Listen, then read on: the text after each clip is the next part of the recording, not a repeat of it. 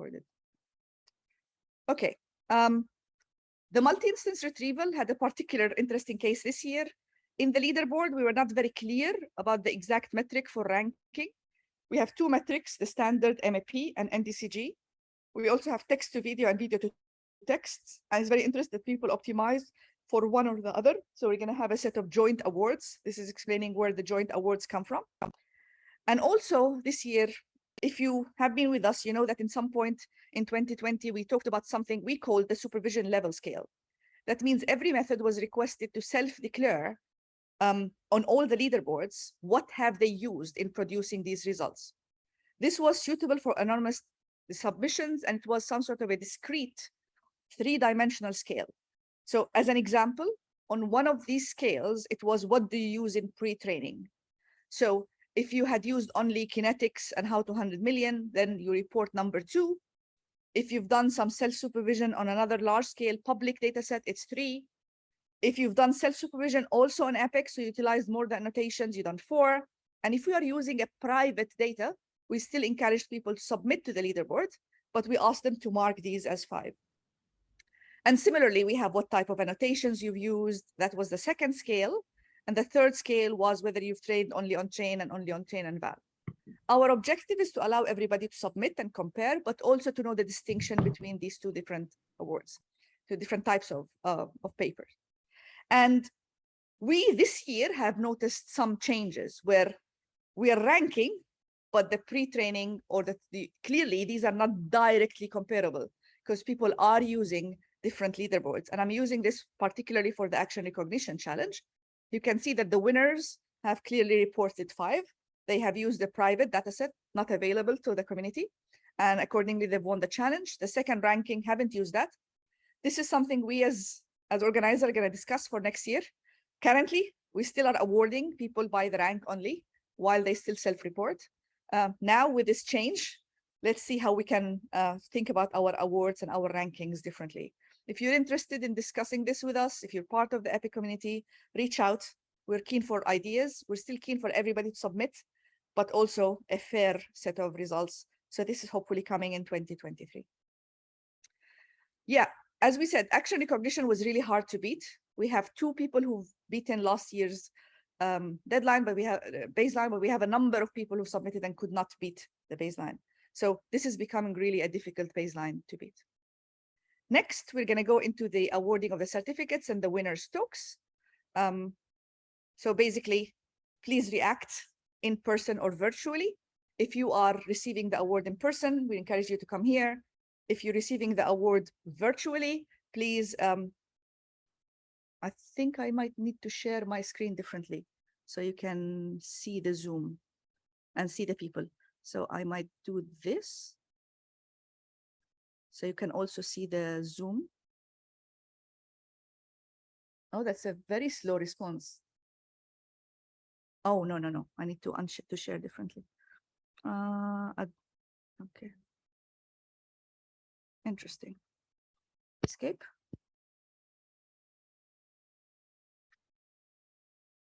Okay. I want you to see the slides, but also see the people virtually. I haven't thought about that very carefully. So let's see what's the best way to do this. Yeah, but that means exactly. So I think that's what I'm gonna do. And then maybe hide this.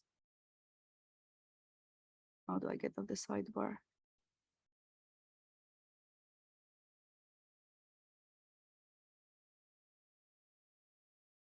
Okay, let's see how that will go. Right, so we're starting with the recognition. And as I told you, we only have 2 sets of winners. And we're starting with the second place. That was a collaboration between Oxford and Bristol. And I know the person in charge is Jason. Jason, if you are with us and you would like to.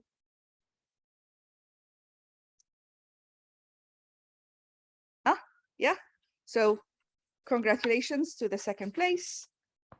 Can you see? I don't think we can see you, but I don't know how to do that. Maybe you need to unmute your microphone so that we see you. Yeah, perfect. So this is the second award.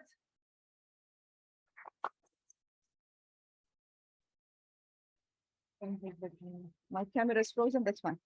And then congratulations. Then we move into the first award in person, the team from Google Research Grenoble. And I believe we have here.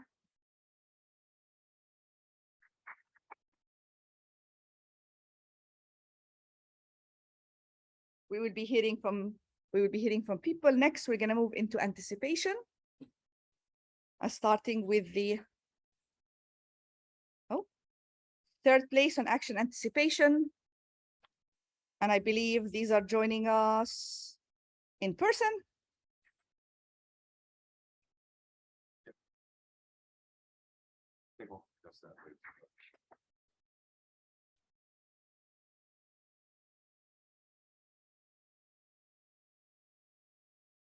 In the second place, I think we have both virtual and in-person people receiving the award.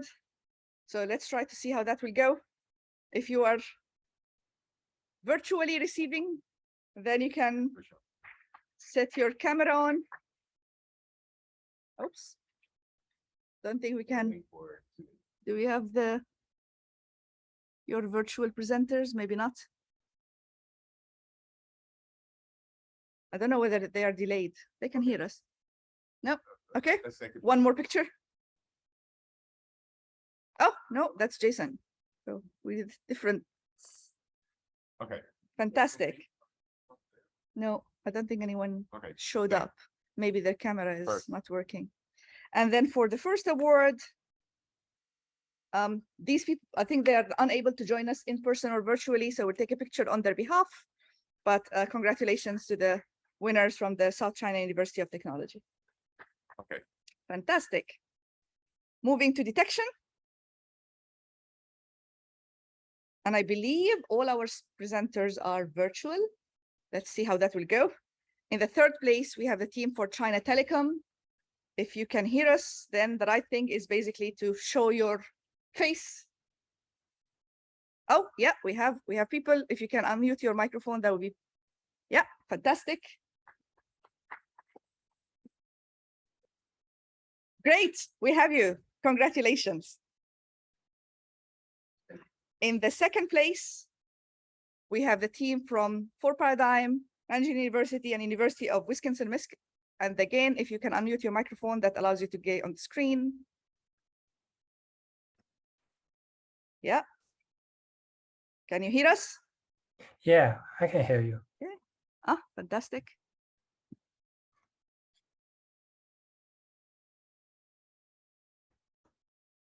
Is that working? Yeah, so I just opened my camera. And then for the first place, we have the team from Alibaba. Regulars in our challenges. Oh, great. Oh, here you are. Nice to see you in person, and apologies we could not. I think if you unmute and speak, you can appear as the main speaker.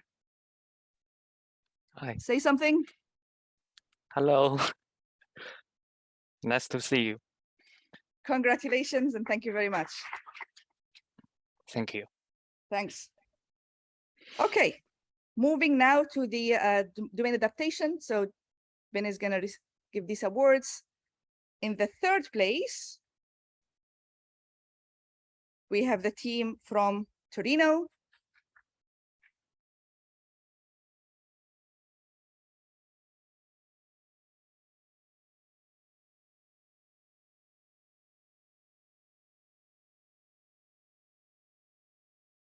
In the second place, we have the team from the University of Amsterdam.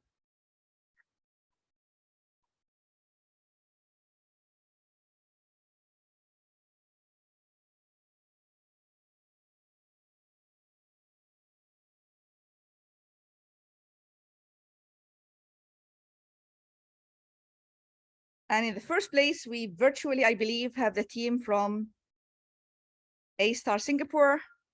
I don't know why this is happening, so I don't know how to fix that. Okay, let me see how that will go.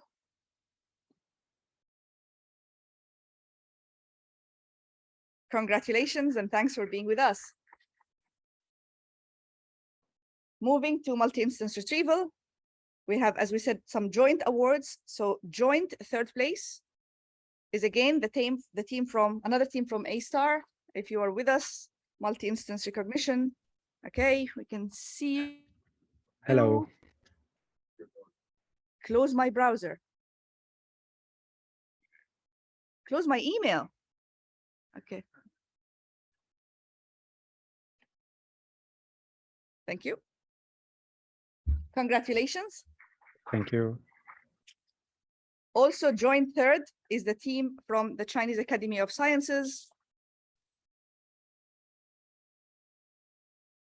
Yeah, just unmute your, like turn on your camera.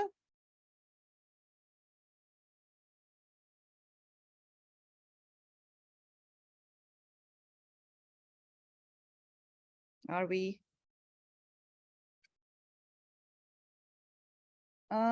Maybe not. I can't see any cameras on. Okay, moving to the joint first place awards. We have the team from NUS and Tencent Data Platform. Hi. Kevin, Mike are here joining us with their certificates. Thank you for being with us. And finally, I also joined first award, and we have, I believe Oswald is in person and maybe some people online. Let's see. Alex is there. Yes. Yeah. Yes. Okay, let me see how to make this bigger. No, I don't know how to do that.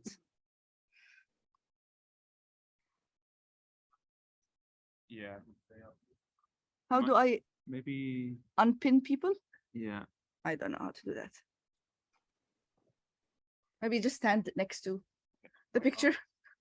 Yeah, just go there.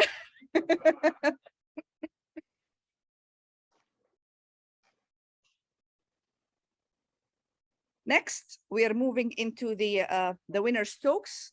We're gonna have 2 talks from each challenge, and we're starting with the action recognition team 1, who are here in person. We're gonna have 4 talks from recognition and anticipation, and then open the floor for questions.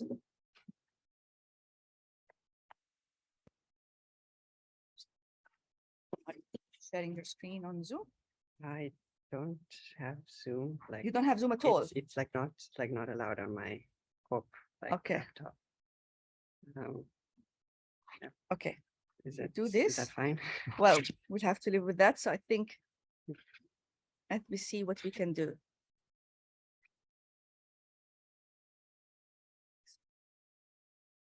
Are you sharing your screen?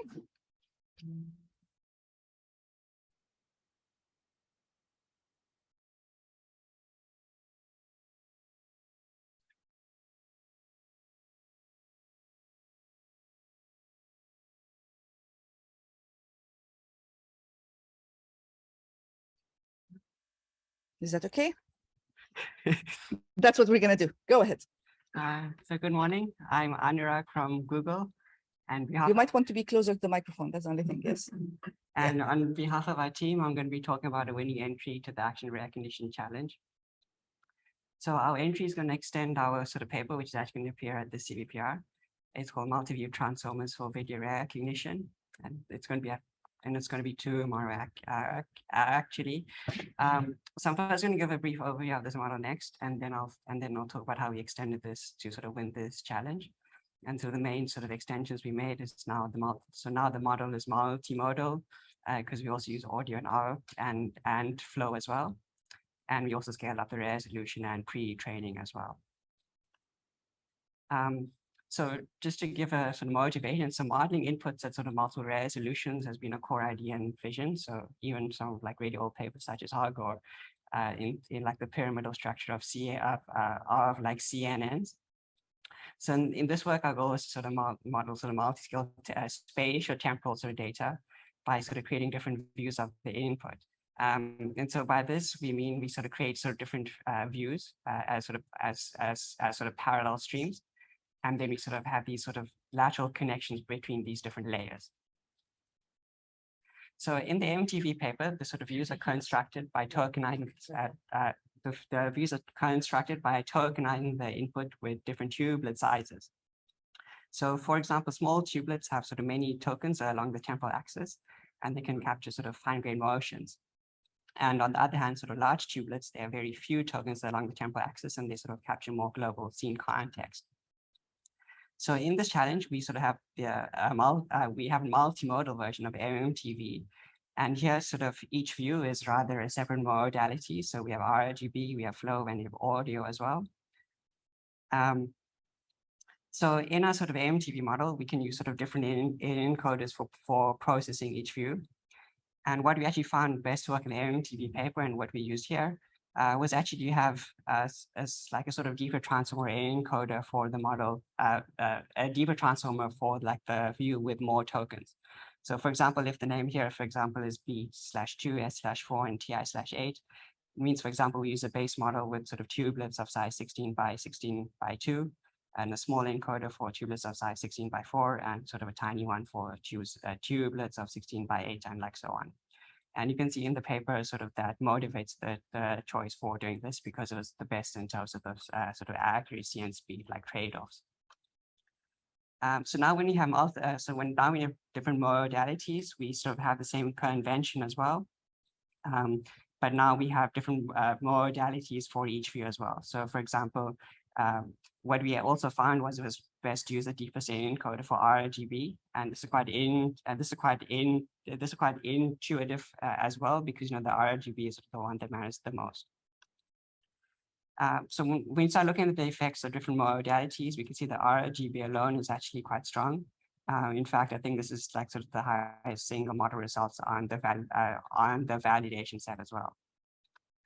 And then when we sort of fuse RGB and audio or RGB and flow, that sort of improves further. And sort of the sort of best performance that we got from a single model was when we had sort of RGB flow and audio. So another important aspect sort of to achieve higher results is also to scale up the sort of space to increase spatial temporal resolution of the inputs.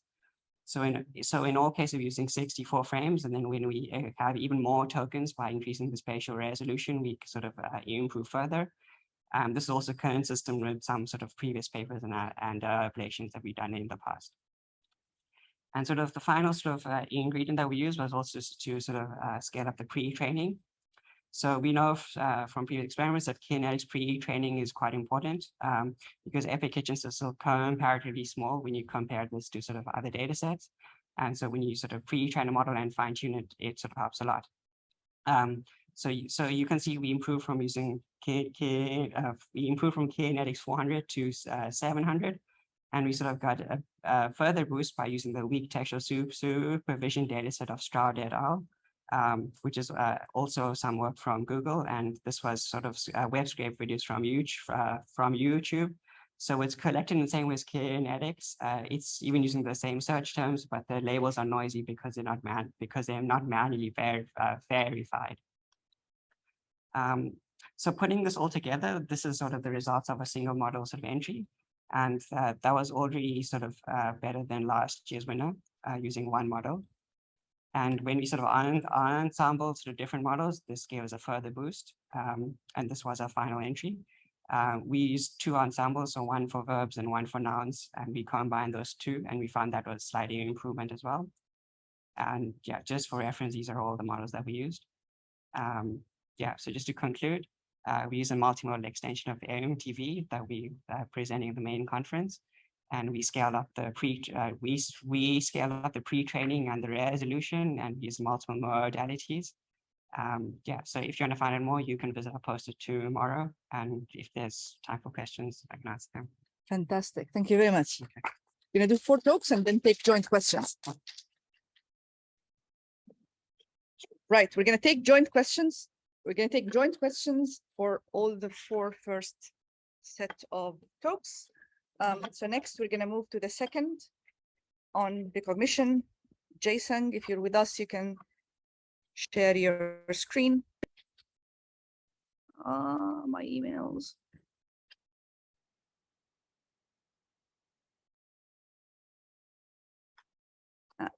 We're ready for you. Can you hear me? Can you hear me? Hello? I think you might be muted. I don't think we can hear you yet. Hello?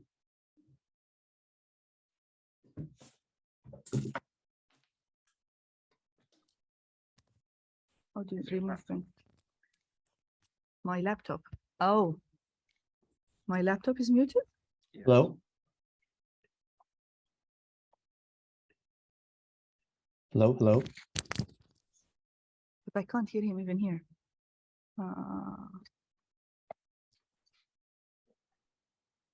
Can you try speaking now? Hello, hello, Now? hello? We can hear you. Just trying to get you. No. Hello, hello?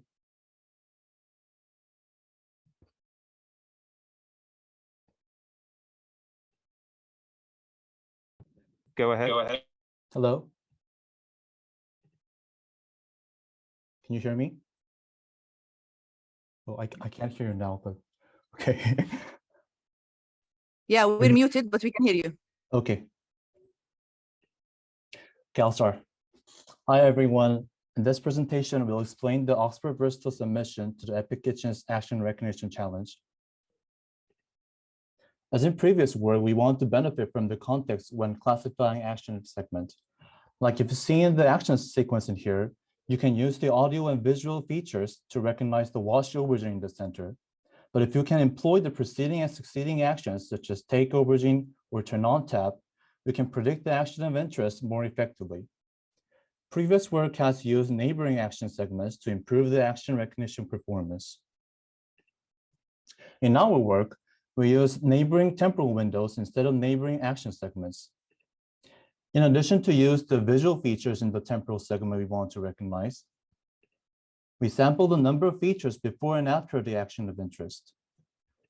We can also use the same technique in audio. We sample the features equally spaced along the time axis before and after the action segment of interest. This means we use background segments as well as foreground segments. This is also applied in both training and inference. Now we explain the overall architecture here. First, we randomly sample the video clip within the action of interest and use the video and audio as input. We also use the clips before and after the action of interest and use both video and audio as inputs to the encoders. These encoders produce the representation with reduced dimensionality. We then add the positional encodings and modality encodings to make use of temporal order and modality information. We also add the center embedding to features from the ongoing action, which allows the network to know the action of interest. We observe the substantial decrease of overall performance if we do not introduce this embedding. We inject the resultant embeddings with CLS tokens for verb and noun to the visual and audio transformer and use the corresponding outputs from these CLS tokens to use as our final decision. Temporal relative localization loss, which we will explain later, is also applied to the transformer output. In this work, we introduced a temporal relative localization loss to train the temporal positional encoding. We randomly sample the pairs from the transformer outputs and concatenate and put into the fully connected layer, which produces the relative distance between the two features. We tried two variants of this loss, single modality loss, which computes the distance only within each modality, and cross-modality localization loss, which always samples one from audio side and another from visual. We observed the latter results in much more additional gain than the formal, which forces the network to learn the relations between two different modalities. We also use the language model to leverage the temporal context not only between video and audio, but also between action labels. We trained the masked language model only with action labels in the train set and use it to improve the predictions of the audiovisual transformer by filtering out improbable sequences. This is a result of our method. We analyze the effect of each component by training the model with Epic Kitchen's train set and testing with Epic Kitchen's validation set. We use motion format features for visual side and auditory slow-fast features for auditory side. The performance gets better when we introduce temporal context, audio, temporal localization loss, and language model. For our final submission, we include the Epic Kitchen's validation set to train our model except the 1,000 samples which we randomly chose for tracking the performance. We ensembled the models varying the length of temporal context and using two different visual encoders, Motion Former HR and Omnivore. Our final submission results in 50.9% of top one action accuracy and achieved the second place in the competition. To summarize, we first proposed a novel multimodal framework which uses the temporal context within visual, audio, and language modalities. We use temporal windows that include both foreground and background actions. And we also propose temporal relative localization loss, which enables the network to learn the temporal distance between actions. We achieved 50.9% of top one action accuracy in the test set and rank as second place only using publicly available data. Thank you.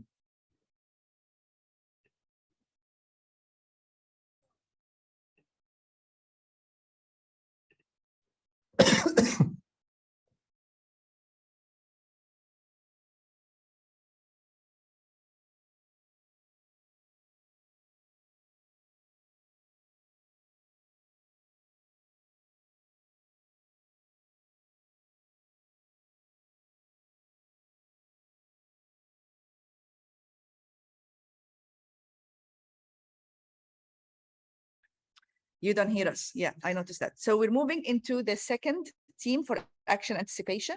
If you can hear us, it's time to share your screen. We noted that the winners, they sent us a video, which we will share later rather than now during the workshop. But we have the second team from NVIDIA. So, Okay, so can you see my screen? we can, and we can certainly hear you. Okay. Okay. So hi everyone, I'm Zongmin Dai from NVIDIA and Free University, the Channel, and I would like to share our work for the Epic Kitchen Video Action Anticipation Challenge. For the video action anticipation, the goal is to predict the future action labels based on the preamble observations before the action starts. In this competition, the target anticipation interval is set to be 1 second before the action starts. We propose the two recurrence modeling for this challenge. The first is the host, featured by the high order recurrence and spatial temporal attention. Another is MPNNEL, which based on the message passing framework. And we also propose the edge learnings to learn the vertex interactions. We apply the class weightings, fighting for the label imbalance, and also with our training recipe. As an ungrid modeling, force leverage high order recurrent design. For each time step, the output is computed depending on multiple previous time steps instead of the last one. And those high order information is stored in the high order queue, which is highlighted in the gray box of the figure. And spatial temporal attention learns to query the relevant information from high order queue with the decomposition attention of spatial and temporal boundaries. So the right-hand side shows our design figure diagram and also comes with visualized example shows what had been learned in the spatial attention maps. The spatial attention maps highlights the relevant information spatially, and also the temporal contribution is can be found in the temporal attention maps. MPNNEL, which is another model we use, is it first encodes each frame onto the spatial graph representations and leverage the message passing framework to learn the temporal propagation. The message passing framework is composed of the message function, update function, and readout function. We implement all of them by the multi-head self-attention. The vertex of the spatial graph can be also augmented by our novel edge learning design, which are crest token projection and temporal bank. And for the crest token projection, we use the two crest token to project the adjacency batteries to augment the edges. And for the template bank, we use the query to find a suitable templates to augment the edges. Using the self-attention here can be treated as learning the information routing between the vertex by attention weightings implicitly. And our edge learning provide a flexible way to further augment the edges explicitly. Our training recipe includes 4 stages. The first stage is we call the warm-up. In the warm-up, the backbone is trainable and model is allowed to access the action frames. The second stage, which is the ordinary training stage. And in this stage, the training is using the normal anticipation setting. We also apply the fine-tuning stages to the models. In these 2 stages, the model is trained with the class weightings applied and in lower learning rate.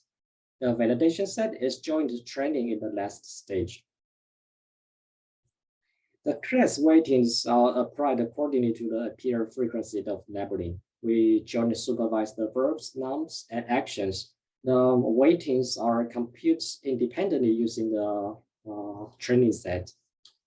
And because the action is the joint probability of the verbs and nouns, so adjust the class weightings individually actually reshape the label relationship and bring additional regularization to the model. Empirically, we found it can improve the model performance significantly. And here is the result. The left-hand side is the table, include all the model family, modality, and backbone. We consider two different backbone and different modality, and using the 2 model family, first MPN and EL with the class token projection and template bank. In total, we ensemble 54 models by averaging their prediction score, 30 for RGB, 10 for optical flows, and 8 for objects, and 6 for masking RGB. All our models are consumed 2.5 seconds context from 3.5 seconds to 1 second before the action start. And our best submission achieved overall 19.61 action accuracy, which is emphasized by all the RGBs with a higher weightings. And our papers and codes are released. Thank you very much for listening. Fantastic, excellent. We're moving now to the 3rd ranking in anticipation, and the talk is in person. So hopefully I can. Do you have the Zoom on? Are you on Zoom? You're not on Zoom. Okay. Sorry. This doesn't fit into this one. What do you have? What do you need? You need HDMI directly?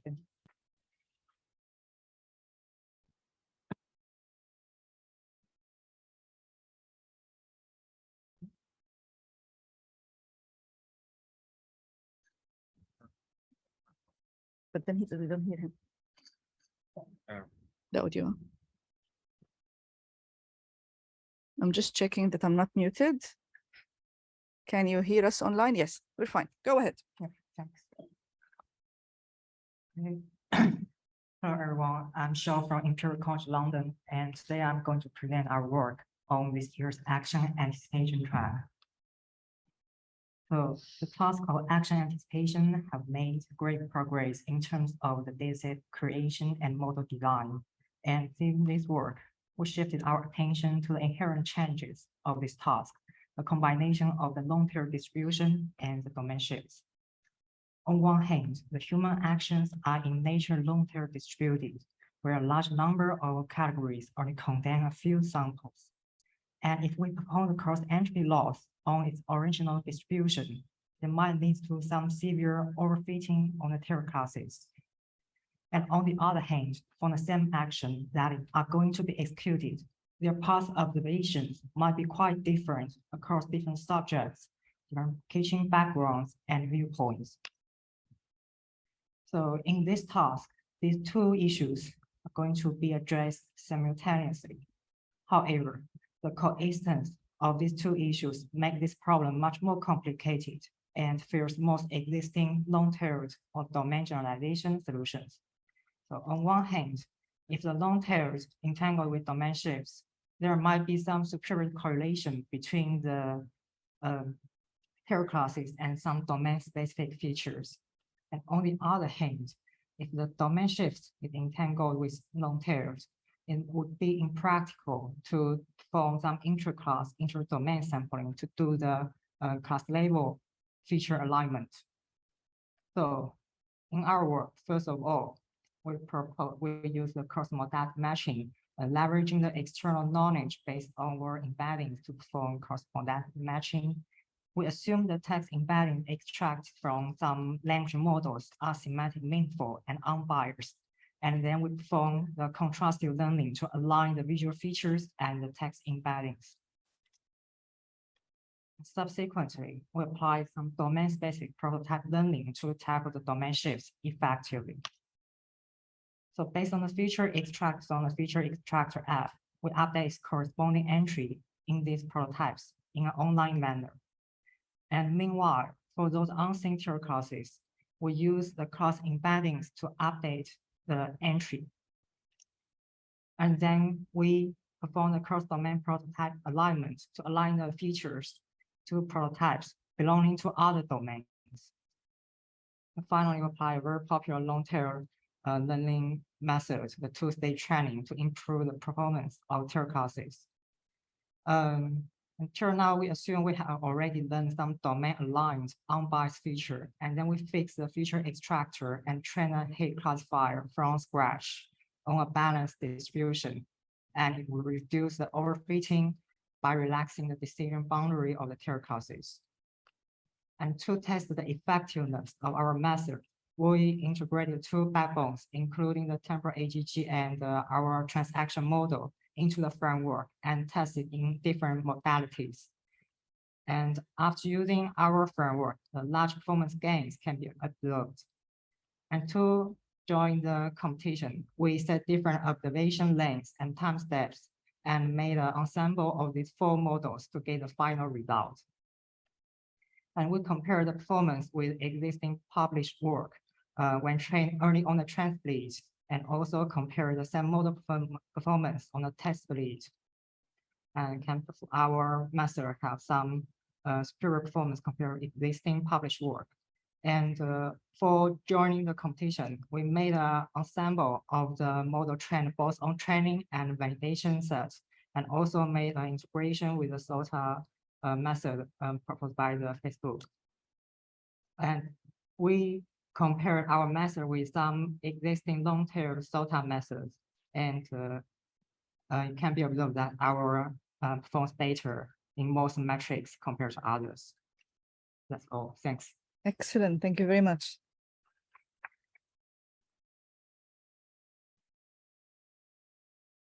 We now have time for questions for the speakers on recognition and anticipation. So you can raise your hand if you want to ask virtually, or get to the microphone if you want to ask in person. I'm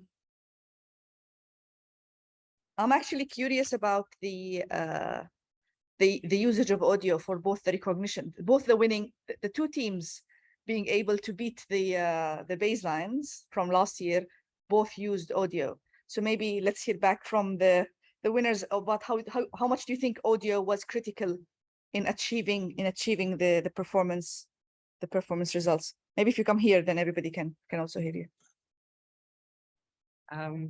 Yeah, I mean, I think you saw from our results that audio, I mean, it did improve the results a bit.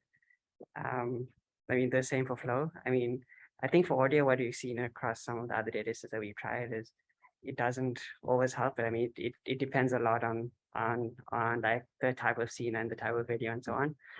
But with egocentric video, I think it matters a lot more than kind of the internet videos that you usually see. And it's usually quite correlated to like the actual visual sort of content as well, which is not the case in a lot of the sort of other domains that we've done these experiments on as well. So in terms of like egocentric, I think it really makes sense. But in sort of other domains I've tried this on, it doesn't always like it's not always worth it, basically. Yeah. Any other questions for Anurag?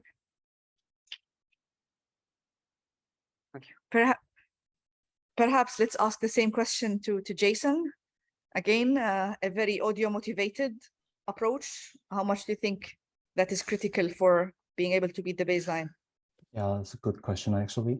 As I presented, if we include audio, in our case, we had like approximately 2% boost on overall performance. I think it's also very important in applications data set as an egocentric video data set, because like in here, like participants usually wear the camera in here and then move very quickly. So must be like some blur in the objects if you only see them, but if you can hear it, you can actually hear some very distinguishable sounds such as water or like press the button, something like that. So it's very important, but there's a room for improvement, I think. Fantastic. Maybe moving to the anticipation, the NVIDIA team. I'm wondering whether we will be able to bridge this gap. You can see now where recognition is. We're able to get something like 52% on action, and anticipation is still struggling to get 20%. What do you think is needed to kind of start bridging this gap between these two problems? Or is it not bridgeable? Yeah, I think I think there did have some gap because for the action anticipation, I think the problem is super difficult is because the supervision target is with very limited information, and also the relationship between the observation and the supervision target is very weak. And sometimes the observation frame is even not with a meaningful things in there, because it's just a one stop of the target target action. So, and we also fighting with the uncertainty, because the future is with many possibility. So I think what we should do next is trying to leverage as much information as we can. For example, using the longer context, or trying to leverage multimodality, even multitasking. And I also think that it is a patient problem is not to map the observation frames into the action. It is trying to find out why the person in the video is will lead to the future action. So I think this is the very critical part to closing the gap. Yeah, very true. Whether you know the goal and where they're going. I think what excites me every time when we present these talks is the level of novelty in the approaches. So, you know, in some challenges, it's all about putting stuff together. And here we're seeing approaches that are really looking beyond either modalities, long tail, really exciting works. I think it's time to move to the second set of winner talks. And I think next we have the action detection winning team, who I believe are joining us remotely. Yes. Oh, there is a question on the text on anticipation. So maybe the teams can answer it on text in the meanwhile. So if you're on the chat, you can also be able to answer the questions. Thanks, Grace. So if you would like to share your screen, we're ready for your talk.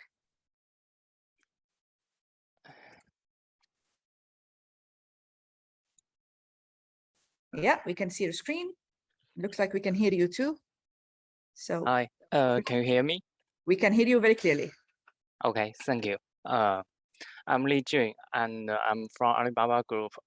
And today I will give a talk about our approach for the action detection challenge. Our team member are me, Lian Zhuo, and Bang Zhang. First is a task definition.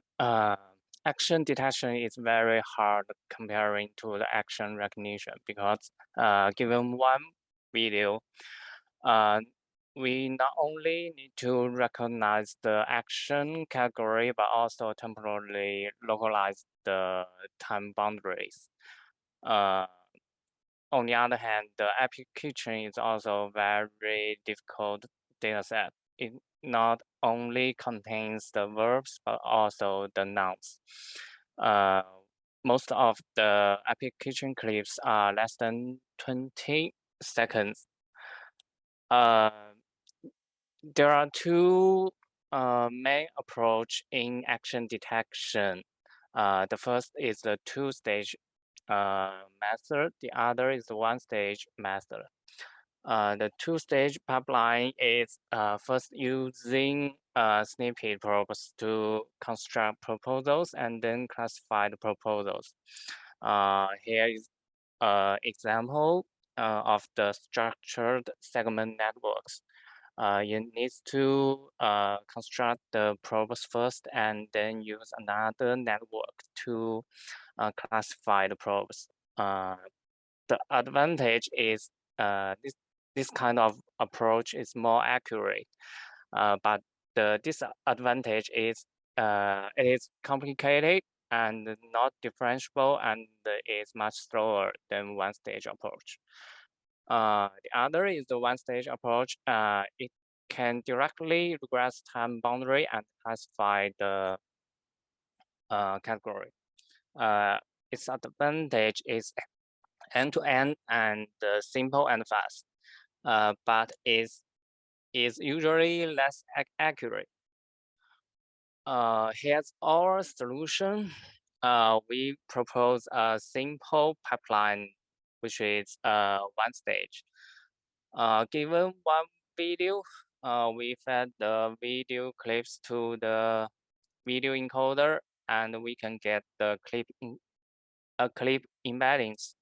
And then the clip embeddings are fed to the transformer encoder to get spatial time representation. And the last is the detection hand. We have classification hand and the regression hand.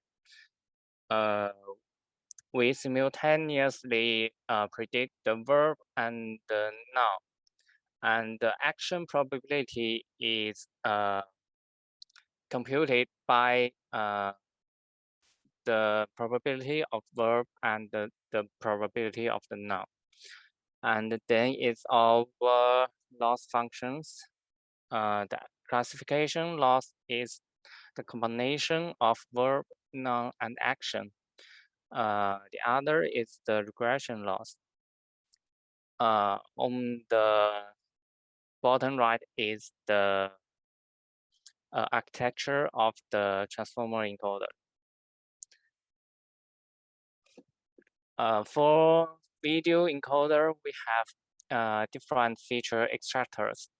Omniverb, motion former, multi-scale VIT, so fast, and the transformer. We use different feature extractors to get different features and then construct different models. After training the model, and we use the soft NMS for post-processing. It can remove redundant instance according to the verbs.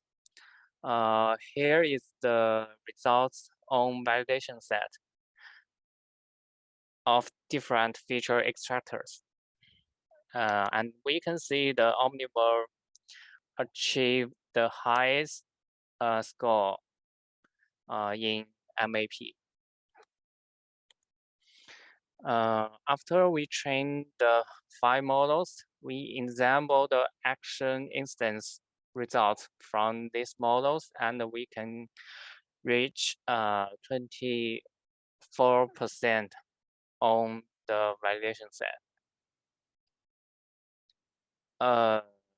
From the tab, we can see we have a much higher performance on verb, and we can get 21%, a little bit than 21% on mean average precision. The last is the conclusion. One stage approach can also be competitive with two-stage approach, and video feature plays a very important role in action detection. Ensemble can greatly improve the mean average precision. That's Fantastic. all. Thank you very much. We're moving directly to the second. Yeah, thank you very much. Congratulations on winning. Moving to the second talk for action detection. We also have a virtual talk. If you can share your screen.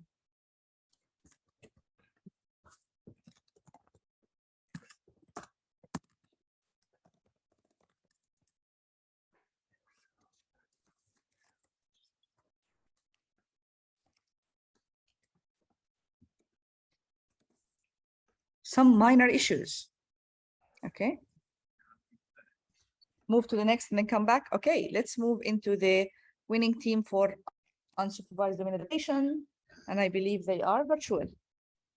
The second team are in person. The first team, we're just shifting for technical difficulties.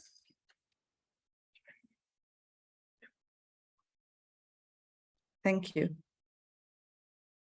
If you unmute or turn your camera on, we can see you then. Okay, please wait a moment.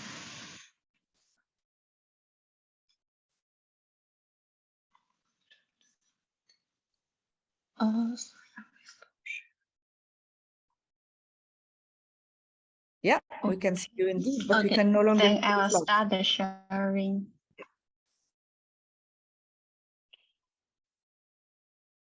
Excellent, go ahead. Okay. Hello, everyone.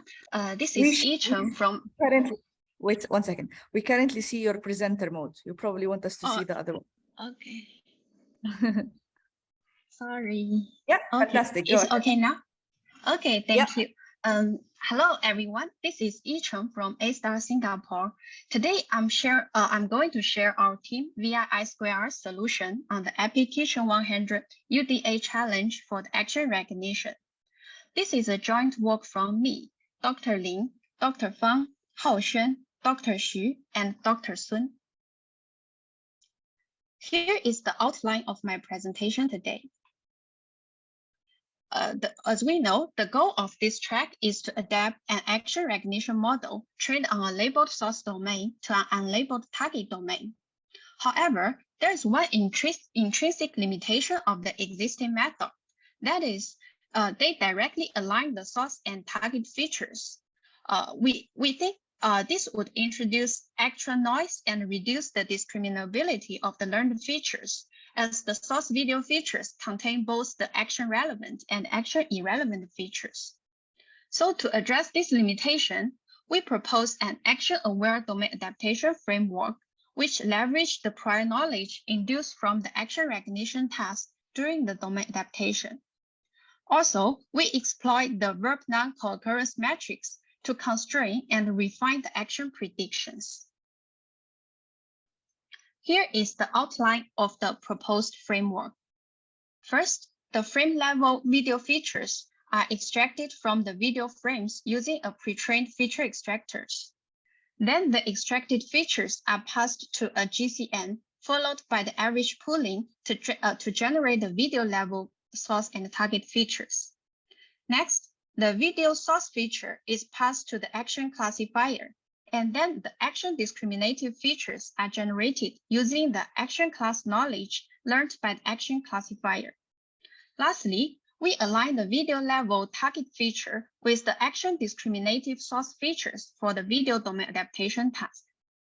During the inference, the video level target features is passed to the learned action classifier for the action prediction. Since each action class is defined as a combination of a noun and a verb, we designed two classification branches, with one for the verb, with one branch to predict the verb probabilities and the other to predict the noun probabilities. Therefore, the action probabilities are computed as the product of the verb and noun probabilities. However, in this dataset, some action classes are invalid because certain verb and noun classes are incompatible, such as the verb rings and the noun table. Therefore, we propose to utilize the co-occurrence of the verb and the noun as the prior knowledge to refine the final prediction on the target samples. Concretely, we compute M, the co-occurrence matrix of verb and noun, from the statistics of the source domain. With the assumption that action classes never appearing in the source domain are highly likely to be invalid, we refine the action probabilities on the target samples by reducing the probabilities of the invalid action classes. Here are the experimental results. As we can see, Table 1 shows the ablation study of different components. It is observed that both components are effective in improving the model performance. As shown in the below table, by example, the results from different models, our final results rank first on the leaderboard. In conclusion, we propose an action-aware domain adaptation framework that leverages the prior knowledge induced from the action recognition task during the adaptation. To further improve the action prediction performance, we exploit the verb-noun co-occurrence matrix to constrain and refine the action predictions. With further performance improvement from the model example, our final submission ranks first on the leaderboard in terms of the top 1 action recognition accuracy. Yeah, that's all from my presentation. Thank you. Fantastic. Thank you very much. We will go to questions after we do 2 more talks. So we're moving back. Excellent. Well done. We're moving back to the second ranking team in detection. Hopefully problems are sorted and you can share your screen. I think, Cheng, you need to unshare your screen. So, yeah. Can we try that? Yeah. Okay, so can you see my screen? We can see your screen. We can hear you. Go ahead. Yeah. Hello, everyone. I'm Chenlin Zhang from 4Paradigm. Today, I want to introduce our submission to Applications 100 Action Detection Challenge. Our team includes myself, Ling Sui from Nanjing University, and Abbar Majedi, Viswanatha Reddy Gajala, and Ying Li from University of Wisconsin-Madison. Temporal action localization is to identify the onset of action instances and at the same time recognize their categories. Several recent works have developed deep models for temporal action localization, but none of them are especially designed for first-person videos. Shortly before the Epic Kitchens competition, we developed and posted a work named Action Former. Action Former is also in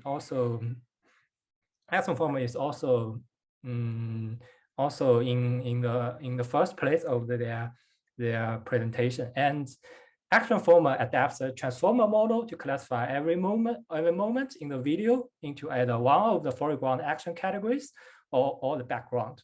If a moment lies in the foreground, the model further regresses its temporal boundary. This is a very simple model, yet with strong empirical results across major benchmarks. An earlier version of Action Former is applied in Applications 2021 Action Detection Challenge. Then, we will introduce the process to detect egocentric actions with Action Former. First is the feature extraction process. We use 2 kinds of action recognition models, slow-fast ResNet 101 non-local model and the VIVIT model. For slow-fast ResNet 101 non-local model, it is pre-trained on Kinetics 600. We fine-tune the model on the Epic Kitchens action recognition dataset. For the VIVIT model, we directly take the model from the last year's champion NUS team to extract the features. We feed 32 successive frames to extract features with stride equal to 8. Then we combine these 2 separate features into a final 3072 dimension feature set. Now is the action detection phase. An action on Epic Kitchens is defined as combination of a verb or motion and a non-active object. We train noun and verb prediction models separately with Action Former. Then we fuse the outputs of individual noun and verb predictions for final action predictions. We use the following rules to combine verb and noun predictions. For each point in the Action Former, we grab their classification score and predicted boundaries. And we use two weights, or alpha and omega, to form the final action and boundary scores. Alpha is set to 0.45, and omega is set to the normalized confidence scores.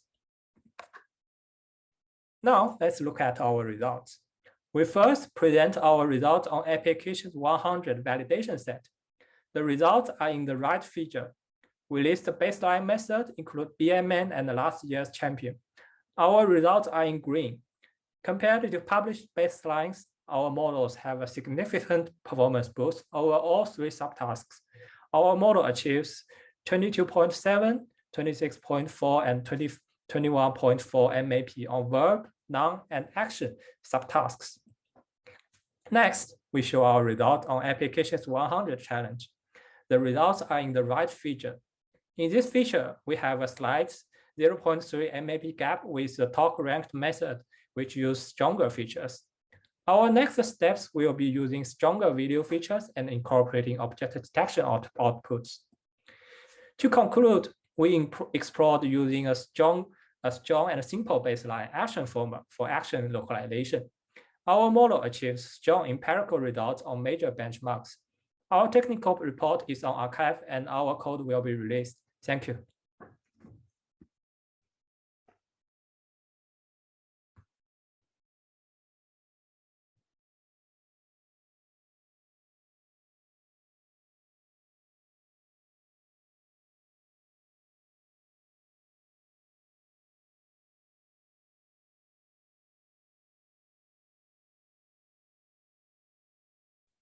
People are using the best winning method from recognition to beat detection, domain adaptation for anticipation.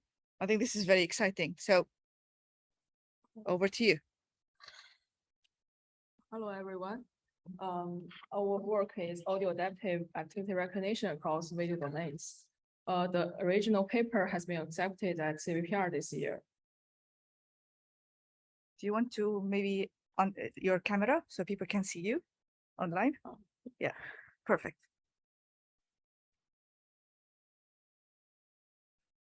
In this work, we deal with the vision distribution shift by activity sounds. Here are two examples. The first contribution of our work is we propose an audio adaptive visual encoder supervised by audio balanced learning and absent activity learning.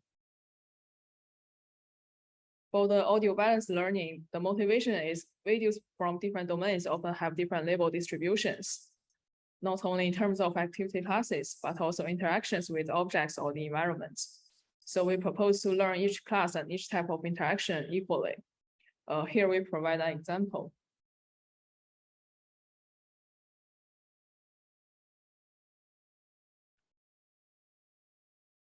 For the opening activity, we can see that the rare interaction in the source domain is more similar to the frequent interaction in the target domain. So for source domain data, we use audio to cluster samples inside each class. Then each cluster is treated as one type of interaction. We also propose an absent activity learning for the visual encoder, based on the observation that most activities are silent, so the audio predictions are unreliable. However, we observe that the activities with the lowest audio-based probabilities are usually unlikely happening inside the video. For example, when the environment is silent, it's impossible that the activity is playing piano. Therefore, we force the model to predict low probabilities towards these absent activities. Here is an example. For the poor activity, we find the classes with the lowest probabilities by the audio is wash, close, and open. Besides that, we also introduced the audio-infused recognizer to incorporate the out-of-sight information from sound into the visual features for the final prediction.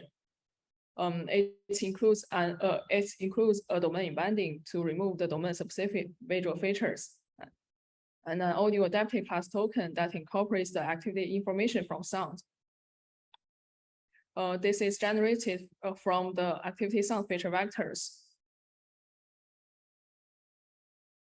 The motivation is simple because we find that some activities under the egocentric view happen out of view, but the sound is clear. For example, in this video, from the third person view, we can see the activity clearly. However, we can only hear the sound in the egocentric view.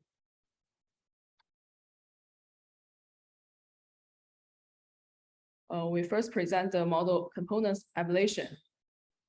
This experiment is conducted on the experimental setting from the CVPR20 paper. We found that all components in the audio adaptive encoder and the audio effects recognizer contribute to the performance improvement under the distribution shift. And we also compare our method with alternative fusion methods and find that although within domain fusions achieve good performance, our approach provides more effective cross-model interaction and the domain shift. And when compared with state-of-the-art methods, we find our audio adaptive model outperformed the existing region-focused video domain adaptation methods. For the challenge, we make a few modifications to the original paper. First, we predict the verb and noun separately by different models because we found that the slow-fast network is good at predicting the verb activities. And then we use 4 models that are trained separately. Then average the predictions for the final verb prediction. But for the noun prediction, we find the omni-verb perform very good. So we train 3 transformer models and also average the predictions for the final noun prediction. During the competition, we find we achieved the best overall accuracy in the noun and the action predictions over all methods that report the results on both target and source domains. We conclude that activity sounds play a vital role under video distribution shift, and they can also help the visual model learn more discriminative visual representation. It can also, and our audio adaptive model provides more effective cross-model interaction under domain shift. More results can be found in the extended abstract session. Thank you. Excellent. Excellent, thank you very much. If there are burning questions, otherwise I might, in the interest of time, move into the last bit, but if there is time for quick questions, I think for me, like the main message is how strong the features have been really critical in beating previous year's baselines. So recognition is really influencing. And then again, modalities are making such a big difference.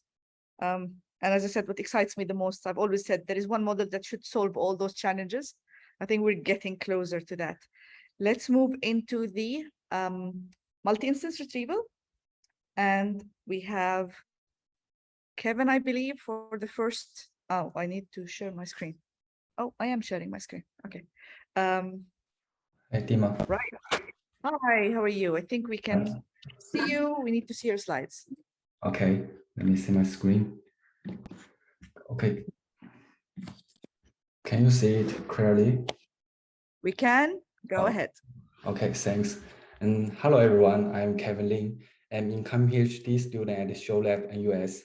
Today, I'm pleased to present our recent work, egocentric video language pre-training, and I will introduce how we transfer our VLP model to the multi-instance retrieval task. Our team member from ShowLab NUS and Tencent Data Platform. Video language pre-training driven by large-scale third-person dataset like how to 100 million has advanced a wide range of downstream applications, such as video text retrieval and VQA. But in the egocentric domain, there's no such counterpart since previous egocentric datasets are of small data scale and domain specific, making VLP impossible. And today, thanks to the introduction of Ego4D, we can unlock the egocentric VLP. In our work, we explored egocentric VLP in 3 ways. Firstly, we construct EgoClip, a video text pre-training dataset that contains 3.8 million clip text pair while chosen from Ego4D, covering diverse human daily activities. Secondly, we devised an egocentric video text pre-training object, ego-NCE, which extends inference with two novel sampling strategies. Thirdly, we construct a development set ego-NCQ, which has less discrepancies with ego-clip, powering us to validate our design of pre-training. This is the data flow of our ego-centric VLP. We use ego-clip to pre-train a VLP model with ego-NCE loss, and then evaluate our model on ego-NCQ. According to the feedback, we refine our design of ego-clip and VLP model. And once we finalize the VLP model, we transferred our VLP model to the multi-instance retrieval task. And this task, we further equipping to this technology. We proposed the adaptive multi-instance retrieval, multi-instance max margin loss for fine-tuning. And also we use the dual soft max from inference. Here, we display how we transfer our VLP model to the MIR task. Our VLP model is based on frozen in time, which consists of separate video and text encoders. After pre-training, we fine-tune the model on the MIR task by MIML loss, which minimize the distance between the positive sample and maximize the distance between the negative samples. However, in this loss, all combinations are treated fairly with the same margin. And intuitively, if two samples are very high similar, they should be put closer with a large margin over the negative. Otherwise, they should be put with a small margin if not very similar. So we introduce an adaptive margin to MIM loss based on the narration correlation to better distinguish the sample relationship. And after fine-tuning, we use the model to extract the video text feature and use the dual soft max to better normalize the similarity and get a final prediction. And here we first display the experience results by comparing the first person and third person VLP from different pre-training set, including the how to 100 million, CC3M, where we and our ego clip. We have three findings. First, ego VLP significantly outperformed the third person VLP in both zero shot and fine tuning. And second, ego VLP beats the baseline, especially in NDGC, with fewer improved frames and modality. And last, we find that our ego VLP convergence faster than other counterparts. And the above results prove the strong performance of our egocentric pre-training. And next, we validate different strategy when transfer the pre-trained model representation. We found that the MIM loss is far better than the inference CE, since it is well aligned with the semantic repetition of this task. And second, with our proposed adaptive margin, we further push the performance with a simple design. And finally, by equipping the dual soft max from inference, we reach the best single model performance. Despite our VLP brings some promising results in this task, we want to mention that the VLP requires a large training cost. That's all my presentation. You can find more details in our archive paper, and we will release the code and model in the next free. If you have any question or want to discuss our work, please feel free to send us email. Thank you.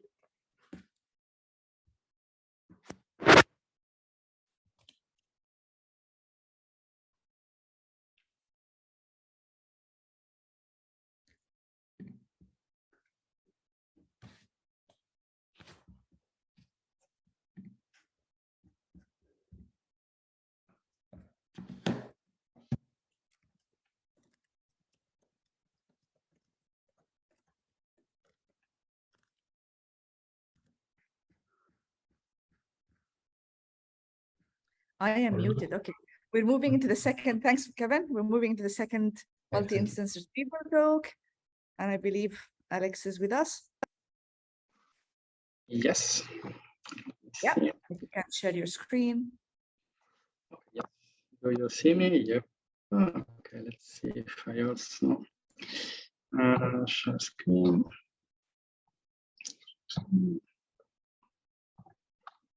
Okay, so this, okay, perfect.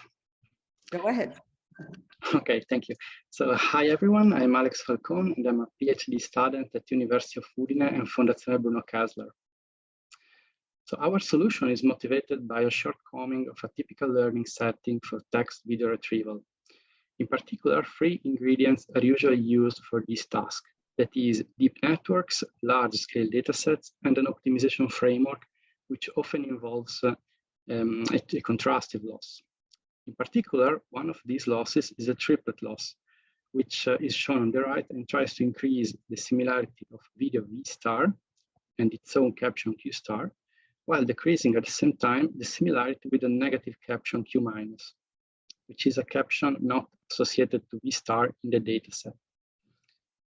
So Q minus usually and often is selected as a hard negative. So a negative caption which has a high similarity to V star in the current network state during training. Visually, we may have a situation like this one. And in particular, after performing the weights update, we may end up in a situation like the one shown on the right, where the video is more similar to closed fridge than it is to pick up a bottle of wine, which intuitively is not good when looking at semantic similarities in video retrieval, since Q star is take bottle, which is quite similar to pick up a bottle of wine. So a technique that we recently proposed focuses on the margin of the triple loss, which is typically enforced between the similarity of the video and captions picked during training. By using a fixed margin, all the negatives are pushed away from the answer with the same magnitude, meaning that the loss treats them equally. Yet, a negative caption may be also partially relevant to the answer, as we show in this example, where multiple values of relevance are observed. So we propose to use a relevance-based margin, that is a margin which is proportional to the relevance itself. If you look at the example, this means that for V star, Q star, but also other captions which share the same semantic classes, we want to enforce a margin which is as low as possible. Then, with captions which are only partially relevant, we enforce a slightly higher margin, with captions which are almost irrelevant, an even higher margin, and so on. A second technique which we proposed recently puts the attention to the examples mining. So in particular, if we look at the R negatives equation, we see that also relevant samples may be selected by this technique, as can be seen in this example on the right. The strategy that we proposed consists of actually of 2 sub-techniques. So first of all, we improve the negative selection process by defining it in a relevance-aware fashion, meaning that we move from a negative pool to a pool of semantically irrelevant samples by using the relevance function and a threshold value. So now, in a sense, we perform the negative mining in a more restricted pool of samples. Secondly, we also want to use the relevant samples during the training process, since they would be unused otherwise. To do so, we first introduce the arc positive mining, again by using the relevance function and the same threshold as before, and an additional loss term to actually drive the arc positives, which may include samples not originally associated to V star in the dataset, closer to the answer, therefore increasing their similarity. Since it deals with both negatives and positives mining, we call this technique relevance-aware negatives and positives mining, simply, or RAMP. Finally, to realize the solution that we submitted to the leaderboard, we used an ensemble of 5 models that we trained with these 2 techniques. In particular, these 5 models use HGR and JPose as base architectures, which are 2 interesting techniques for fine-grained text video retrieval. To perform the ensemble, we first computed the similarity matrix for these 5 models. Then we computed the mean, therefore obtaining a final similarity matrix where each of the similarity scores is determined by 5 experts that are trained with the 2 techniques mentioned before. By using this ensemble, we achieved a joint first rank, obtaining almost 50% MAP and 61% NDCG. And we also released code and pre-trained models for both the learning strategies on GitHub. And that's it. Thank you for the attention. Excellent. Thank you very much, Alex. I suggest that if you have any questions, please put them on the Zoom. For the speakers, please check any questions you have on the Zoom. And in a couple of weeks, we will be able to release the full report, which includes details of all these winning entries. And I recommend, if you plan to submit to EPIC next year, to read this report, because it really includes lots of technical details that will help you to achieve good performance next year. Thank you very much for attending this session. We have a break until 10:30 for coming back for our keynote by Vito Ferrari. Thanks for being with us.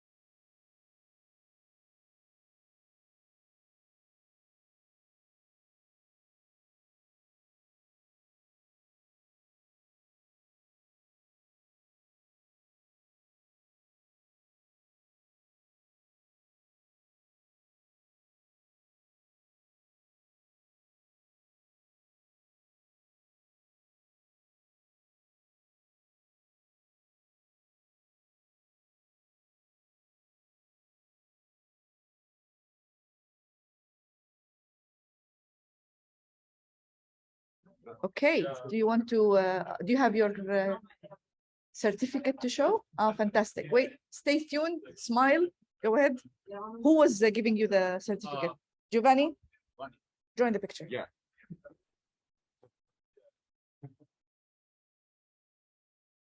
Yeah, keep smiling.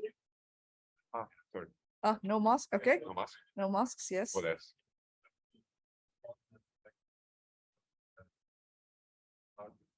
Excellent, thank you very much. We have the picture, we'll send it to you.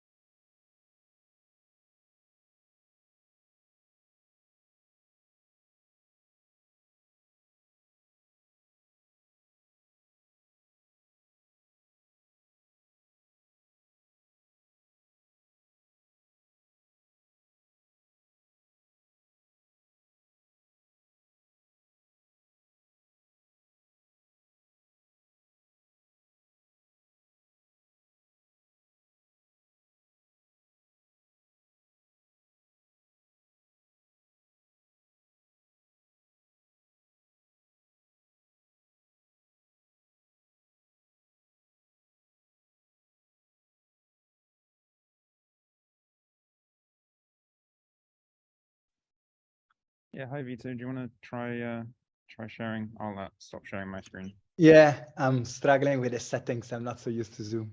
We'll Yeah, no manage, we'll manage. Yeah. So video, receiving video, sending video, audio, background. Where could this be? Share screen, that sounds promising. Can I share a specific tab? That would be so awesome. Yeah, I think so.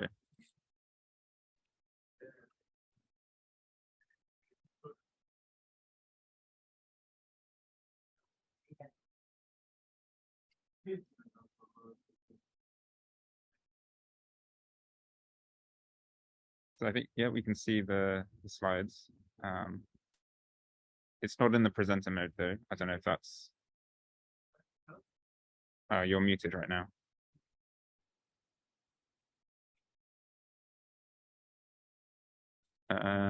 Yeah, still muted, I think.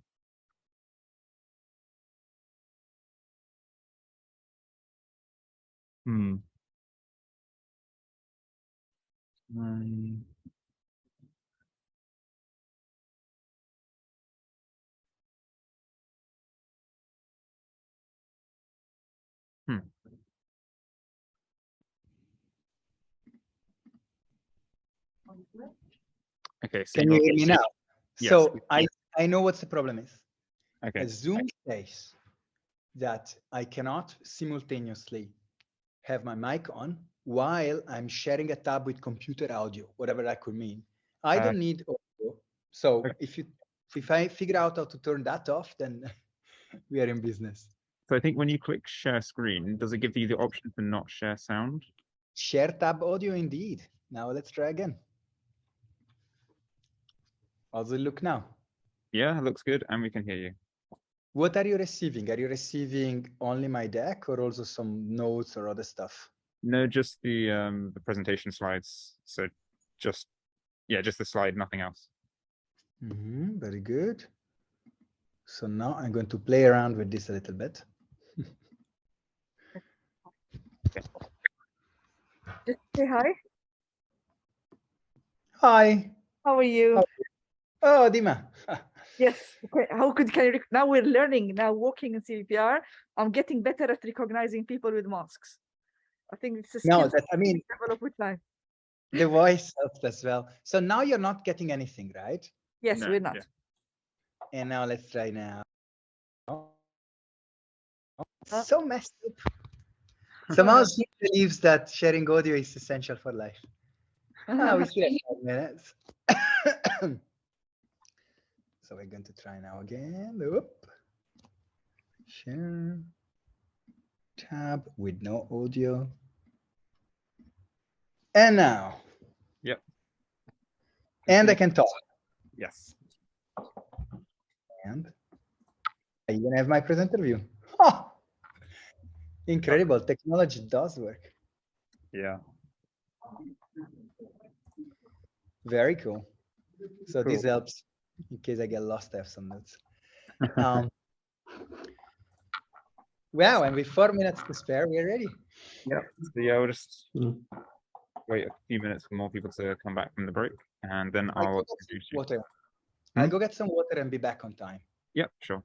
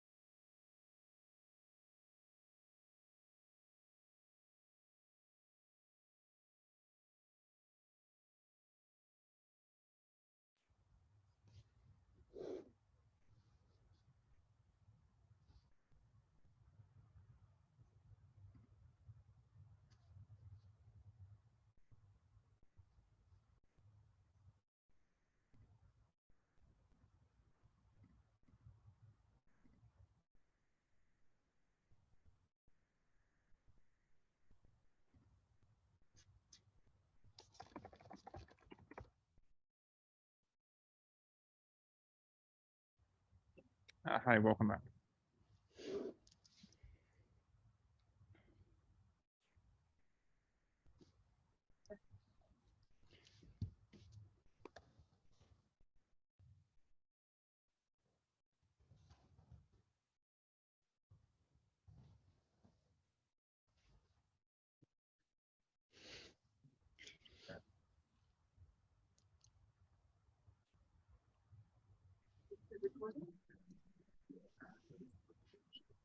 Yes. Okay, I think we're going to make a start after the break. Hopefully everyone's got their fix of caffeine. So it's now my pleasure to introduce our first keynote speaker of the day, Vittorio Ferrari. So Vittorio is currently a senior staff research scientist at Google, where he leads the research group on visual learning. He received his PhD from ETH Zurich in 2004 and has been a postdoc at INRIA Grenoble and the University of Oxford. And between 2008 and 2012, he was an assistant professor at ETH Zurich, and at 2012 and 2018, faculty at the University of Edinburgh, where he became full professor in 2016, and is now an honorary professor whilst being at Google. And Vittorio's current research interests are in learning visual models with minimal human supervision, human-machine collaboration, and 3D learning, of which the latter he'll present a nice talk for us today. So without further ado, I'll hand over to Vittorio, and yeah, feel free to begin. Thank you very much for the introduction. Can you all hear me? Yep. Yeah, very good. So thanks for inviting me to this workshop. Was very pleased for this invitation and the opportunity to present my work. I am going to talk mostly about 3D deep learning, which is something I got into about a couple of years ago, and I think it's relevant to this workshop given the availability of egocentric acquired videos, which presents great opportunity for 3D reconstruction and scene understanding. So the area I try to define it, what I really mean is that an image comes in or a video, and it passes through some system that contains a deep network, and we should get a whole scene 3D reconstruction. We should recognize every single object instance in the image with its class label and a 3D model, and we should try to understand what the spatial arrangement between the objects are, resolving occlusions. For example, here, we would like to find out that the chair is behind the table and reconstruct the hidden parts.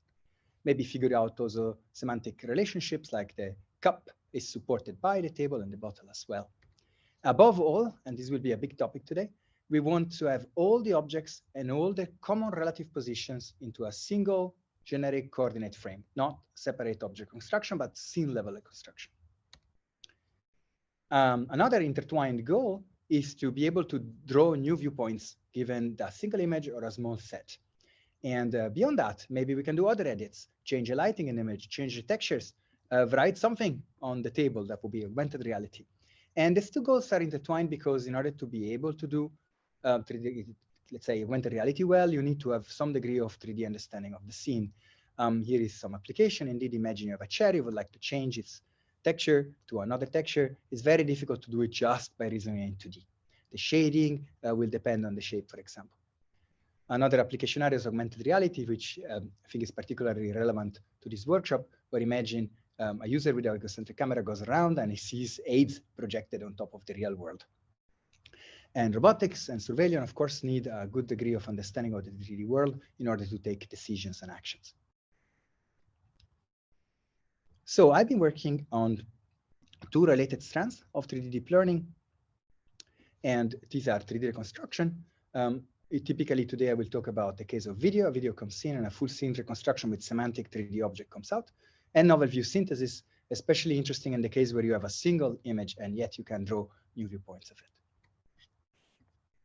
And more specifically, today I'm going to talk about the four, let's say, most recent works by my team. We wrote a lot more stuff, especially on the case of single image 3D reconstruction. I encourage you to check our website for those older works. But today I'm going to talk about 4 works. The first 2 will be about going from a video to a full semantic 3D reconstruction. And the other 2 will be about novel view synthesis by extending the very popular NERF framework. So let's start with the first one. Here, VictoCAD is a work that we have online about since 1.5 years.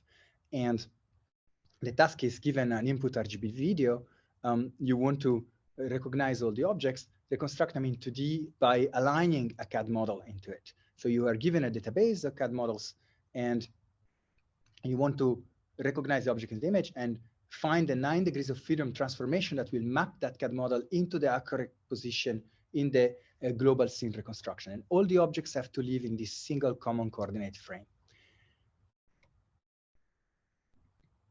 And the way we do this is to start by applying a 2D object detection algorithm, which also predicts an initial estimate of the object poses, and then track this object over time, and then integrate through multiple view constraints the measurements in order to resolve to get the results to a much better result, and getting to improve the estimate of all pose parameters, resolving the fundamental scale depth ambiguity, and resolving also occlusions for objects that go in and out of view.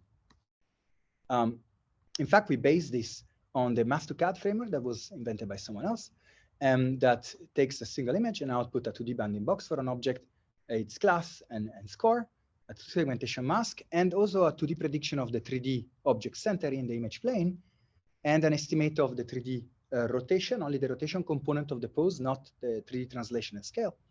And also produces a shape embedding that is used to retrieve a CAD model from the database that looks like that object.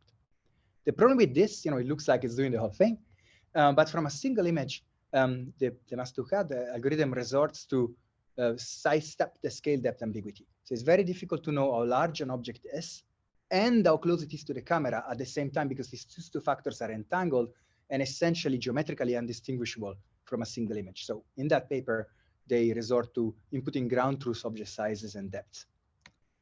So now we can do better because we have tracks of objects. So now we can try to integrate over time, over multiple frame measurements, to resolve the scale depth ambiguity and also to improve all the pose parameters and resolve occlusions.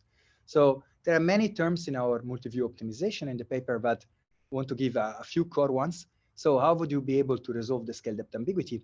Well, what you can say is, if you hypothesize a potential pose in 3D, now, because you have the camera parameters, you can reproject this into the input views. And now, if you had guessed the correct pose, especially along the depth axis and scale, then when you project it, you should match about the spatial extent of the bounding box that you detected. And from a view, this can be done by cheating across scale and depth, but from multiple views, this cannot be done. You cannot find an accidental alignment. So, and that's why it can be resolved. You can also improve the 3D rotation objectives, although it's possible to recover 3D rotation from one image. You can do better by hypothesizing a rotation in 3D and then saying that it should be close to the rotations predicted by the individual frames. And you can do the same with the translation objectives and so on. And this gives you a multi-view optimization system that you can solve over the pose parameters. Another way to solve the scale depth ambiguity that we also do is to extend the Mass2CAD framework and say, well, try to predict the object size in individual frames, not based on recognition. So you recognize it's a chair and a chair a certain size, try to directly output a metric value in meters for size. And now you can put a 3D objective that says the real size should be near the size of the individual frames. So if you do this temporal integration, you resolve scale depth ambiguity and you improve also all the other pose parameters. Related work, well, the biggest related work is point cloud 3D reconstruction from video, which has been researched, for 30 years and works very nicely. Here we want object level. And from a single image, there are a few works that are our building blocks, but alone they don't get to 9DOF. And there is also a recent flurry of work, 3 or 4 works to which we belong, that tries to do this multiple object reconstruction from video. There was one that appeared before us, Frodo, which had just a few qualitative reconstruction examples. They wasn't quite mature yet to go into a full quantitative evaluation. And then concurrent to us, Molter and later Odam also managed to get to this multi-object reconstruction, and we compare to them in the paper.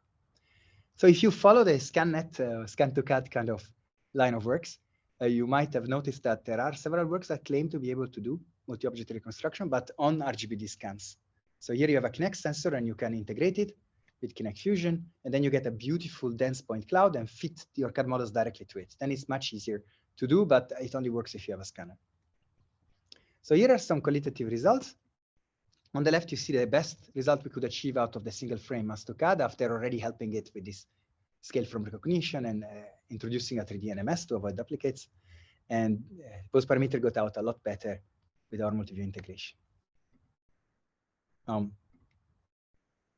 Here is, no, that's the same video. Here is another example which can show that the beauty of doing things this way based on a detection pipeline is that you can have arbitrary number of objects. I find this looks particularly pretty when you have so many chairs. There are, I think, 35 chairs in this video. Here you can really see how difficult, because it messed up the depth estimate, the single frame baseline puts all the objects high up in the air, and the multi-view integrator resolves these ambiguities very nicely. So I said at the beginning of the talk, I care about global consistency and global maps. So you can do that by putting a camera on the ceiling and looking down. I mean, not a real camera, a virtual camera, and draw the reconstruction as a map. And here you can see the map that comes out of our method compared to the single frame baseline missing a lot of objects. And here is the ground truth of the scan-to-cut dataset. And these maps really get you a sense of how complex these scenes are in this dataset, and how many objects that are there. And it's really a challenge to reconstruct them all. Here, for example, there are two distinct tables that are identical in appearance, but they are distinct in 3D space, and you need to reconstruct both.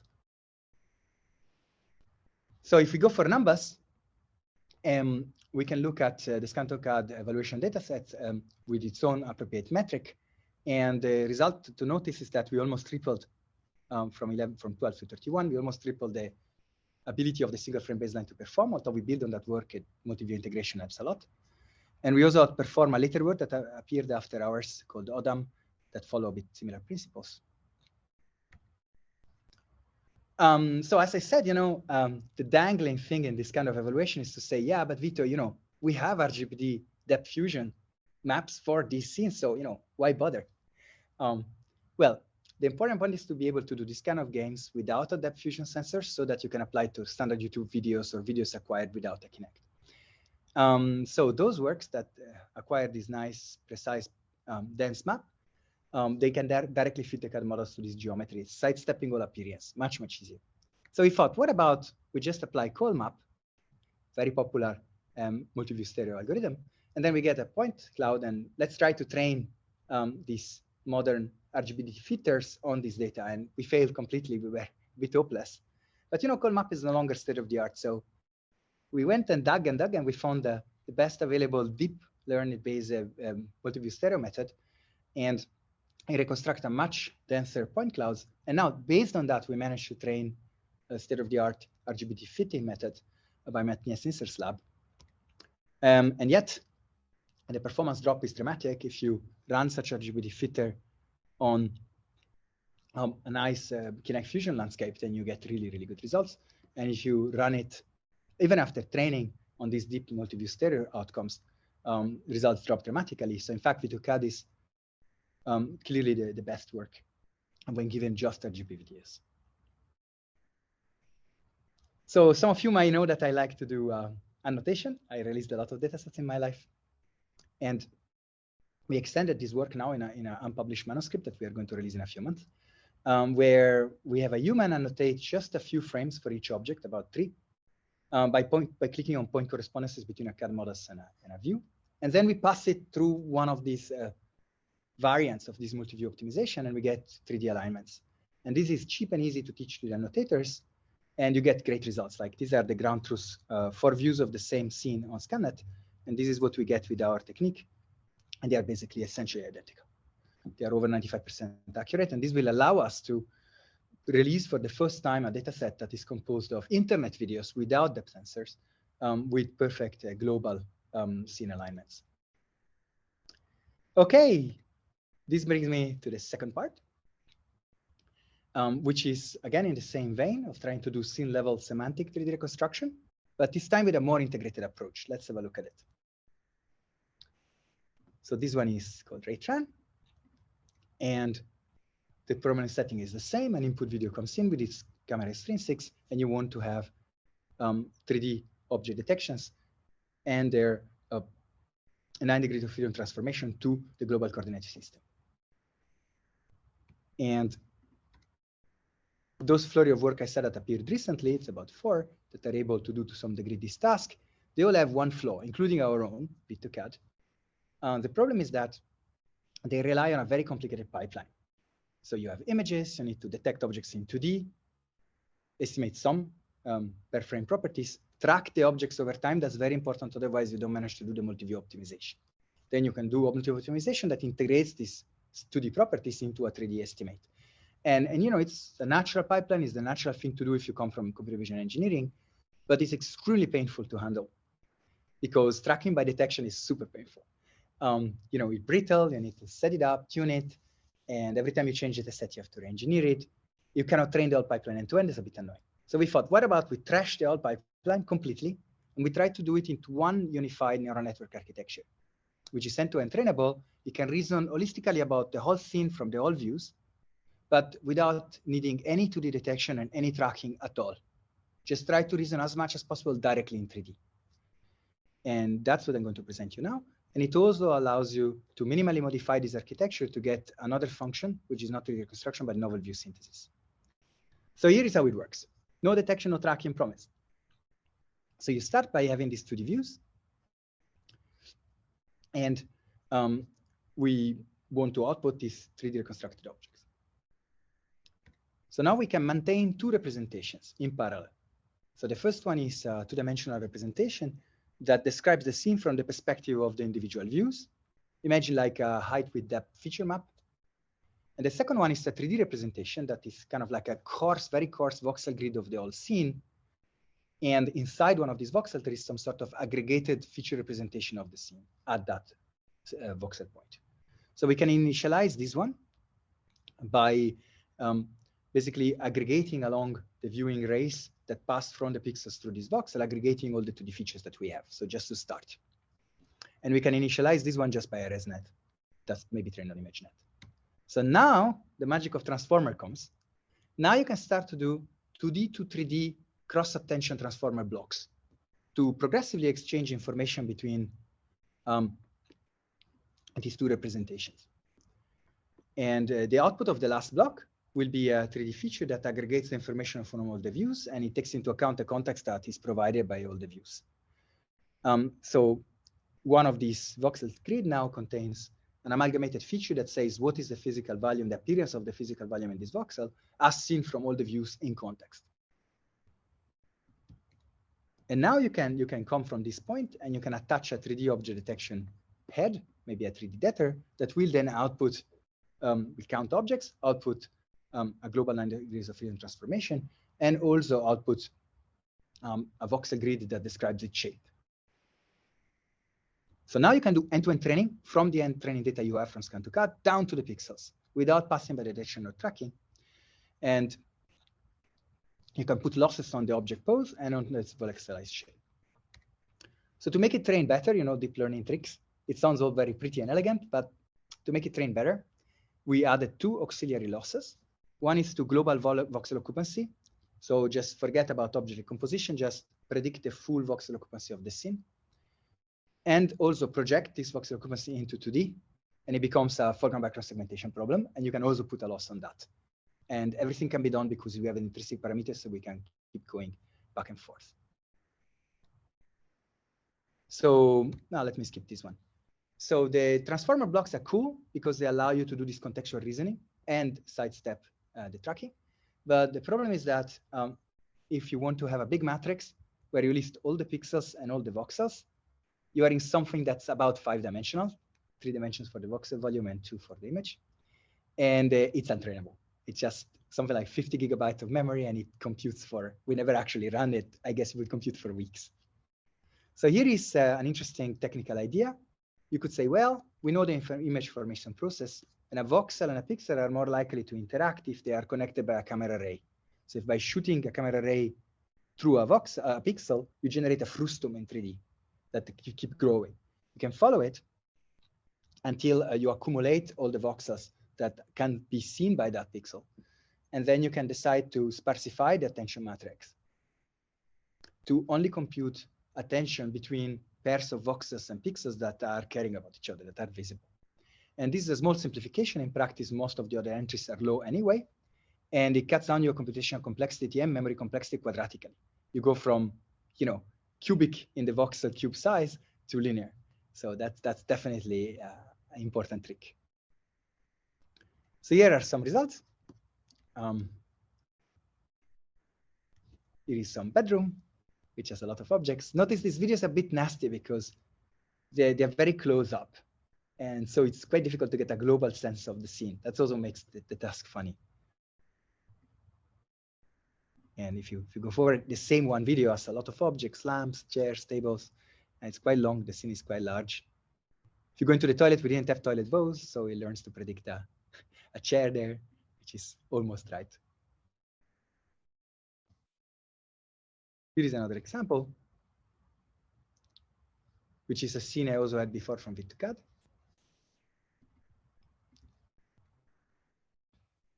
And if you place a virtual camera on the ceiling, you can look down and look at maps. These are the ground truth results, and this is what Retran produces, which is nice. It finds a lot of different objects in roughly the right relative arrangement.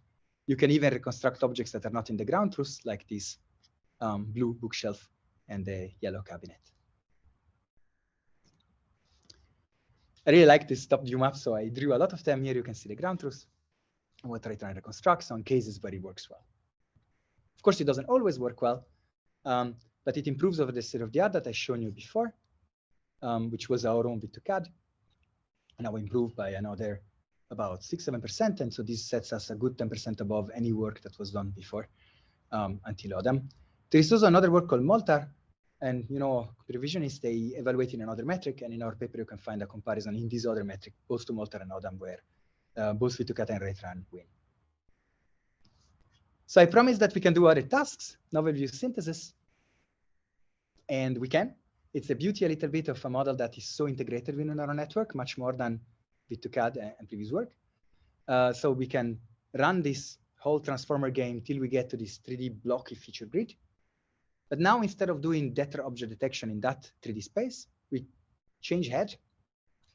We can now put camera parameters for a novel view that are given to you. Somebody says, please draw me this scene from this new viewpoint. And from there, you can trace rays that pass through this 3D feature volume, right? That's easy because you have the camera parameter and the absolute volume of the scene. And now you can play the same game with these transformer blocks, but in reverse. This time, you know the 3D feature grid of the scene. And what you don't know is the 2D image features of this new view that you don't have. So you initialize it as empty or the average of the previous. Now you can start to cross-attention transformers to predict virtual feature map for this new 2D view that you don't have. Then you can decode it with a standard CNN decoder into the view that you have, and you can train now this system by leave one view out on your training data, and it will learn to interpret the output feature grid and translate it or unproject it or decode it, whatever you like to say, into a new view. And it's really minimal. This is like 1 day of coding to get from a 3D reconstruction system to a novel view system. And we don't have a quantitative evaluation of this one, but we have some results here that I think it's particularly pretty. Here, these are the two closest input views to this target view. So these are the input frames. This is what Retran produced. And this is the ground truth, which we did not give to the system. These are held out views. And the nearest input view to this one is so far in geometry space that we don't believe that it would be possible to do a job like this without a model that's very 3D aware. Hypothesis. So I showed you now these two methods, which basically the second one, Retran, obsoletes the first, but from a historical perspective, that are able to go from a video to a semantic 3D object reconstruction where all the objects live in a common coordinate frame. So that sets me to the end of the first half of the talk. And now I'm going to show you a second part where we do novel view synthesis. So the first work is sharp. And I'm going to motivate it by telling you about classical novel view synthesis. So here you have multiple views and camera parameters of an object. And what you want to do is to draw new views. So the by far most popular way to do this thing since 2 years from now is neural radiance fields. And the way they work is you have a camera that looks at a scene. And for each pixel, we can cast ray that towards the scene passing through that pixel. And we can sample points along that ray. So for every point, we can pass the 3D position and the viewing direction to a neural network, a simple MLP that produces a color and a density at that point. So now you can accumulate, you do volumetric rendering, we can accumulate the colors weighted by the density along the ray, and this will produce a color for the pixel. You can repeat this for every pixel, and off you go, you have your image. So now, how do we train this model? This model is just multi-view geometry, or even more, volumetric rendering to be precise, with a little MLP in the middle. How do we train the MLP? The beauty is that you only need views, not the 3D scene to train. You only need pictures, because you can now sample all these pictures along various viewing rays, along the viewing rays, of the training cameras. You have your current model F, and you can now render the scene. And now you can simply put a loss that says, well, let's loop over all the pixels, and let's see if the color you produce with this procedure matches the ground truth color in my training views. And if it doesn't, gradient descent all the way, everything is differentiable, also the volumetric rendering. So this was a simple and great idea by John Barron and his team, and it's become by far the most popular way to do novel view synthesis in the last 2 years. It's great, but it takes a lot of views to work well, typically about 100. And sometimes you don't have that many views. Also, it trains a model for every specific new objects, and that will train for a long time. So can we do better and do NERF from a single view? Well, we are going to be able to do it, but because we don't have enough multiple views, we don't have any multiple views to build the radiance field properly, our new idea is to construct a geometric scaffold to condition the whole rendering process. And so this is our overview of the system. And we can see that we can formulate image synthesis as a generative process where we estimate the 3D shape of the object within our network, and then we use it to guide the radiance field function. So the appearance network contains this radiance field function, which in addition to receiving this 3D voxel grid predicted by the network, also is conditioned on an appearance code. And this appearance code controls the shape and textures of the particular class you train the model for, like chess. And this allows to model this variability and make it generative. So the whole process is invertible, which means that if you are given a new object with a new picture, you are able to differentiate through it, recover the appearance code and the shape code, and therefore interpret the new image. And then you can run it again forward, provide the shape code to this NERF block, and draw new views. So let's see how it works in more detail. So the shape network represents a mapping between a shape code and a voxelized shape here. And we can train it in a supervised way simply by directly predicting the voxel grid that you have for training with weighted binary cross entropy. Normally, you can have a symmetry loss term that says chairs are symmetric along the vertical axis. That helps, doesn't matter too much, but it helps. And then more importantly, you can have a silhouette loss, which you can estimate by drawing images from 3 projections of your current voxel grid. And that helps to say solidify your loss and make it stronger. So during training, we can train both the shape code and the network parameters with a GLOW framework. The appearance network is similar to NERF, but we can have additional input. Normally, you pass a 3D position of a point and a viewing direction.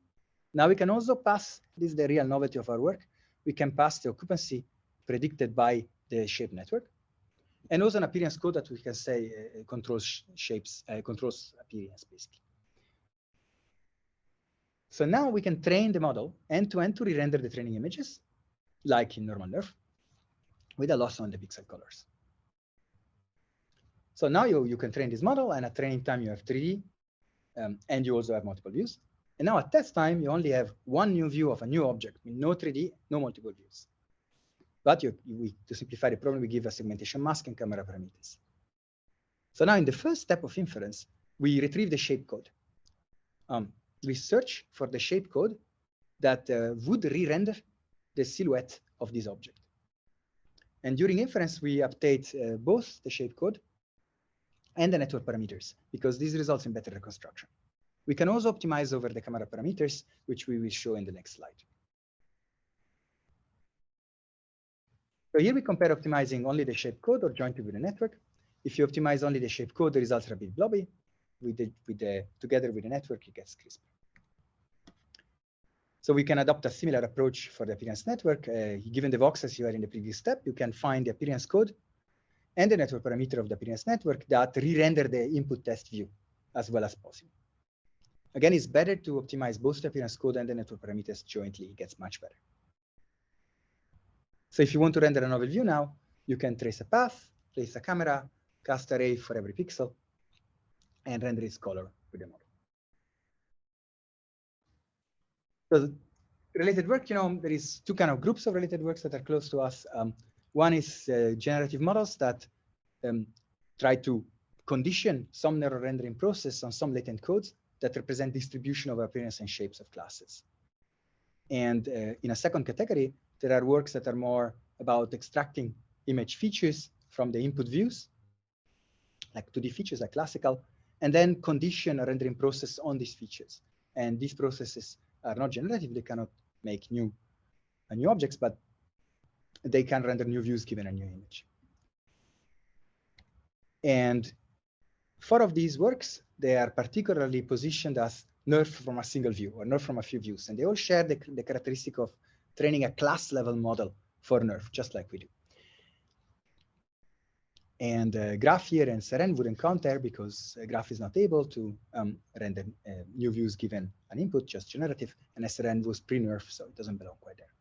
Now, it's a fun field to work on. It's so dense that if you look at when Sharp was published, in a radius of like a few months around it, there were already 3 works that were kind of single or few shot nerfs. And several months later, another one appeared by UCL, CodeNerf, which is the closest in system, but it was later. So here are some results. Here is the model is trained on ShapeNet cars, and the novel views are estimated given only the single image on the left. And we use the simple rendering synthetic of the SRN paper. Now we can see that given a single test image, we can reconstruct and re-render the object from views that were hidden parts, which shows that the learned priors are actually working. And if you go to the paper, you can find a quantitative evaluation showing that this is state of the art on this data set around par with pixel nerf. For chair, it's fun because we can see the 4 flag that is not visible in the input image can be successfully reconstructed thanks to the priors. Also, now we can go a bit beyond and we can generate a new test set where the objects are rendered with more complex lighting and in higher resolution. And our method is able to generate accurate novel views, even if it was trained on simpler data, which shows that we can generalize beyond the training domain. And this we achieve because we optimize both the latent code and the network parameters. And a bit of the same game on an even more impressive, I would say, on Pix3D real images, not synthetic.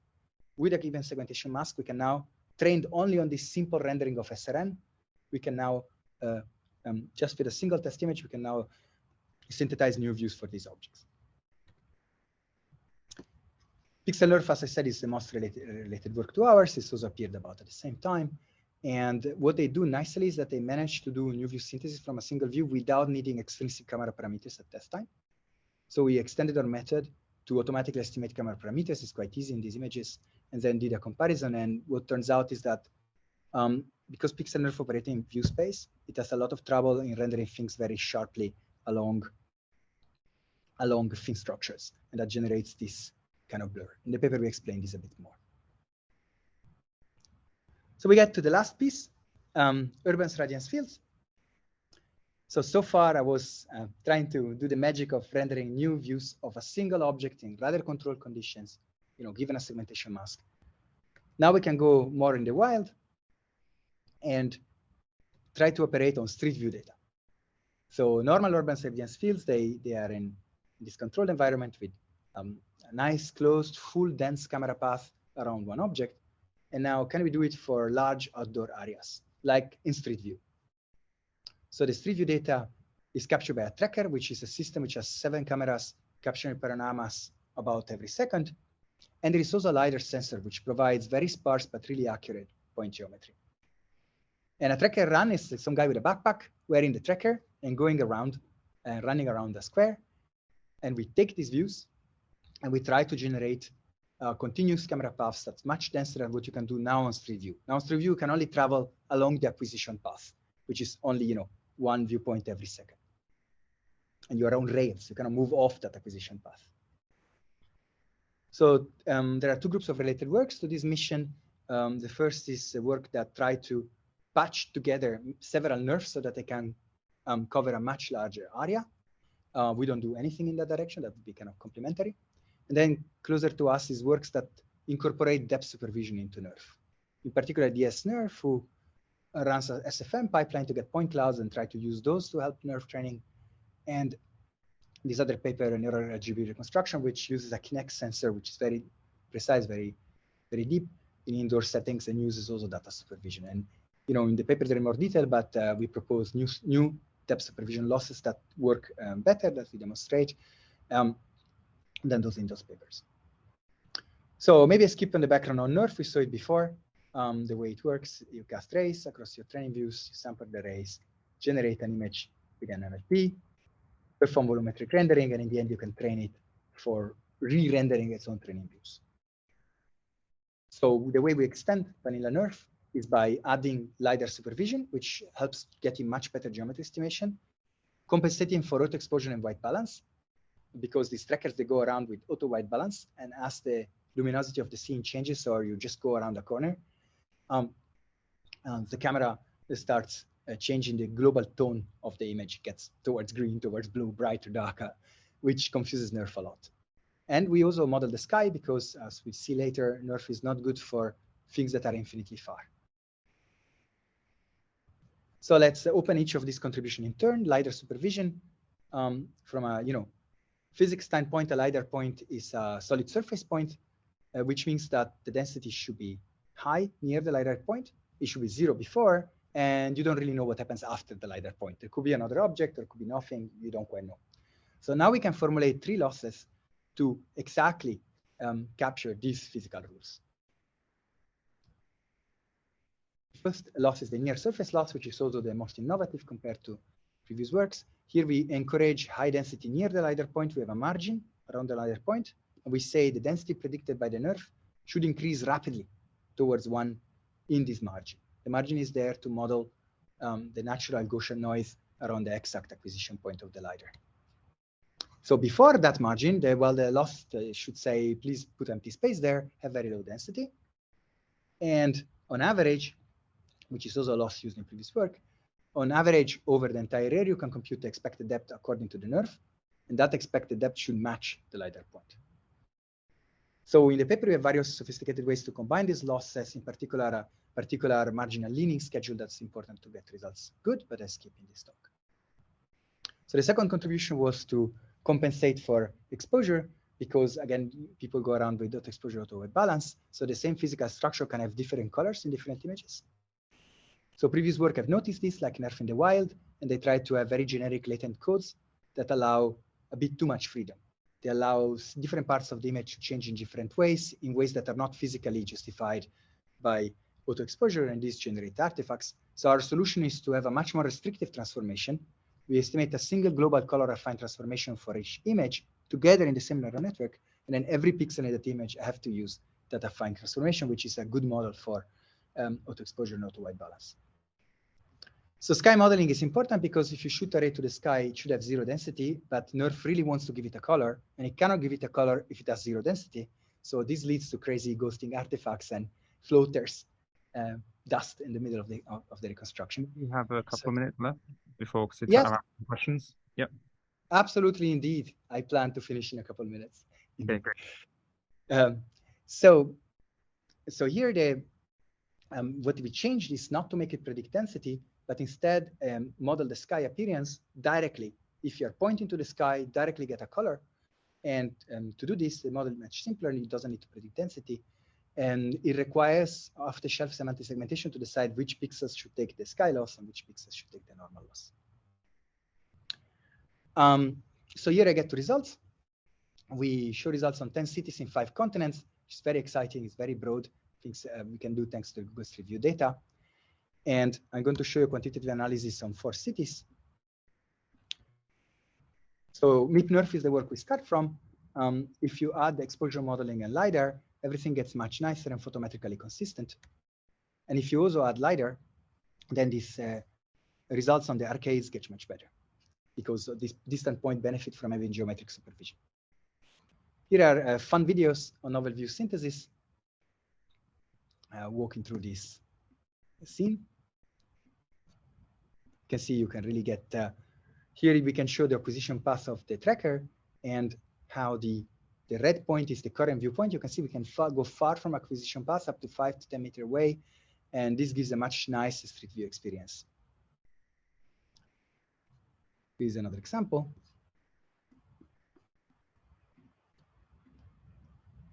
This is Zurich, actually, near where I live. You can also place synthetic objects into scenes. This is in Seattle.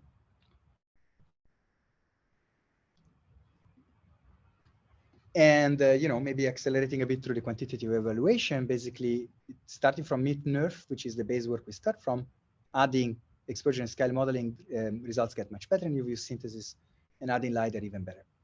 We also took the S-NERF and gave it LiDAR points instead of SFM supervision so that we could have a baseline that is a bit like in our Spirit, and it still underperforms. So here are results for depth estimation. To conclude, you can get this depth estimates directly out of the NERF by computing expected depth.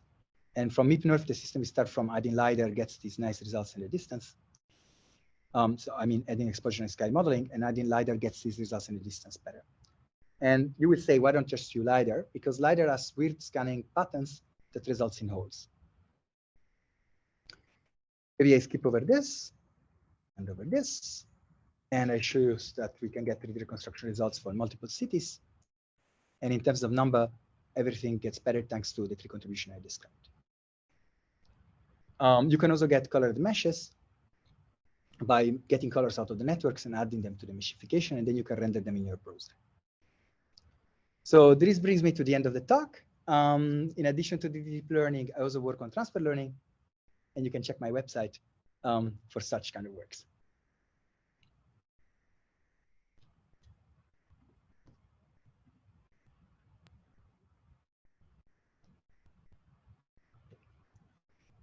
Okay, we have a couple of minutes for questions. If anyone wants to ask, go to the microphone.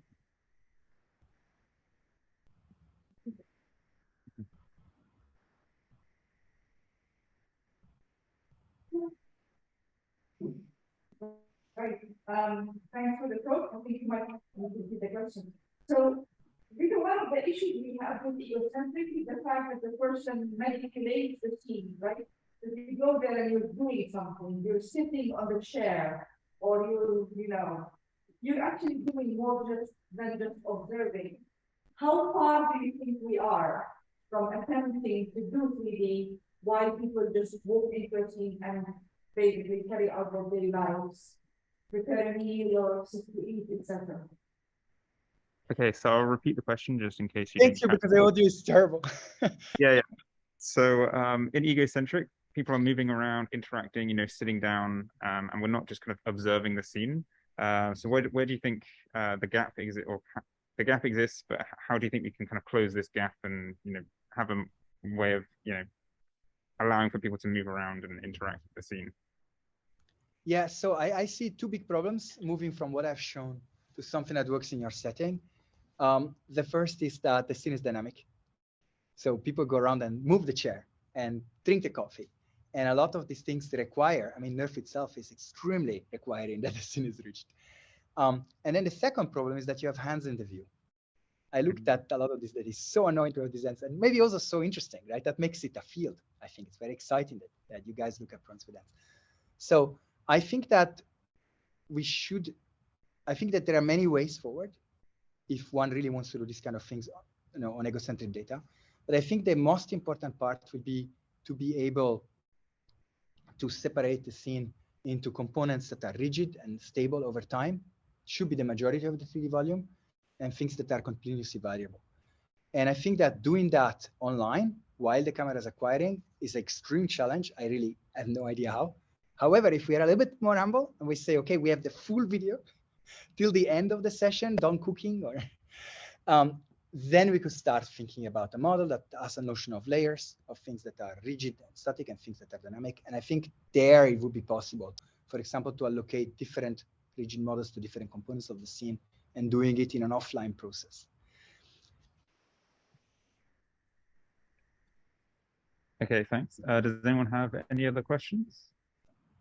Okay, maybe I'll ask a quick question. So in the first work, you showed how much kind of depth improved one of the models, and kind of there's even with depth, there was kind of a gap between the proposed work of yourselves and kind of that model with depth. So just wondering if you had some comments on how to reduce this gap, if there's any intuitions that you might have for future works.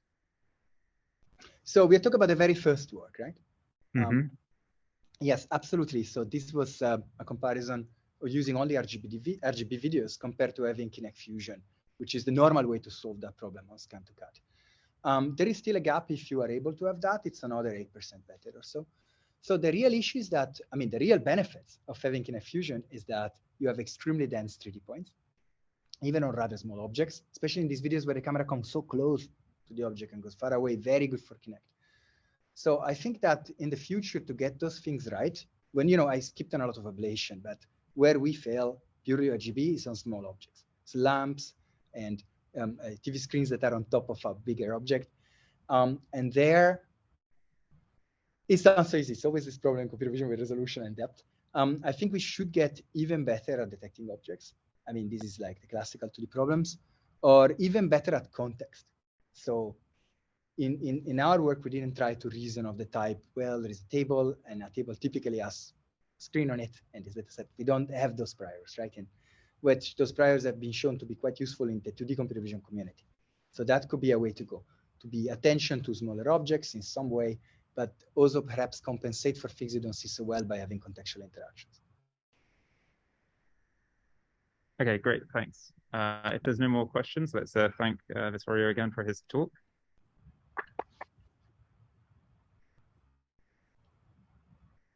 So yeah, thanks a lot. And we'll move on to the next part of the session, which will be accepted papers and extended abstracts. So we'll start with the accepted papers. And I think we're going to start with self-supervised scan path prediction. Self-supervised scan path prediction framework for painting images. Is the author in the room? Okay, I'm online. Okay. Okay. Nice to meet you all. Thank you for this great workshop. 1 second, I'll share my screen. Is it okay? Can you see my slides? Yeah, we can see it fine. Okay, okay.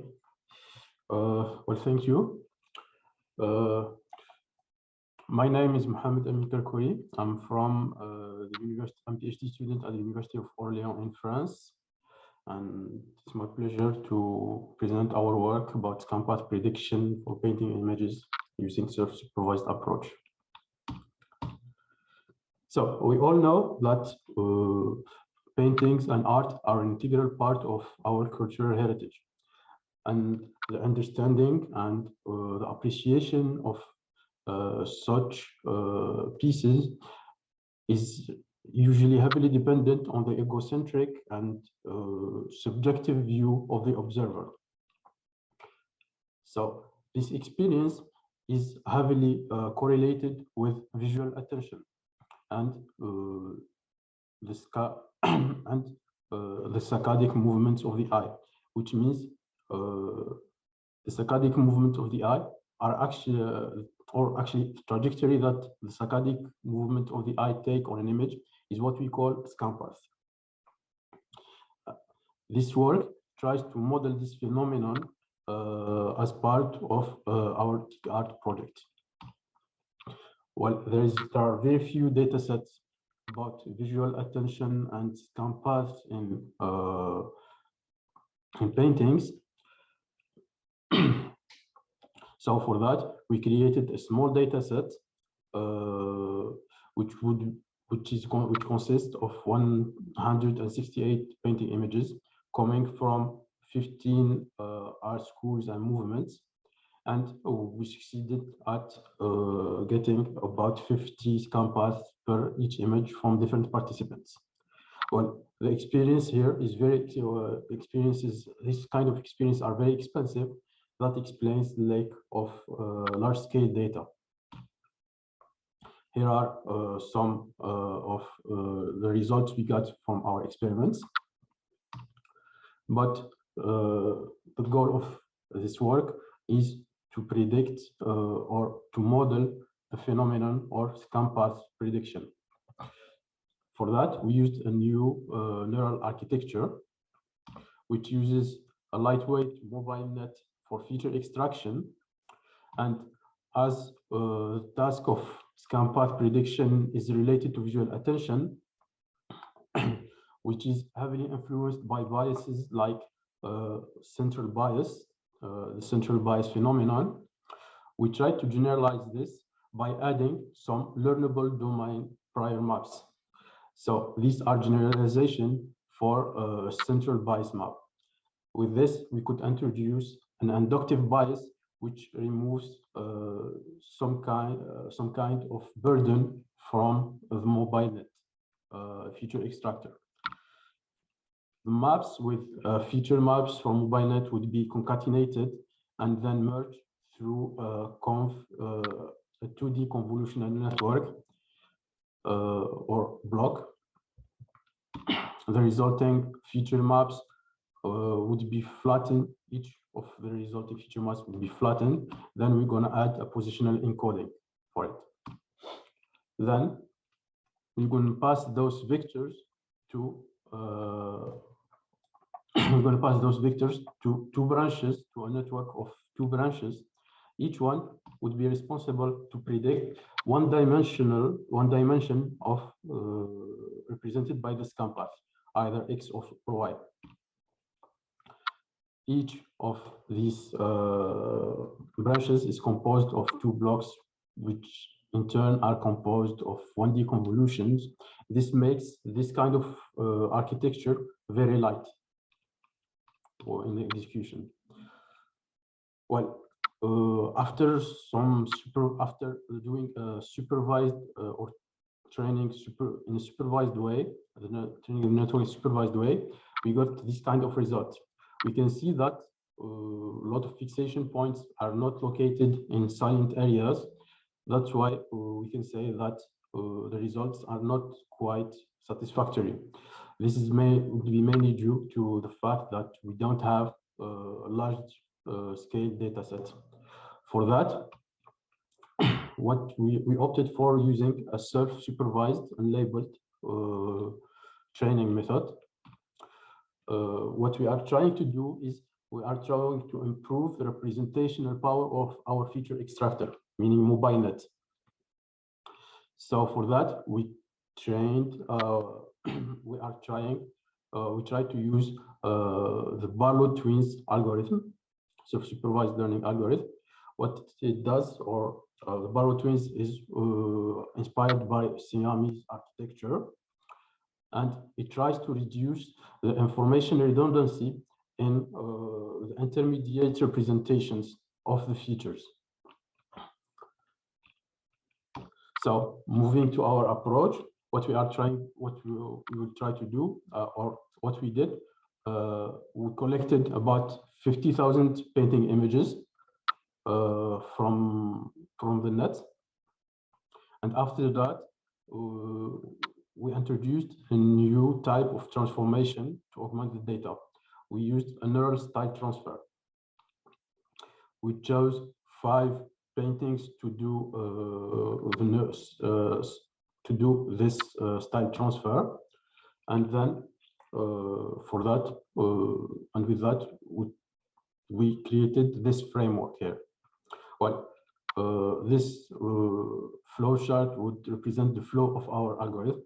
We're going to start with an original image of painting, or what we're going to do after is that we're going to augment it using multiple neural styles, and would have an n number of styles.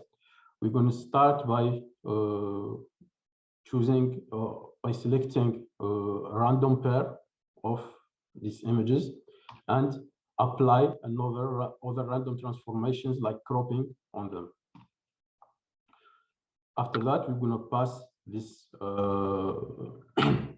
We are passing the 2 images through the Barlow twins architecture and do an update according to its training method.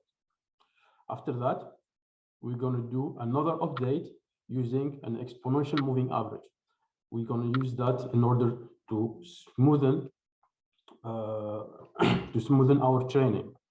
So we're going to take the weights before the weights existing before the Barlow twins update and the weights after that, and we're going to calculate a weighted average of them.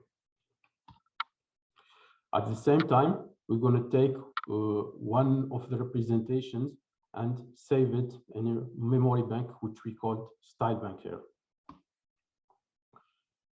This would be repeated n times until we exhaust all the pairs, which it regenerated all the pairs here. And then after that, we're going to do a forward pass of the original image to obtain a new representation using our new weights. After that, we're going to try to minimize the distance between this representation and the representations of the different styles that we saved before. As a result, we got quite a satisfactory result after the self-supervised training. We can see that most of the points here, or most of the fixation points, are located on some very salient regions, way better than when we use the supervised approach. We can also notice that quite the improvement here for the quantitative metrics, where we had we used it on two data sets, our own data set here, and the Lemur data set, which only provided saliency maps and didn't provide scan paths before. So for conclusion, we introduced a baseline scan path prediction model, so new architecture, and with it we introduced a visual attention data set for paintings. We proposed a novel supervised approach in which we adopted neural state transfer as new data transformation and augmentation techniques. Well, thank you.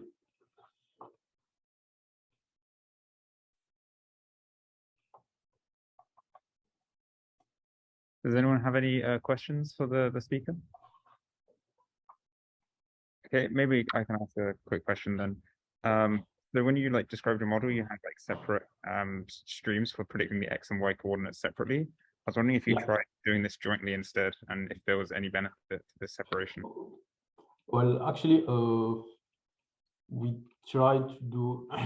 There are multiple models we tried to do this jointly before, and we usually find it quite hard to do that in a joint way, because the X and Y coordinates move usually they are dependent on the semantics of the image, but they should be independent, and we shouldn't be related by proximity.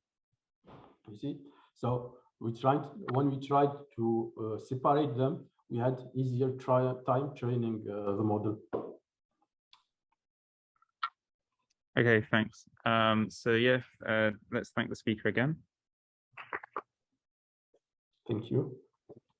And if the next talk, the speaker for that could come up. So that's Where Did I Leave My Keys? Episodic memory-based question answering on egocentric videos.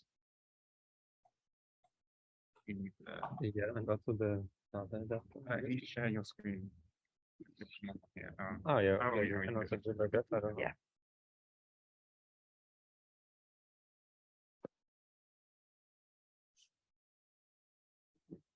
Sharing your screen.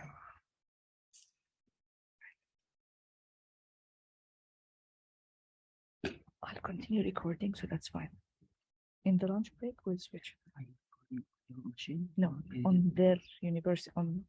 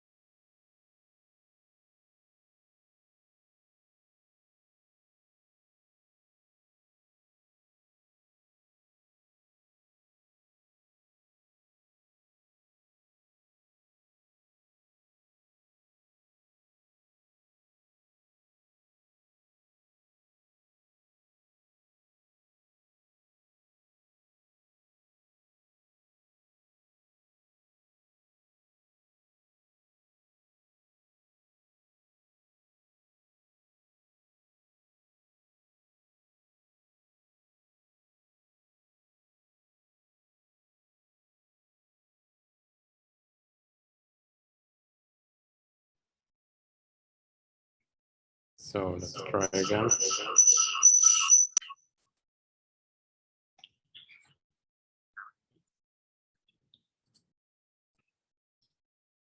Okay, now it's better for everyone. I think you have to mute. Yeah, thanks. Okay, so then let's start over, and I'm going to present this paper. So let's jump right in.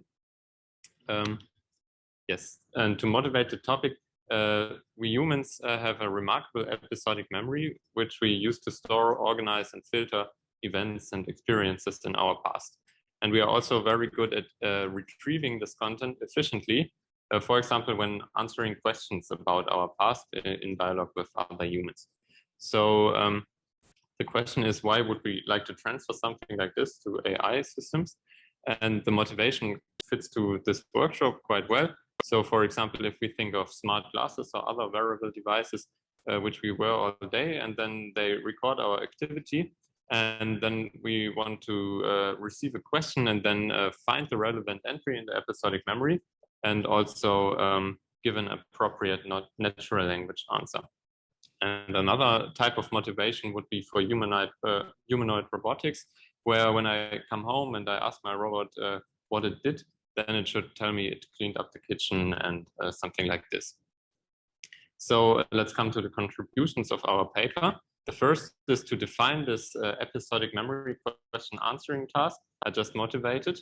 And then the second is to introduce a data set for this task, which is based on Ego4D, and that's why we call it QA Ego4D or KGO4D. And we use the natural language queries data set from Ego4D and collect the corresponding natural language answers there. And then the third contribution is to present baseline experiments and results on this new task and data set.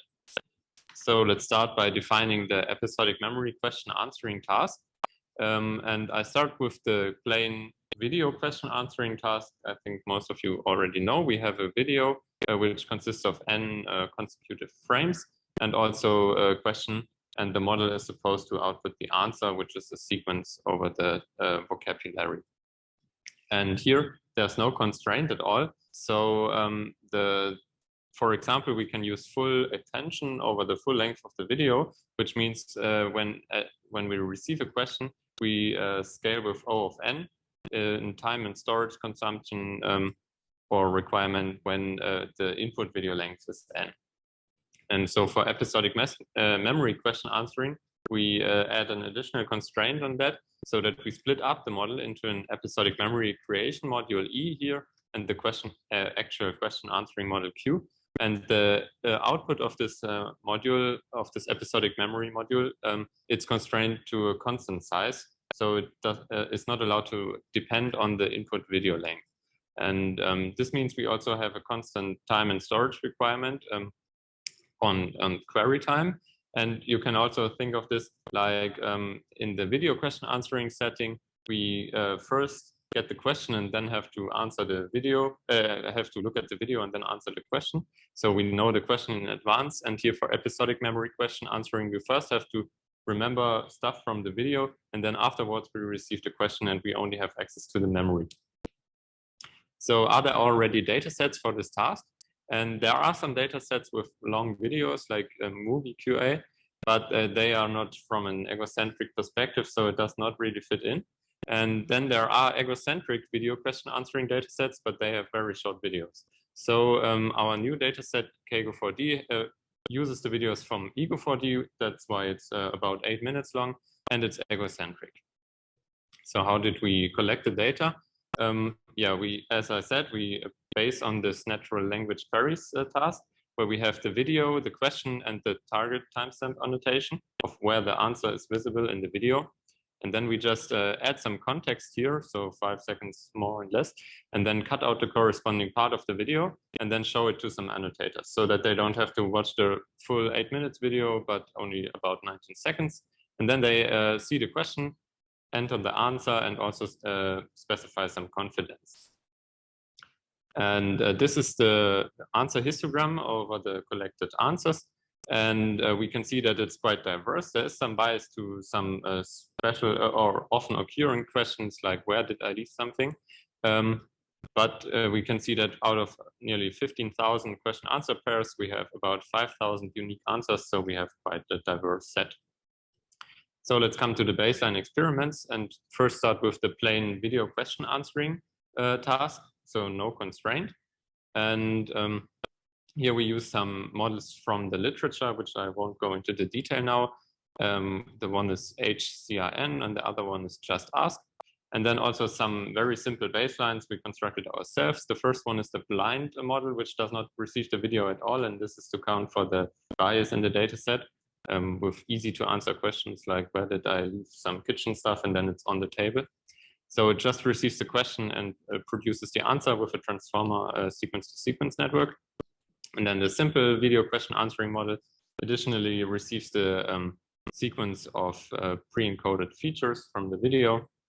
The long former is a special transformer network, which is especially designed for long sequences because it has a global local attention mechanism. And then we also have some additional experiments with adding the supervision, which is provided by the timestamp annotations, so that these are these plus models where we have this natural language video localization supervision in addition. So these are the results for these experiments. We can see that the blind baseline, or the first talk about the metrics, we phrase it as a generative task. So instead of only looking at the accuracy, we also report some of the classic machine translation metrics, where you have, because in a generative task, you can generate things which are not present in the data set. So this is the bleu, meteor, and rouge metric, and the accuracy is just the exact target solution. So, and then the blind model already achieves some kind of results because of the mentioned biases. And then, but we can see that especially the models from the literature, the HCRN and Just Ask, outperform the blind baseline, but it's not that much. So it shows much room for future work. And then we can also observe that the natural language supervision, so using the timestamp annotation is useful if we compare these numbers here. Then let's quickly talk about the episodic memory question answering. Here we have a fixed model architecture and only replace this episodic memory module, which kind of compresses the video into a constant size storage. And for this, we use some kind of recurrent neural networks. The first of which is DNC, also this SAM-based two-memory model, long-term compressive transformer, and rehearsal memory. So these are all networks from the literature. And then here, an important thing to mention when comparing the results is the size of the episodic memory, which is here measured by this number of E. So that's the number of vectors allowed in the episodic memory. And here we can see that the larger episodic memory, of course, is more useful to answering the questions. That's why the last model is basically the best. But if we compare it to the blind baseline from before, then we see that there's still much room for future work, as this task is basically even harder than the unconstrained video question answering. So let's come to a conclusion. We defined the episodic memory question answering task as a subtask of video question answering with a constrained memory. Then we introduced this new KGO4D dataset, which is based on EGO4D. It features egocentric long videos with a diverse set of questions and answers. And we also presented some baseline results, which basically reveal that this is a very challenging task and there's much room for future work on episodic memory formation and access. And that's it. These are the references, and thanks for listening. Are there any questions?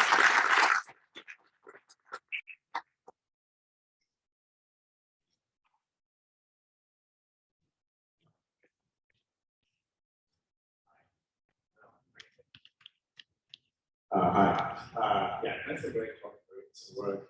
Very good direction. But you know, I was thinking of that. We've been working on the VJJ for many years. I've done many methods, but like still the performance like 1 year better than baseline. Right? I feel like we said it's a all this, right? So what do you think? Why is like nothing working? Why is it so far from being so Yeah. So maybe the Zoom people didn't hear. The question is basically, why are the models so bad? If I got you right. Yeah. I think there are two reasons. One was especially for this, because we had to collect the data and it was very short time until the deadline. So it was by the rush with the experiments, I guess. That's the first reason. And the second reason is also that this task is extremely challenging because the model sees 8 minutes long of a video and then gets a question and then has to find the appropriate answer. And of course, for deep learning models, the most easy solution is just to account for the biases in the data set and just ignore the video at all. So I think we should be happy that they are actually a bit better than the blind baseline and not exactly equal to the blind baseline, because it's much more easy to ignore the video. Yeah. So you think we're kind of missing like driving objectives, right? Yeah, probably. Yeah, I think so. And I think especially this episodic memory, it has to be more like abstracted from the video, because now it's more like you have the frames, and then we need some more semantic representation, maybe. Yeah, but that's something for future work, I guess. Thank you. Yeah, thanks. That's it. Okay. Okay, do we have the next speaker in the audience? Egocentric indoor localization from coplanar two-line room layouts. Hi.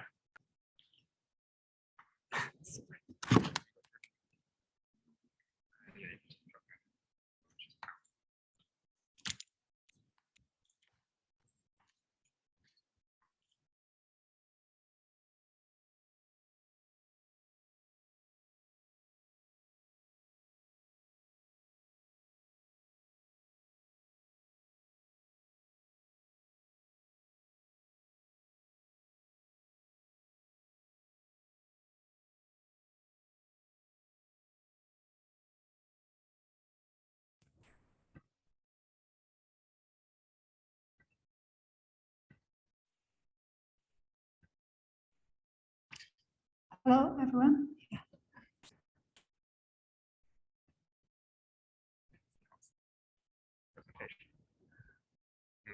They can only see the.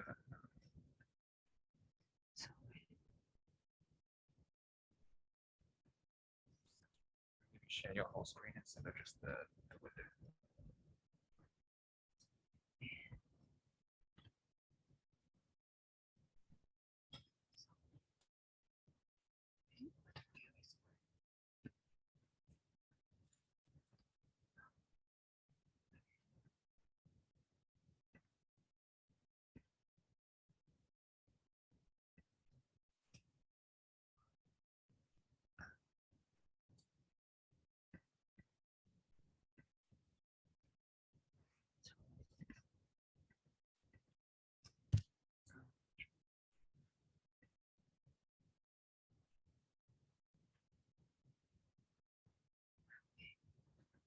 Just share the desktop.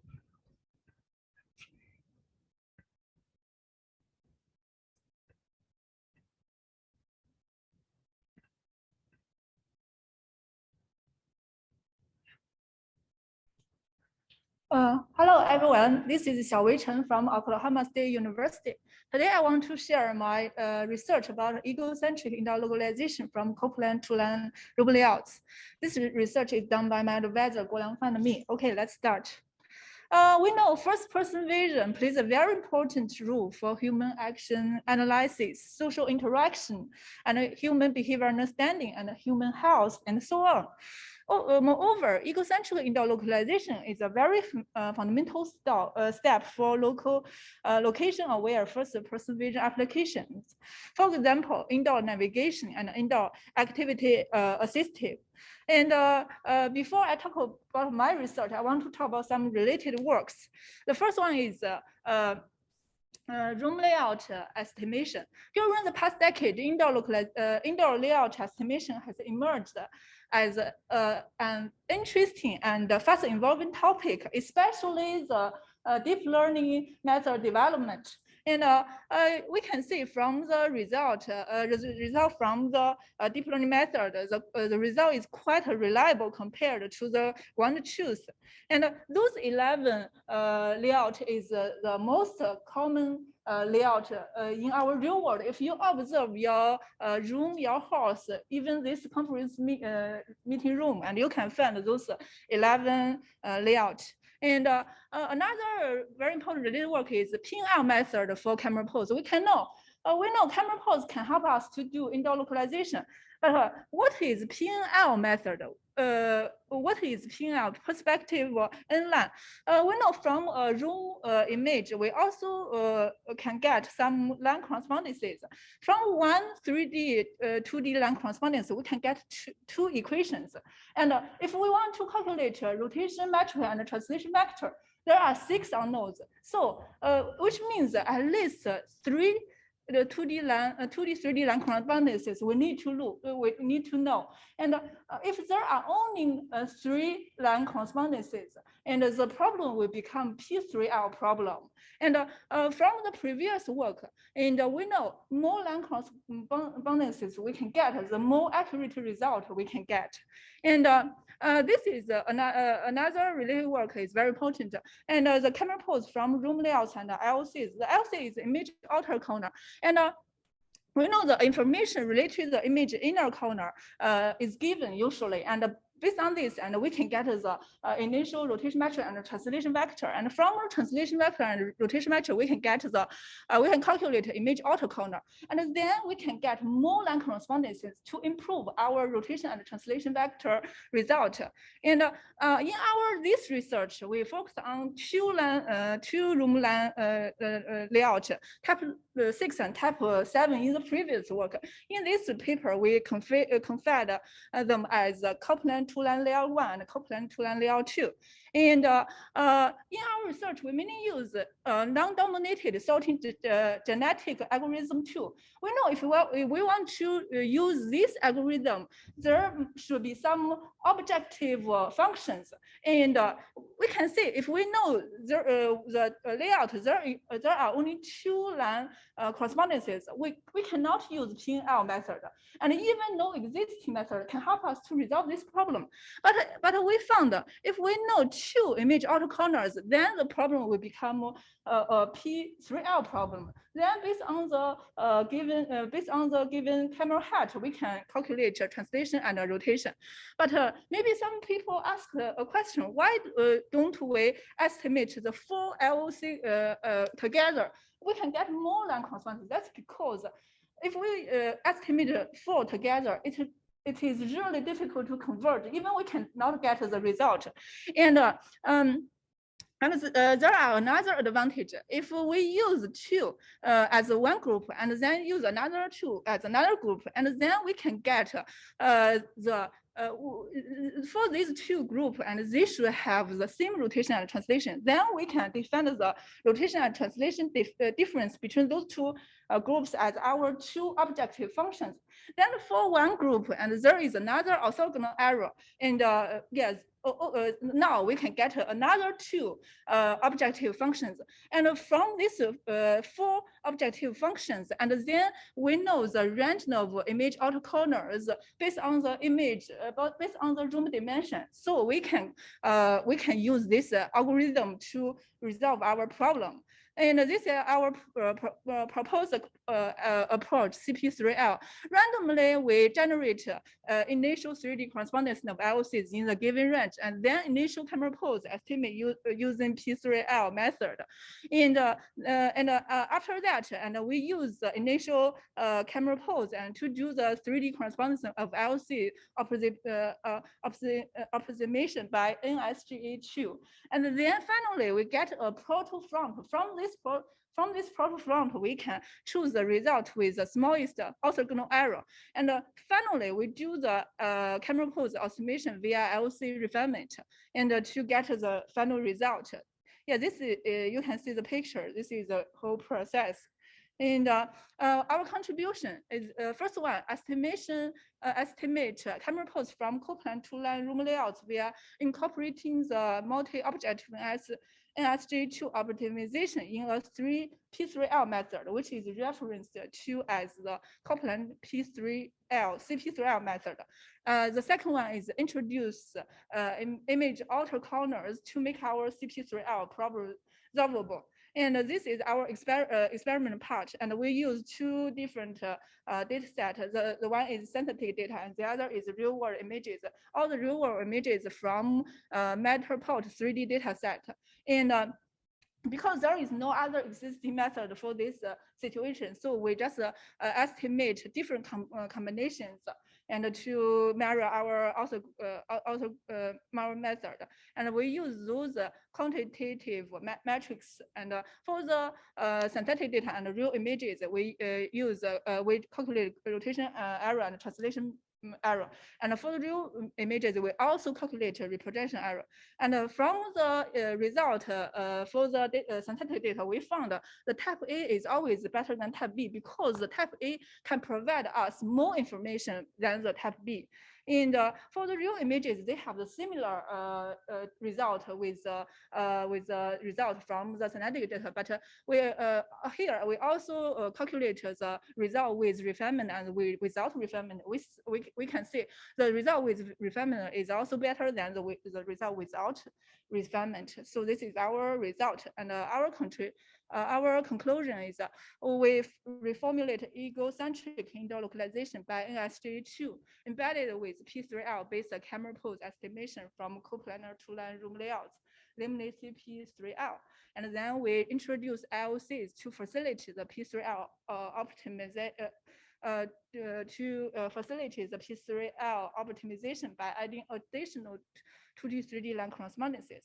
And finally, the proposed CP3L method is the first attempt to estimate the camera pose from the coplanar two-line layouts. Okay, thanks. Questions?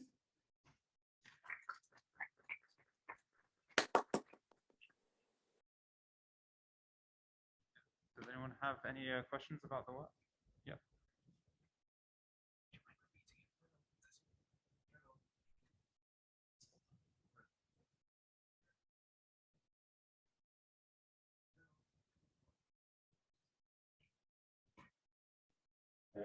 Yeah.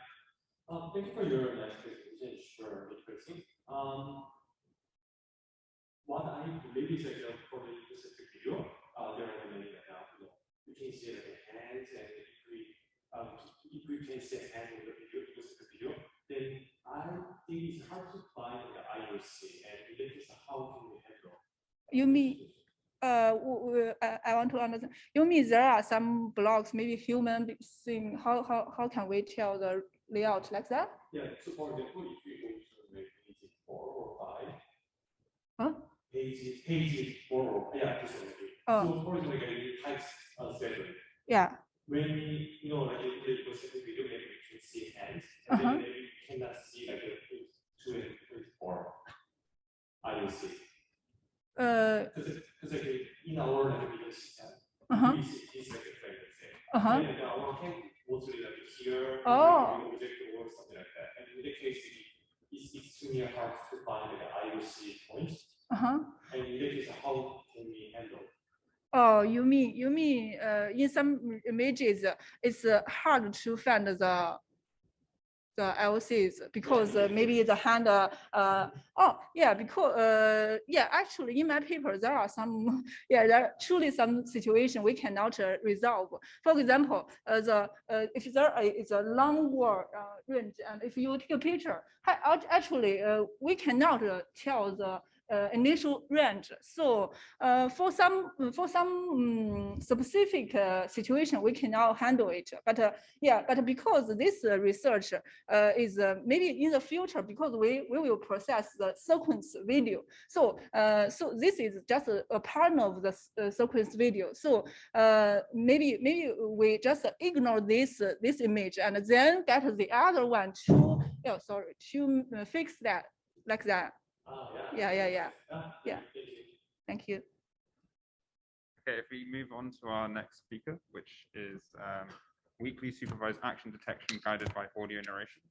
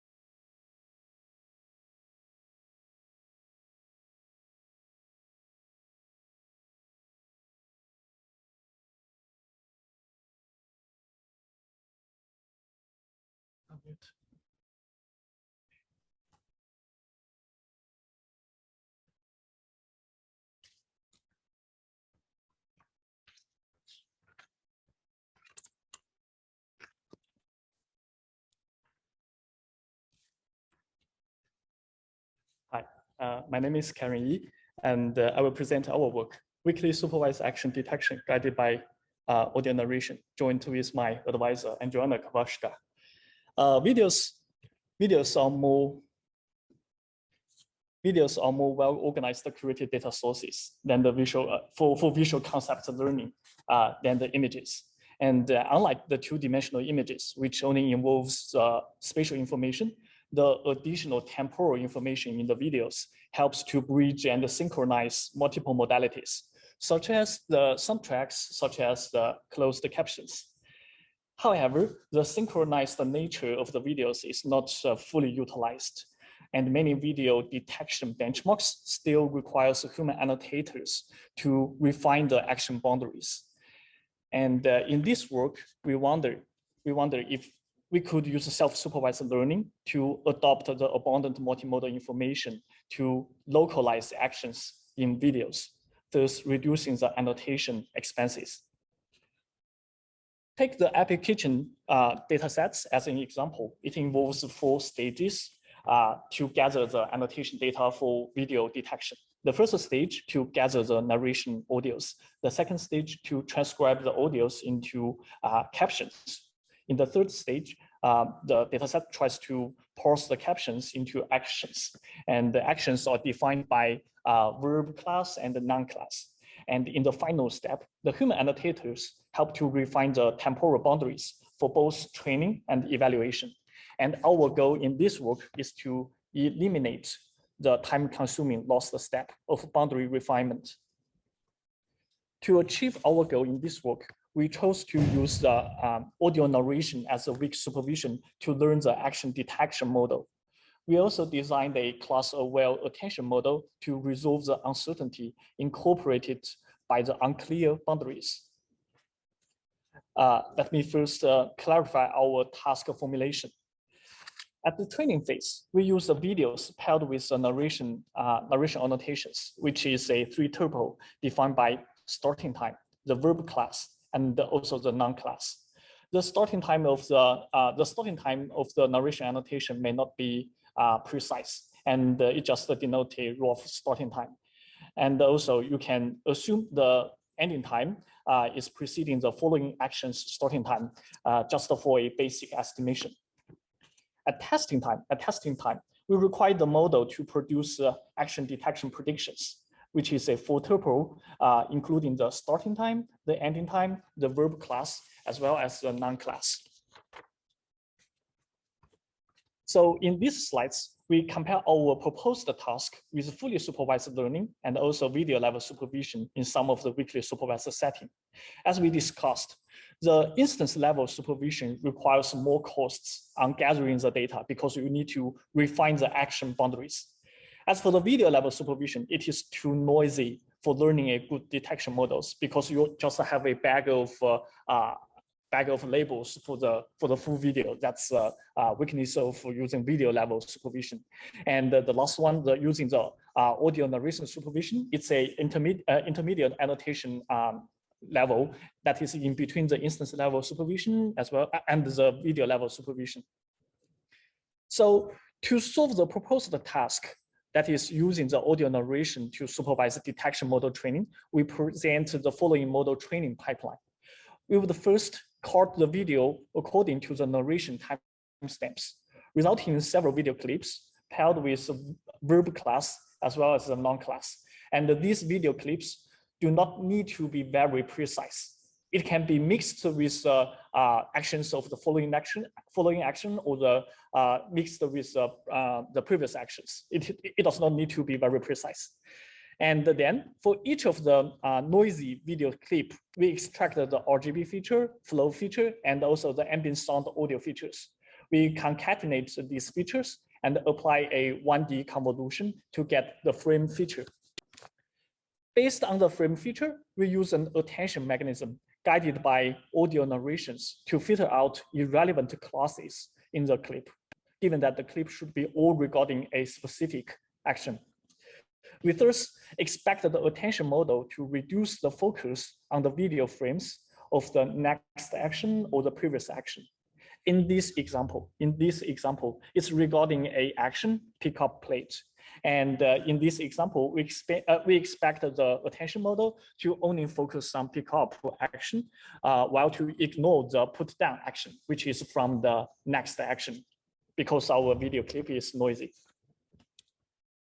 Finally, we aggregate the frame feature to predict the clip level labels and use cross entropy loss to optimize per each of the video clip, each of the noisy video clip.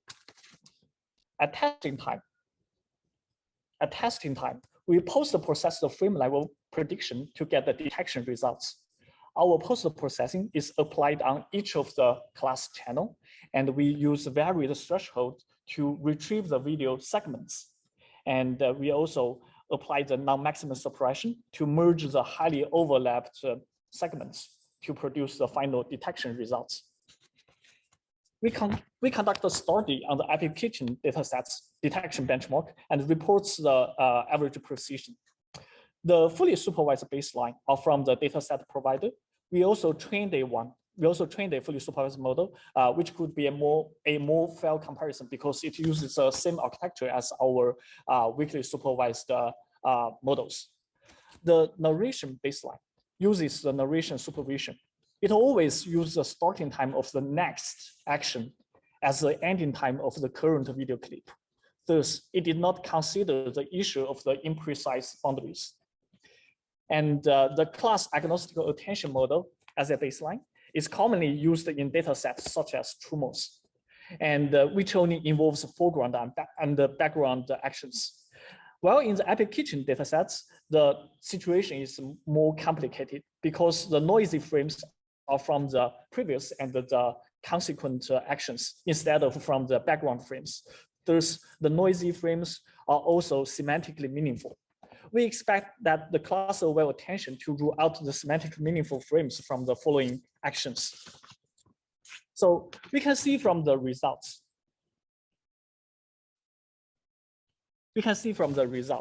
That our method is better than the narration baseline and class agnostic attention model. Thus, we could conclude that first, treating the narration boundaries as accurate and use supervised learning is a suboptimal solution. And the second, distinguishing only the background and foreground actions is also suboptimal. We also conduct a study on different multimodal features. We found that the RGB feature is good for localize some non-classes, such as the cone and the reason, while the flow feature help to localize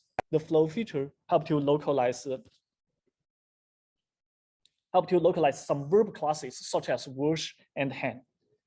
The ambient sound feature help to detect the verb and noun classes that makes the sound, such as microwave, salt, wash, and season. We provide a qualitative example in this slide. The green text shows the correctly detected actions, while the red ones are incorrect ones. The correctness is defined by the IOU of the ground truth and the predicted actions. In conclusion, we propose a novel task to learn the action detectors using the audio narration supervision. We designed a model to consider the uncertainty within a video clip defined by the narration annotations. And we experimented with the proposal model and showed the possibility of getting rid of the expensive boundary refinement annotations. And we hope that the weakly supervised models and as well as the audio narrations can gather more attentions in the future. So that's all.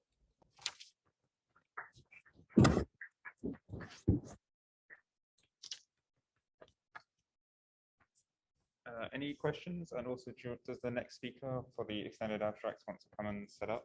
Is that Yunhua for the audio adaptive activity recognition across video domain? Maybe I just have a quick question then. So given like the long tail nature of Epic, did you kind of factor this into account, or do you think like audio will really help here? Yeah, any comments? Yeah, that's a good question. So given the long tail nature, the issue is that sometimes we cannot learn a good distribution for some of the real classes. However, as for weakly supervised learning, the goal is that we want to harvest the data from more abundant information. And the contributions may be two ends. One is that we can learn good detection models, and probably in the future we can also learn a very good representation. So given the long tail nature, maybe we cannot learn very good object detection models, but at least we can instead learn good representation given the abundant synchronized narration audios and the video frames. So that's okay. Great, thanks.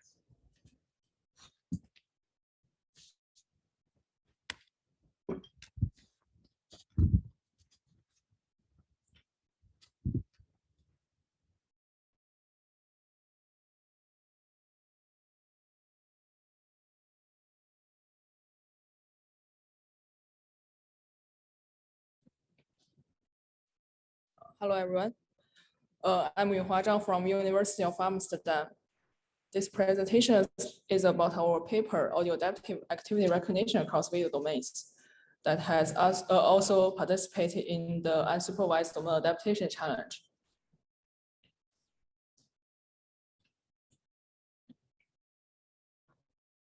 In this paper, we aim to recognize activities under various domain shifts, including the camera viewpoint shift.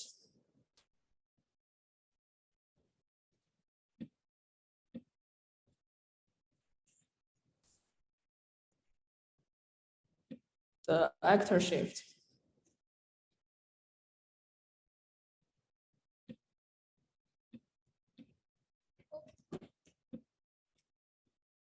Sorry, please.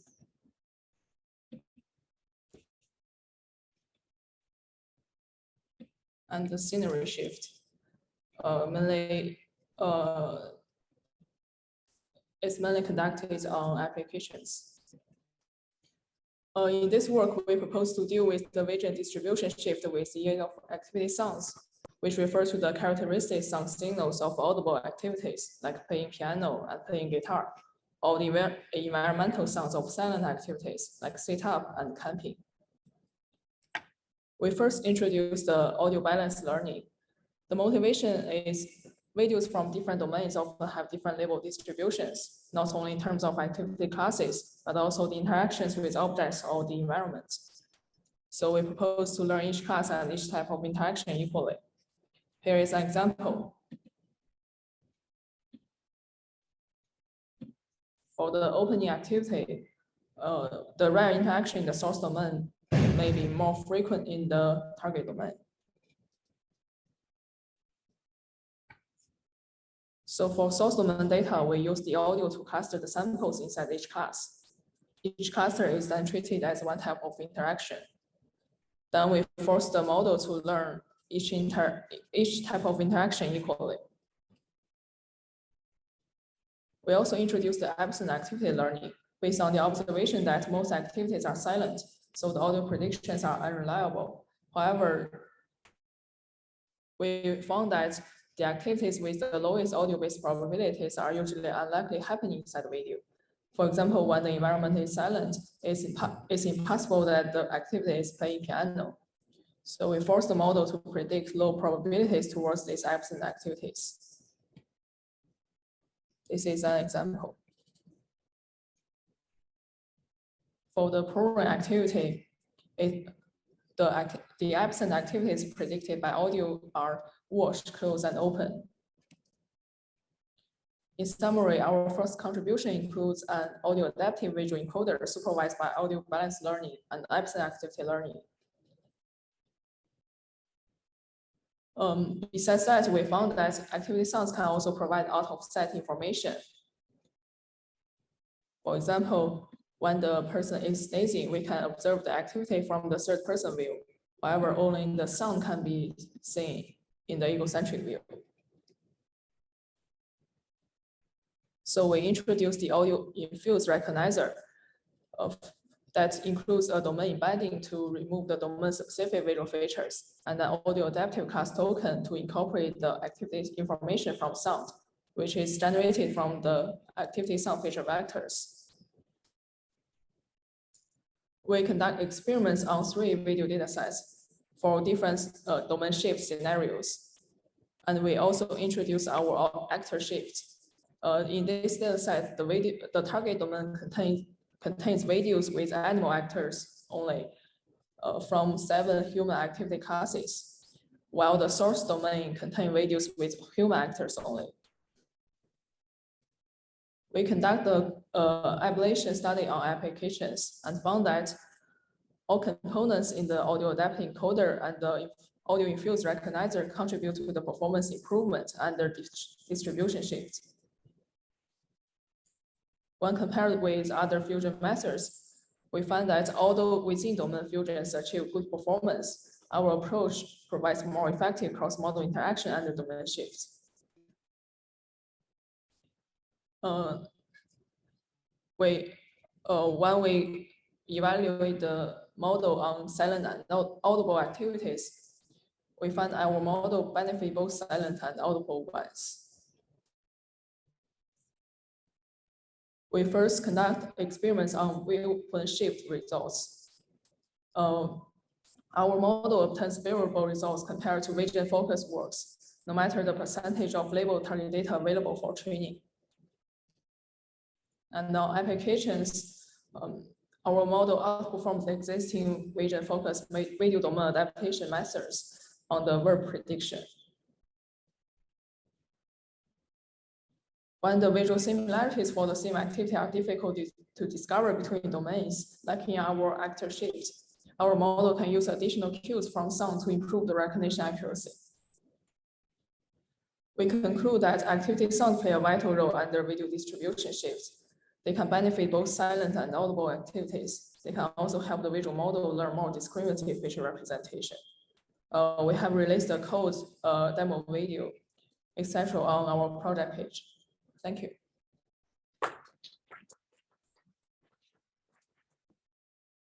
Are there any questions? The next speaker could come up and laptop.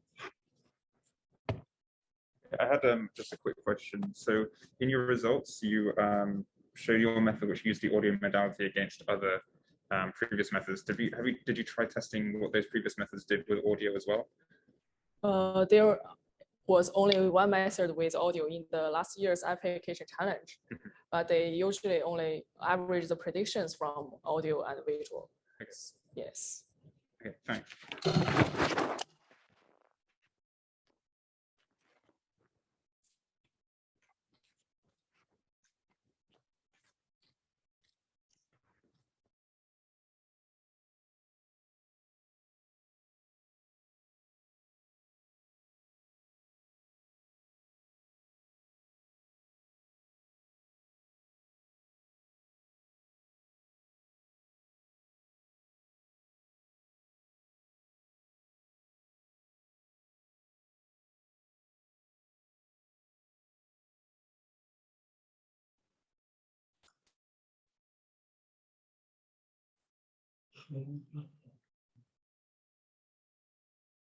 Right, so can you hear me? Yeah.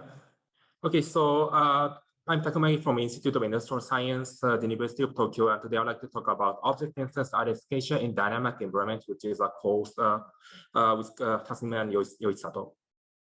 So my task is to identify a particular object appearing in a different scene. So, for example, in these two figures, as you can see, it's a balloon bounding box shows the same laptop PC, where we say or same instance. And yeah, identifying these kind of same instances is quite useful in robotics and human behavior understanding across time.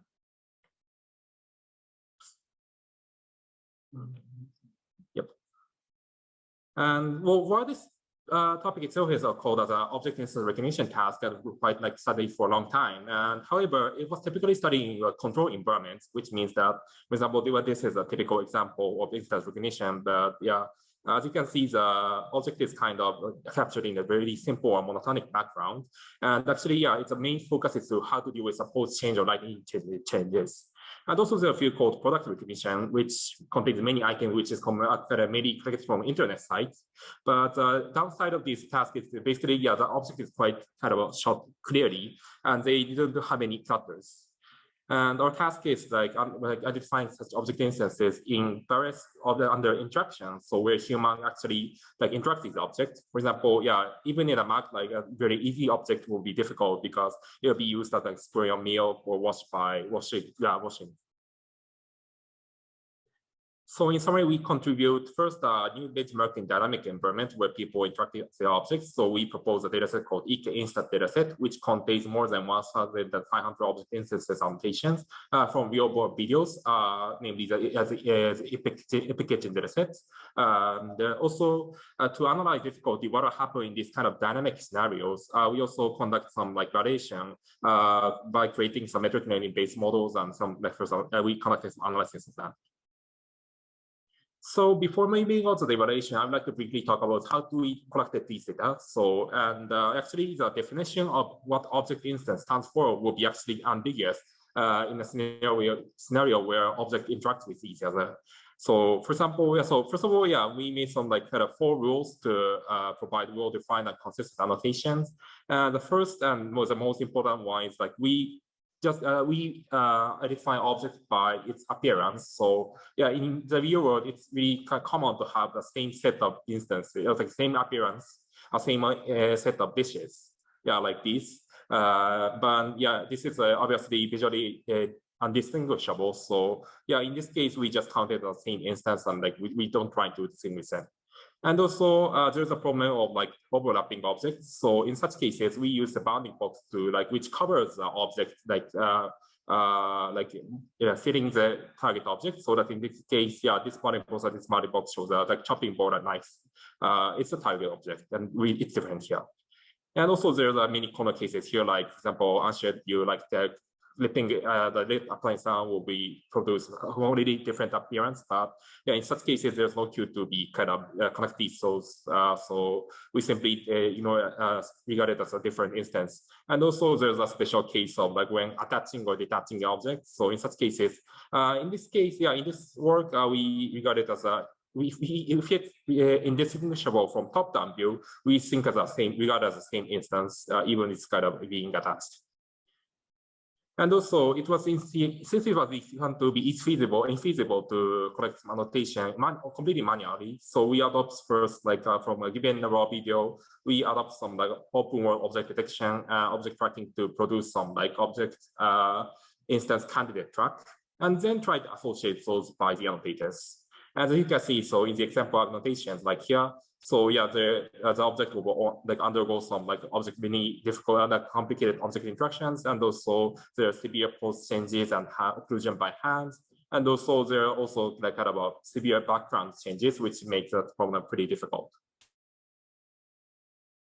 And this is the evaluation. So yeah, basically this is, we didn't propose a new method here, but yeah, we formulate this problem as a clustering of object image track by instance, because since we wanted to evaluate the performance on unknown and like identifying unknown object instances or unseen object instances. And we conducted 2 studies to extract unique difficulty in settings. So firstly is baseline evaluation based on the creating some metric learning based models. So namely, yeah, we construct a very big naive baseline on like given image track. We apply resonance 34 and take the mean fusion of them, and pass it to a single frequented layer, and kind of do a metric learning using the EK dataset, EK Instant dataset, and compare the performance by applying some like off-the-shelf clustering algorithm. And also, as a second study, we also conducted a cross dataset transfer, which transform a model trained by a single some dataset to another, and we compared with like all our product dataset which they came from internet, right? And also, these 2 datasets were actually manually kind of intentionally annotated dataset with various background, but very few, like small instances of 50 or 100. And like, this is a quick results. So yeah, first of all, the baseline evaluation. So yeah, I'll omit the video, but basically as using the end pair loss, which is kind of extension triplet loss, and the combination of hierarchical agglomerated clustering gave a best result. But actually, the ImageNet baseline, which uses the ImageNet pre-trained weights, still showed modest performance. Surprisingly, when the model was robust against pose operation or occlusion by hand, or even needs kind of a foreground changes. So yeah, it's showing that it's somewhat learnable if the appropriate data set is provided. And for the cross data transfer, yeah, we found that instant data set generates all kind of like internet images or some kind of various background data sets. Well, mostly beating the image in the baseline, except this instant data set. However, when using online product data set, got worse result even than the image in the baseline, which means that yeah, this data set is not kind of a good data set to learn such features, because, for example, in internet images, the background is also the same across same instances, which means that they can use the background to identify the instances. And also training by this instrument data set, which is a manually annotated data set, was also worse simply because the number of instances are quite small. And on the other hand, our data set contains kind of enough amount of data. And these are the failure cases here. Yeah, there was, of course, an intra-category confusion across like same opposite categories, but also, yeah, we found some interesting confusion between like completely different object categories, just looking too much focus on the low-level texture. And also, interestingly, yeah, we have some like interesting cases of like this is a container here, but yeah, it's actually pulled by the foreground foods, and yeah, this is actually a failure. And also, we had some confusion between like where to specify the target object, and yeah, this kind of things are discovered as unique challenges here. So in conclusion, yeah, we studied the problem of object instance identification in dynamic increments, and we propose a new data set called EK Instant dataset, and we'll share some like basic analysis on that. And there's three implications quickly. So yeah, basically the appearance object dynamically changes by interaction in the real world. So we should definitely study that aspect. And also both low level, high level features are important to kind of have, yeah, we need to distinguish this kind of confusing patterns. And also how to specify foreground objects is also the problem. So yeah, we are thinking of how to incorporate this kind of things. Thank you for listening.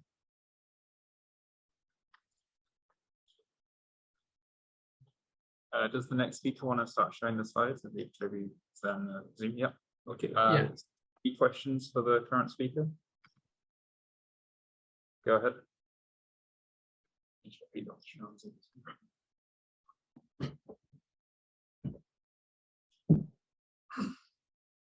you for the next presentation. I think for people-centric community.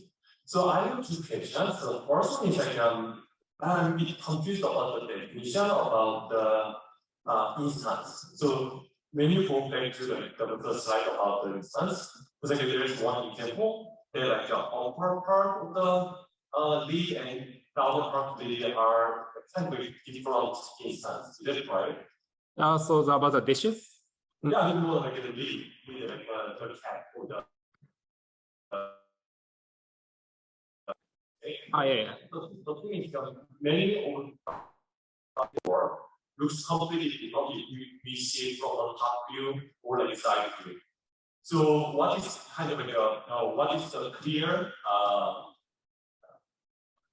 we can decide this is the same instance or like a different instance?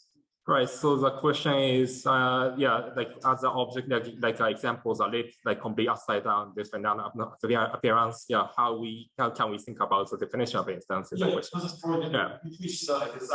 Okay. Yeah. Right. So let me try. Yeah, that's a quite difficult problem. So yeah, for example, to deal with the thing like lit upside down, completely different appearance. Yeah, maybe we might need to kind of observe like flipping the lids. And yeah, if you can track such object, yeah, we can kind of find okay, this is the same instance and so on. However, yeah, since this is still a little bit small scale rather than, of course, it's the largest one we have found, but still small scale. So yeah, we will definitely try to both scale up and also deal with such, let's say, difficult cases. Yeah, that's current my opinion. Great. And my second question is, this interesting data we can frequently see like hands over the object, species or cards or whatever. Then the good try to maybe when you train your model, maybe augment like hands, like floating hands somewhere in the images, so that maybe can boost your performance.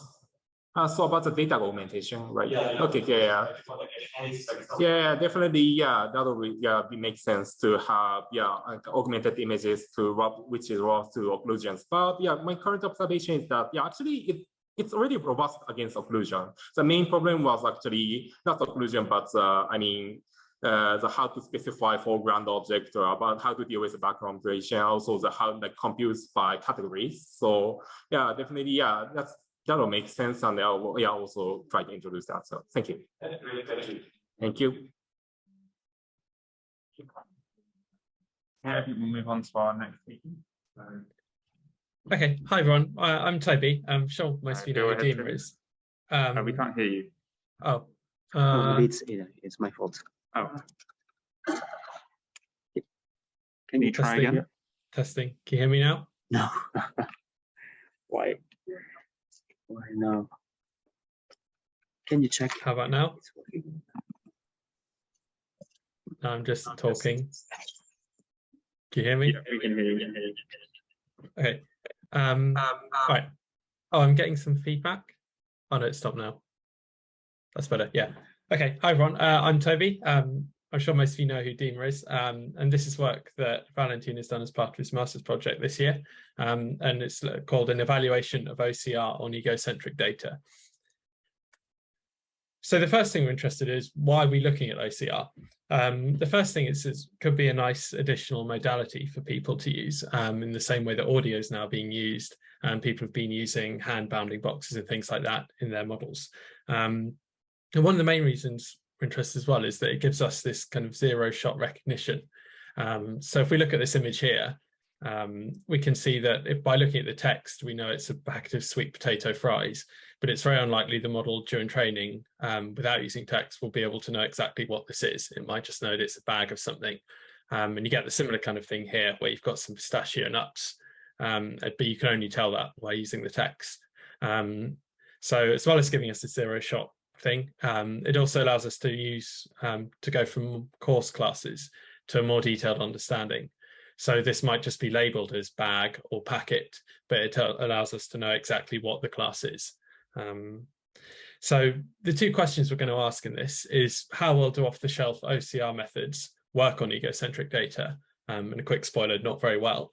And the other question is, can we identify any obvious problems, and can we do anything to fix that? And the answer is yes. So to start off with, we annotated a small subset of images from Epic Kitchens 100, and we then ran pre-trained models from the MMOCR toolbox. And we could get by with a small number of images because we're just doing evaluation, we're not retraining or anything.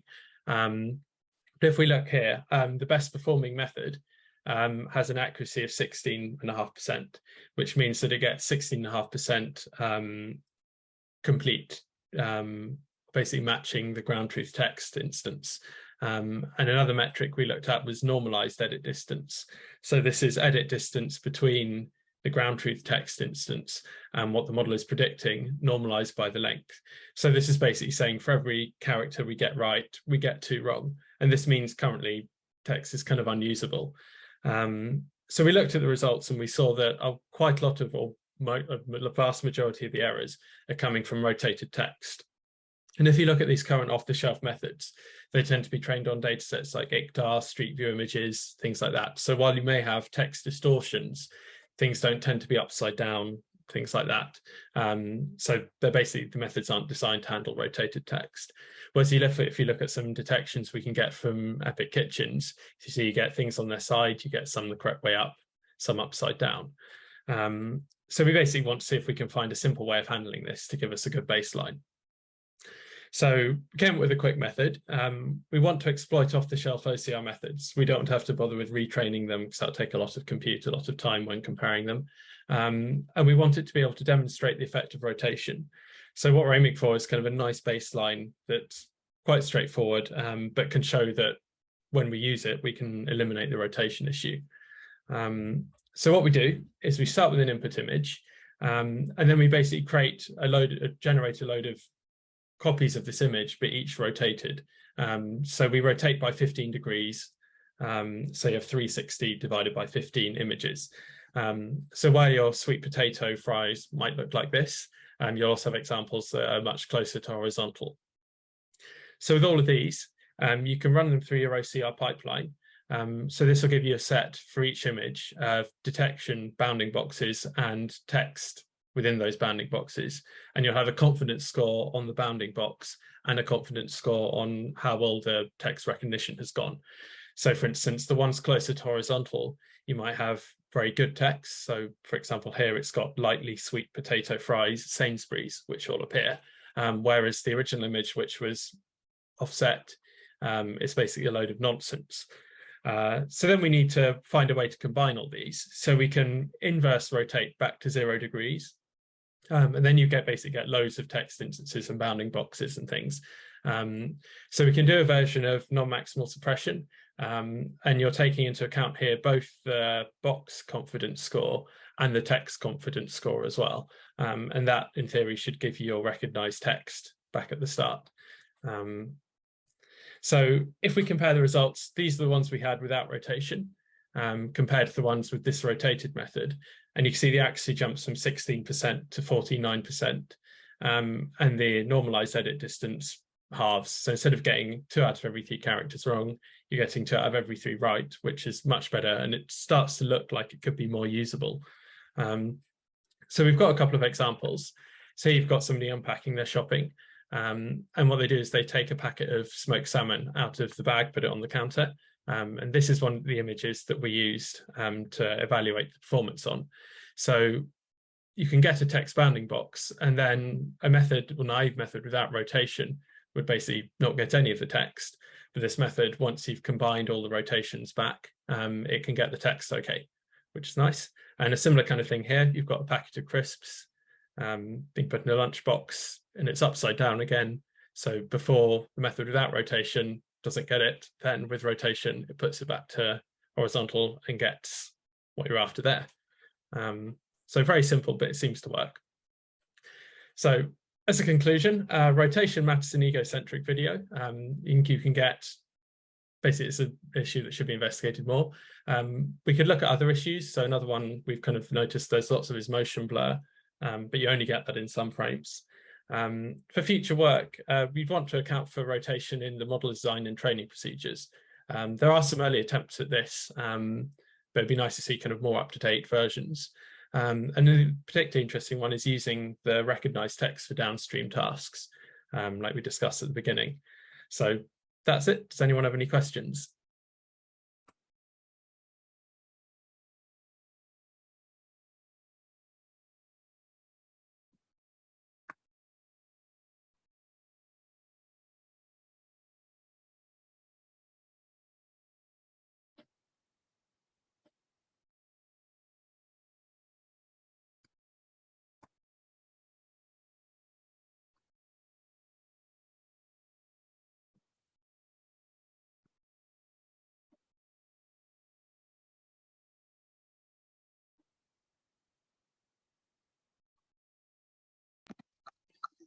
We didn't realize.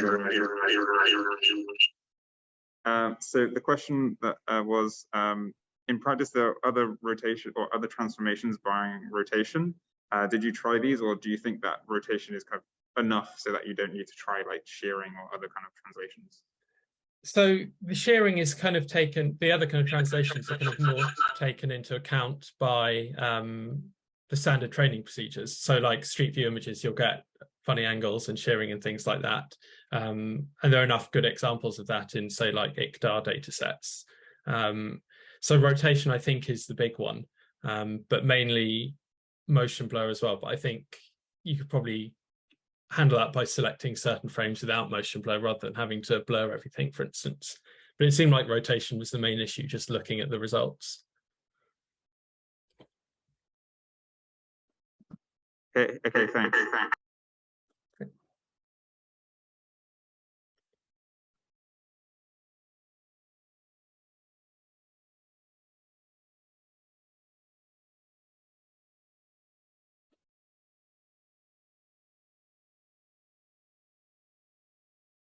Please.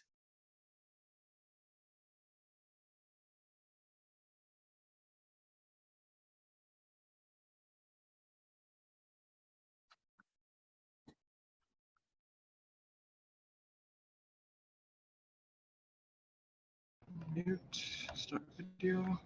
Oops. Whoops, I think I'm gonna, there we go. Share screen.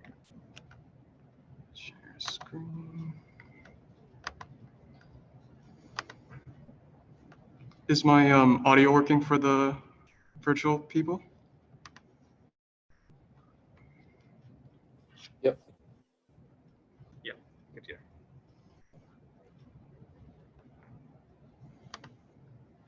All right. Oh, sorry, let me just take off this mask quick. Hi, everyone. My name is Jinman Park, and thank you for this opportunity to speak on our work on egocentric 3D pose estimation. Our work was collaborated between the Vision and Image Processing Lab at University of Waterloo and the Mobility and AI Lab at Nissan Motors. First, let's start to talk about what egocentric 3D pose estimation is, why that's important, and what are some challenges that comes with it. So unlike most of the views that we saw today, which was the head-mounted camera looking at what us humans are seeing, instead, this head-mounted camera is looking down at the subject's body. And the goal is we want to know the 3D coordinates of the 16 major joints in the subject's body. Now, being able to accurately estimate this is very important because it allows a lot of important practical applications such as medical training, architectural design, and even entertainment. However, there are some notable challenges that come with this task.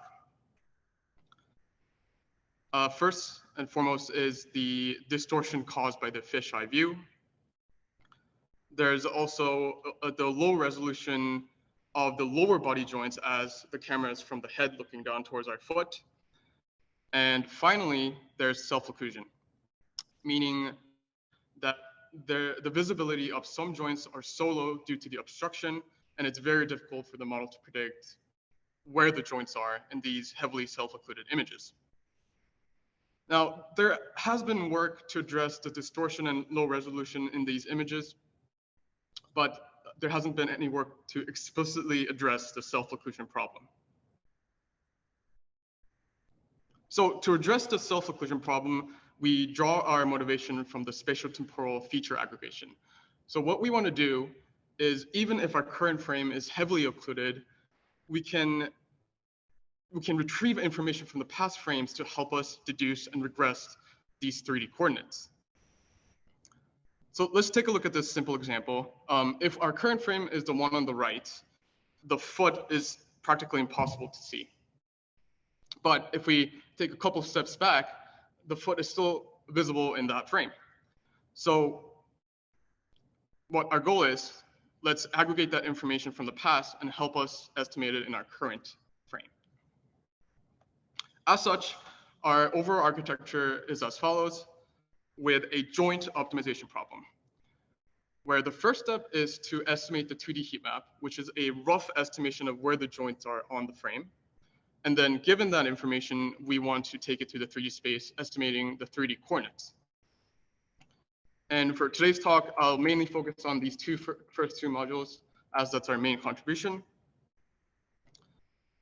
So given a sequence of images, we pass those through a weight-shared convolutional backbone, giving us a sequence of features, or feature maps. And then once we have that, we use what we call feature map tokens that we introduce in our work. Now, the goal of the feature map tokens builds on the concept of classification tokens, if you're familiar with transformers. The goal is to attend to these other features that's distributed spatially and temporally. And once we have the aggregated feature map tokens, we use deconvolution on them to predict an accurate 2D heat map. And comparing it to a state-of-the-art non-sequestration work, which was the paper XR Ego Pose, which is also the data set that they contributed that we're testing it on later. And their contribution is that they wanted to reconstruct the predicted heat map on the latent vector to account for the varying uncertainty in the 2D heat maps. Whereas our work is, let's just make the 2D heat maps very accurate, not having to worry about the varying uncertainty. Now let's take a look at the impact of our work. First is the quality results. We have our work outlined in green and the non-sequential state-of-the-art in red. You'll notice that we picked out specifically some of the heaviest occluded frames from the test set, and you'll notice that our work is a lot more accurate in terms of accuracy. And quantitatively, we use the mean per joint position error as our error metric, which is just an L2 norm of each joint, and then we take the average of that. And there's a lot of numbers on there, so I'm just going to outline the ones that you need to see. In the red is the state-of-the-art non-sequential model, about 58.2 millimeters overall, and our work reduces that error for about 30% down to 40 millimeters. And finally, let me show you a short clip of a video comparison. Again, ours is aligned in green and state-of-the-art non-sequential in red. And let me start the video. Oh, sorry, and gray would be the ground truth for both. Mainly, you'll notice two things, that our method is, of course, more accurate, but also there's a lot less jittering and stuttering in our predictions. You might sometimes also notice that there's a huge drastic movement, and that's because the motion adds when you're moving the head. So even if you're standing still and moving your head, it'll look like there's movement because our predictions are, of course, relative to the neck or the head. So in summary, our challenges of the egocentric view were distortion caused by the fisheye view, low resolution in the lower body joints, and finally self-occlusion, which was the main challenge that we wanted to address. And we addressed that challenge by proposing the spatial temporal transformers with feature map tokens, which led to about 30% improvement on the overall MPJPE, while also having a significant drop in number of trainable parameters. And that's all I have for you today. Thank you for your attention.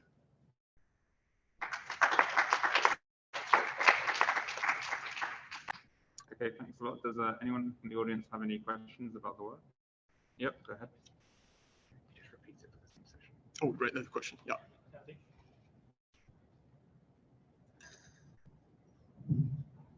Thank you for presenting a short, interesting topic.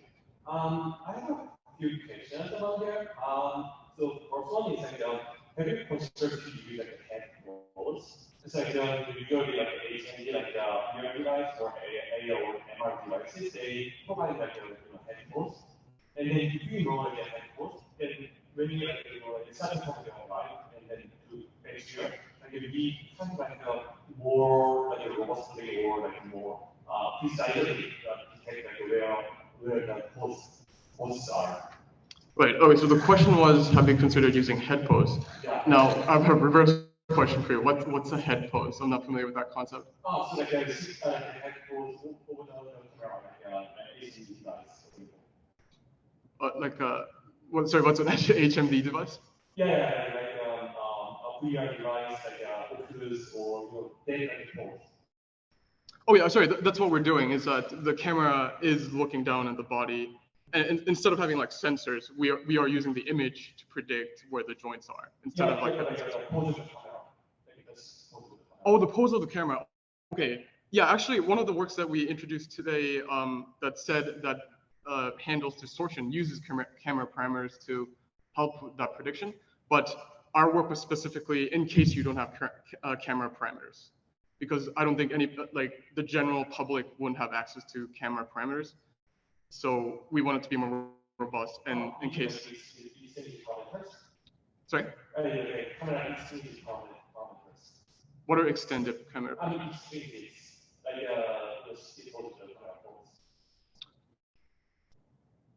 Okay, that's a good question. I'll have to look into that. Yeah, for the lens, if you search more, you can access like head pose and all the information. So I just wonder you can use that and maybe like boost your performance. Yeah, absolutely, for sure. Thank you. Yeah, the second question is I was going to say, maybe it might be best to take this offline because we're already running a bit late. So just to let everyone have some lunch. So. Okay. Well, thanks again, everyone, for the presentations. We'll now have our lunch break, so we'll be back at 1:30 local time, where we have a reveal you wouldn't want to miss and our second keynote of the day. So thanks again, and see you in about 40 minutes or so.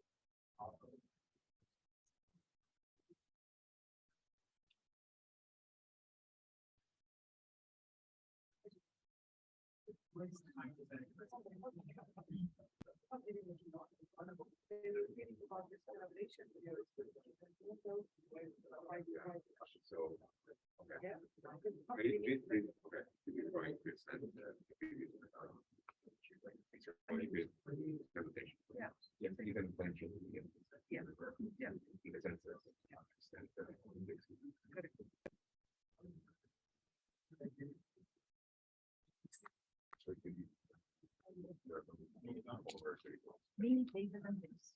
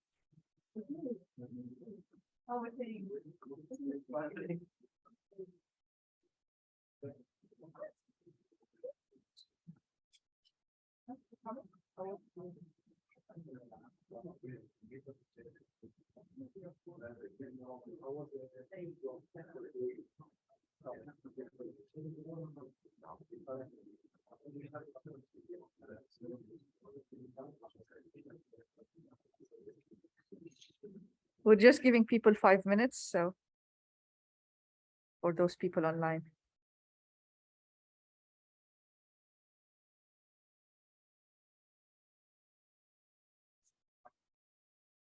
But what's your favorite quality before?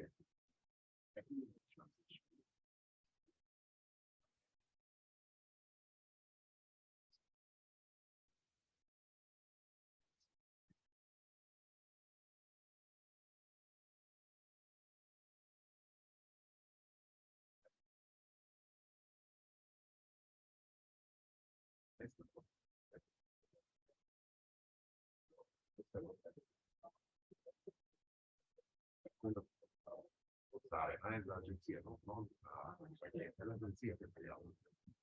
Quindi devo mettere di l'agenzia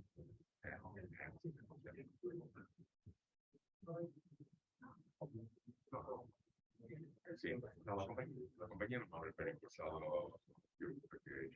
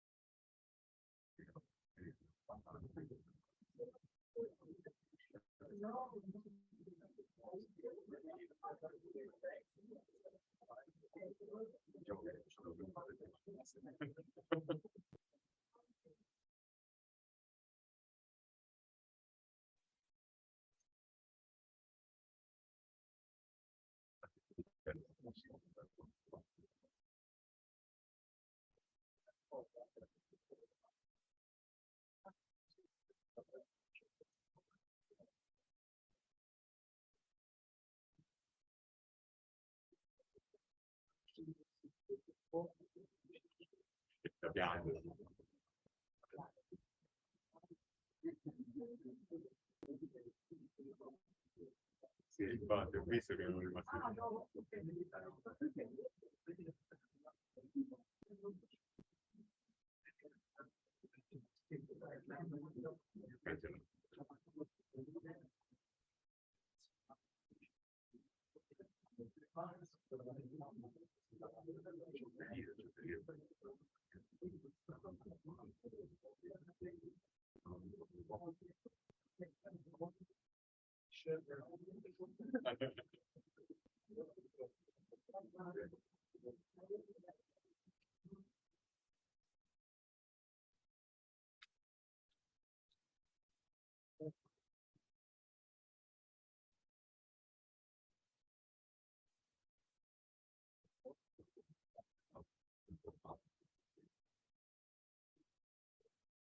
What did you say? Okay.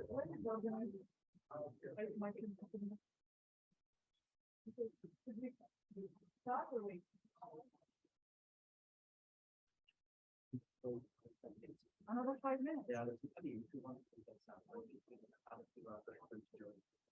think it's being recorded.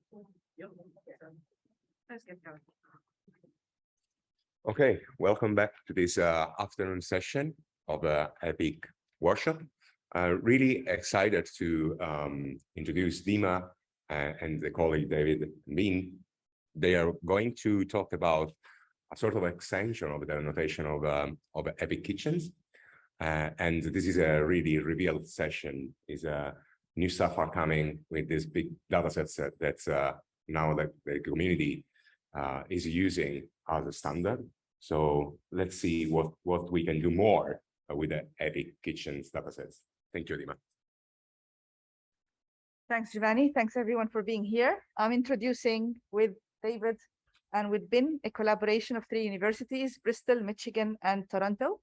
We've been working on this project for a couple of years, so I'm actually quite excited and emotional a little bit to be able to present it to you and hopefully get feedback.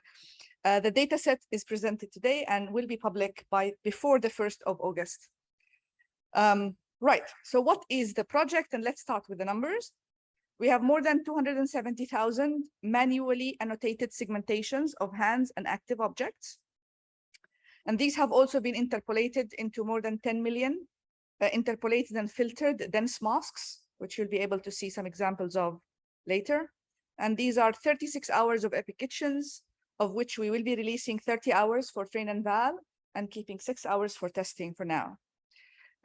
Of these, if you work in video object segmentation, so we're talking about datasets like Davis, YouTube Boss, etc., we will be releasing a little bit shorter, 12-second on average sequences, 7,800 temporally consistent sequences, particularly for video object segmentation. So let's get an example of what we've annotated. This is one image of EPIC kitchens, annotated based as part of the VISOR annotations and benchmark, and I'll take you through exactly what we have. So you can see that we clearly have the link between a semantic label, particularly for the hands, the left hand and the right hand, semantically annotated. For every other object, we have the semantic name, hob, saucepan. We even have things during transformation, like the spice being added, the spice container. You can see the spoon, which is currently partly occluded, the soup, and the container lid.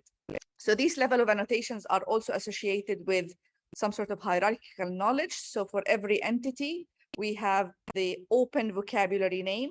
We have a closed vocabulary class, so from saucepan to say pan, as well as a macro class or category like cookware, and that exists for every entity we have in the dataset. Because we're building on EPIC kitchens, we by default have the action associated with every class. So that is coming out of the EPIC kitchens annotation. So with the annotated image, we have the action label. We also have, and David will talk more about that, we have the knowledge of what is the hand doing, whether the hand is in contact and which entity is it in contact with in the single individual image. So again, we also have additional annotations that might be useful to people doing segmentation, because as you can see, we haven't annotated the full extent of it's not every pixel in the image. We focus on what we call active objects, but we provide flags of whether the entity has been exhaustively annotated, like all spoons in the image, or there are other spoons that are non-exhaustive in that particular image.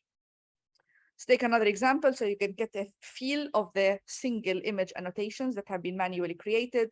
Again, this wasn't easy to collect, particularly in this example, understanding that the left hand is in fact in contact with the knife while the right hand is in contact with the sponge. There are a lot of details that hopefully researchers will find interesting in the data set. Because this is collected from Epic Kitchens, we have all sorts of naturally collected interactions. You can see examples of people picking stuff from up there, as well as dealing with all sorts of tools and hand objects. Okay, so this is the single image, but we also have the temporally consistent knowledge. So this is a short sequence. You can see the legend again, which we now know how it works, but you can see the same action being temporally consistently tracked as while the person is actually taking the action, in this case, adding cheese. It's always confusing when you see because we've colored stuff up. So this is in fact cheese, and you can see the cheese being added to the pan. Not only we have these temporally consistent short sequences, we have Epic Kitchens, we have untrimmed long videos. So you'll be able to see the same thing over long and long minutes. It's the length of the video. So in this case, you see the person preparing flour. So we start with a pan, we start with an actual flour being added to the pan. And I am coloring the timeline with what we call the state of the object. So you can see in the first stage, you have the flour being added, then salt, then yeast, etc.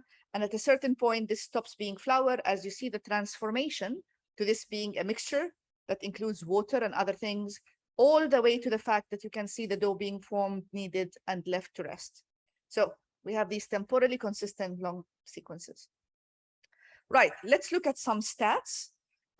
VISOR compared to its predecessors in video object segmentations, and we want to highlight that this is really not, it has more masks and more minutes, but what it also offers is this long temporal knowledge of objects being transformed, which don't exist in data sets like Davis or even UVO, which have been collected from kinetics. We also have these total minutes that we've annotated, an average length of sequence, and I put a mark here because the average length of the video is 12 minutes, but we have these sequences that I'll explain a little bit later that make it directly comparable to Davis and YouTube VOS. We also have the comparison between pixel level annotations. We will be releasing the largest number of masks manually annotated. We have on average 5.3 masks per image, a little bit less than UVO, but critically what we have is all this combination to actions, action classes, and entities. So there hasn't been a data set that not only has all these, but is also associated with actions, with action classes, and with entity classes. So what have we done? This is what we started with, Epic Kitchens, which I'm hoping many of you are already familiar with. What we have is a timeline, we have start and end time of actions, and we have images associated with these actions. So the first question we had to ask is, what exactly are we planning to segment? What frames and what entities? And we started with asking what entities. So we looked at the narrations and extracted a set of automatic things from the label. So if you're sharpening knife, hopefully you need to extract the knife. All this exercise is to give us the list of things that we plan to actually annotate. This wasn't enough because if you have like stir food in pan, clearly there are other things like the spoon that is involved, but that's not part of the narration. So a large amount of the exercise was finding first some rule-based obvious things. If you're washing, probably there is a tap and sink. And all of these are the list of entities we asked the annotators. It's an over-complete list. We asked the annotators to again go and segment.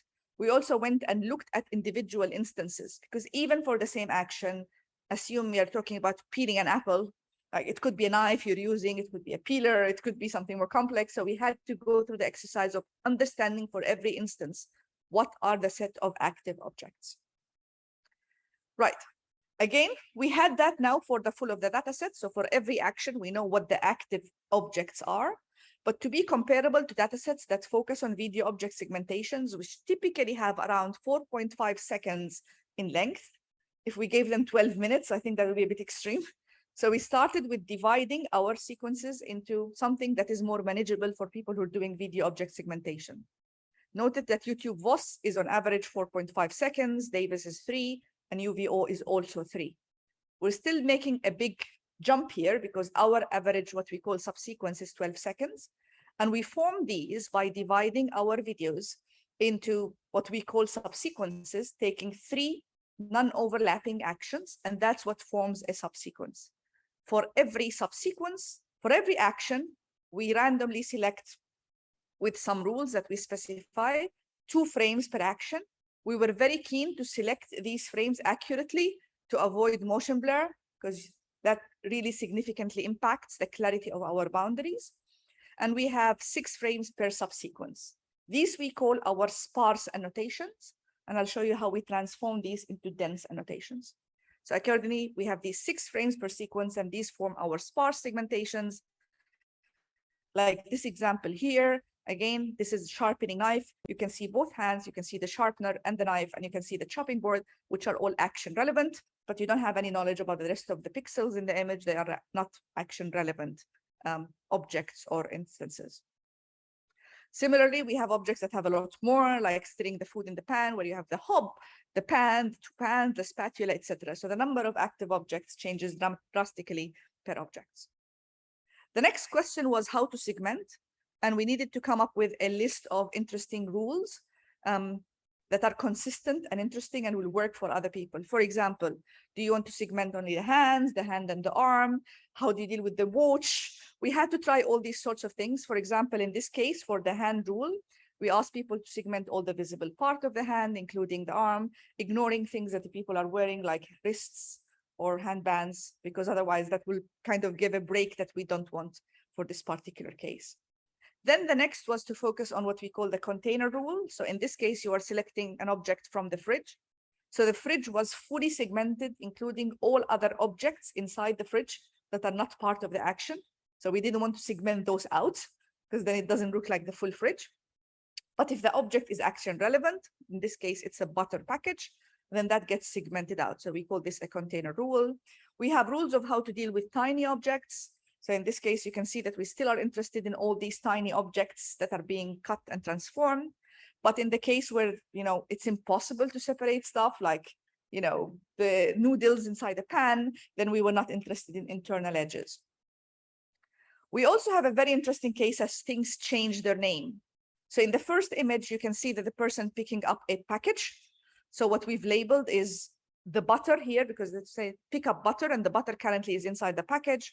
But as the package gets opened, that you can see the semantics changing, right? What's inside now is the actual butter, and what you've labeled is now transforming into purely a package.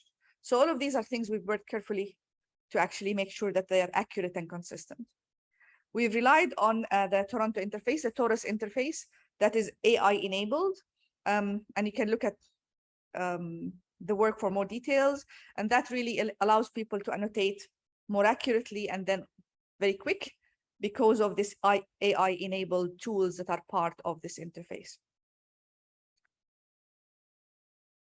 Right. We also in the paper, which will be available shortly, we compared the annotator agreements, making sure that they're consistent based on our rules. Similar to Epic Kitchens, this is long-tailed. So the y-axis of masks that we make available is log-scaled. You have a lot more of certain things than others.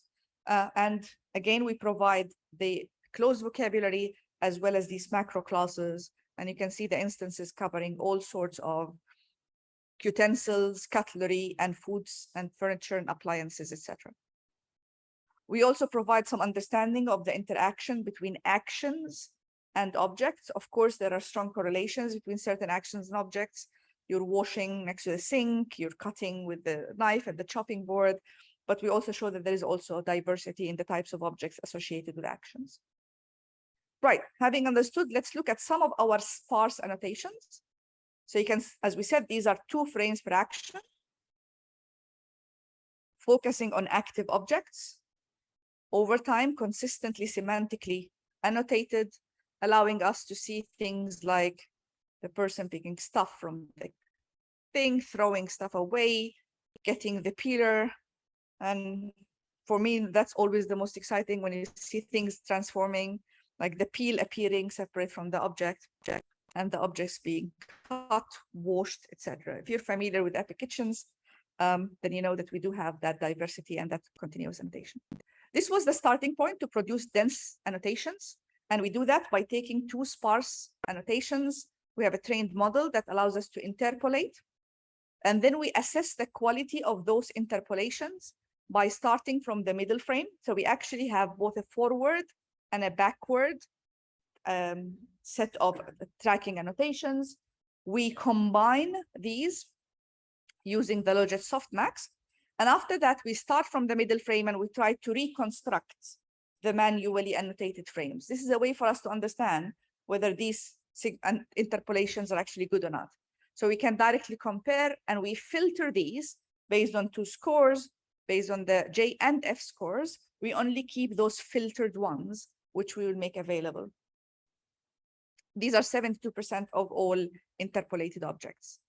I'll show you now from the sparse, moving into the dense, what we can achieve with VISOR. So these are things that I think people like me who have been doing action recognition for a while, I get super excited when I see this level of annotations, because I don't think we had anything comparable. But you can see the exact transformations of objects out of these dense annotations, and they were really possible because not only we have the sparse, but because of the way we sampled the videos into actions. I'll leave you with a few of these.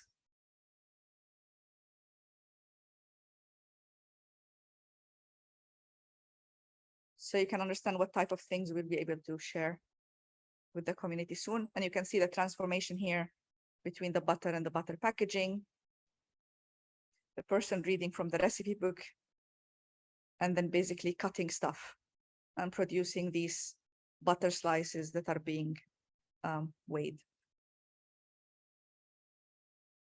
Remember, all of these are associated with action labels that we're not plotting here, but we know what the person is doing. Let's see another example.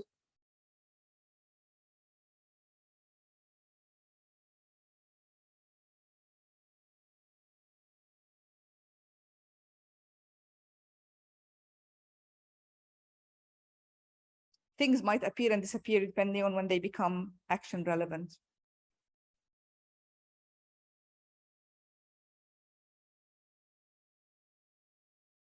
Right, moving from the VISOR annotations to 3 challenges that we're going to open, similar to your familiar approach of how we open challenges with Epic.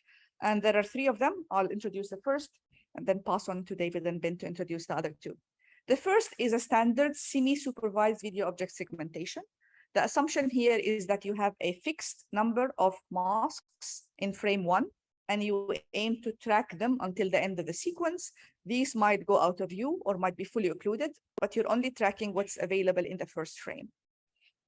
And in this case, there are interesting challenges. So we have in our validation and test set some unseen kitchens, and we have on average 5 objects per sequence. And these vary in length. As we said, the number of, generally they vary between being 1 object to up to 13 objects. Some of the results that showcase how this dataset compares to other video object segmentation or image object segmentation. If you're training on COCO, you're doing fairly okay on large objects, but quite terribly on small objects. If you train on YouTube, VOS, and Davis, then again, you can see the gap between VISOR annotations and what has been available, particularly as objects change transformation. I'll hand over to David, who's going to talk about hand object segmentations. Thanks, Dima. So the goal of the hand object segmentation challenge is to characterize what hands are doing. And so by that, I mean, we want to be able to detect and segment the hands as well as handheld objects, and also recognize the side of the object, the side of the hand, left versus right, contact, whether it's in contact with the scene or not, as well as which object. And if you've seen this before and you use some of our earlier systems, this is, you might recognize this as we're not trying to name the object, but we're simply trying to put a mask on the object. All right, sounds better? Cool. All right. So we're trying to put a mask around the object, basically indicate, no matter what its name is, just generically what the object is. So it's the object that's in contact. And I think Epic Kitchens is a great place to be doing understanding hands in contact with objects, because in Epic Kitchens, hands are doing lots of exciting stuff. And so if you look at what they're doing, if you have a sort of a histogram of stuff, about 40% of our data consists of 2 hands engaged in interaction with two different objects. And so this coordination. About 30% is one hand just off by itself doing something. And excitingly, about 20% of the data are two hands coordinating to do something. And so there's tons and tons of contact in the scene. And the sort of what's left of the data set is primarily like scenes where only one hand is an interaction. And the amount of data where nothing's going on is actually quite small. So Epic Kitchens is a very busy place for hands, which is quite exciting. And as Dima said, it's also an exciting place where there's a very long tail. And it's also connected with the Epic Kitchens, the existing Epic Kitchens labels, as well as semantics. So for example, we know that knives are extremely common in the kitchen and people use knives a lot. So large fractions of the data happen to be people use knives. This is great. You have this example where you have tons and tons of samples of the same object being used in lots of different ways. And so here are some examples of the knives, and these are actually prediction system, and I'll show you a video a little bit later on. And you can see this is actually quite nice. There's also, though, a long tail of objects. And so there are lots and lots of objects that you touch once or twice a week at most, maybe once a month, and you know exactly what it is. And so there's this tremendous long tail of objects that you have to recognize, things like foil rolls, this plastic ring, this is really, really tiny and small, and yet the person is holding this. And so there's this long tail of objects that makes this challenge quite difficult. And so we have some challenges and some baselines. And the baseline is very similar to our 100 Days of Hands object detection system. And the idea here is we have point rend to do instance segmentation. And we have additional detection heads that help it recognize the hand side and the hand state, as well as an association between the hand and the handheld object. And so it's basically an object detection system. This is a baseline. And it does fairly well, but there's lots of room to improve. And so I'm looking forward to people coming up with new innovative ways to improve on this data. And the other task that we have is active object segmentation, or can you recognize the active objects that people are interacting with? And so for example, this part of the recipe, the person isn't, for example, interacting with the salt on the left. And so this is just simply recognizing and segmenting the objects that have been labeled in our data set. So this might be useful, for example, for intelligent assistance. So this is quite a bit of a challenge. Let me just briefly show you a video, and these are predictions of our system.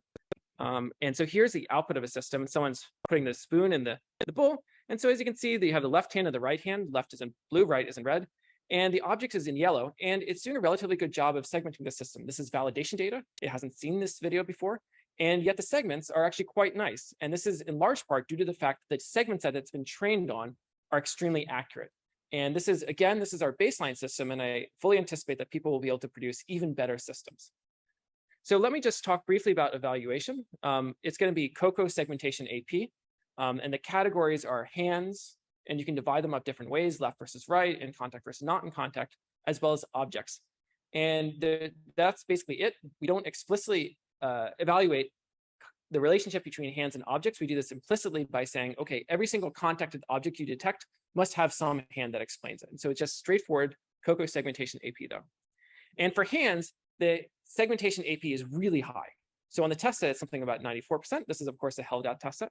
So on the validation set, you'd hit something like 90%, which is really, really accurate. If you also required to get the hand side correct, it drops a little bit to like 86, but this is still extremely high. Now, what's exciting is all of a sudden contact is quite a bit more difficult. So the AP there is down to about in the 70s. And so getting the hand contact state right is very hard. And so this is exciting. And so there's lots of great room for improvement. And if you look at segmenting the objects, it's even quite a bit harder. And so the exciting thing is that about 33% is right in the sweet spot where if you want to use our data, there's lots of great things you can do with it. This is very useful.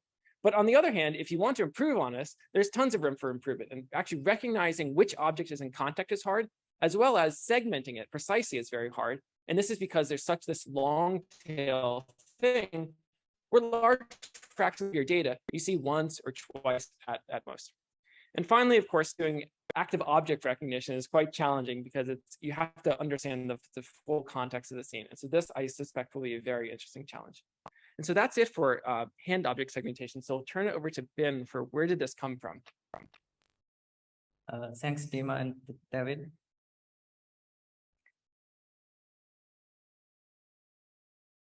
Sorry.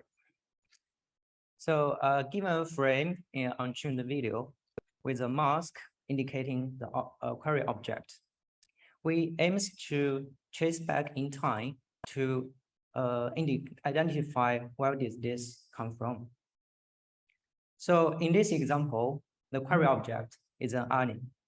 So based on our common sense, the onion may come from the fridge, may come from the cupboard, or even from the bag. So we can see a reverse video to find out the answer.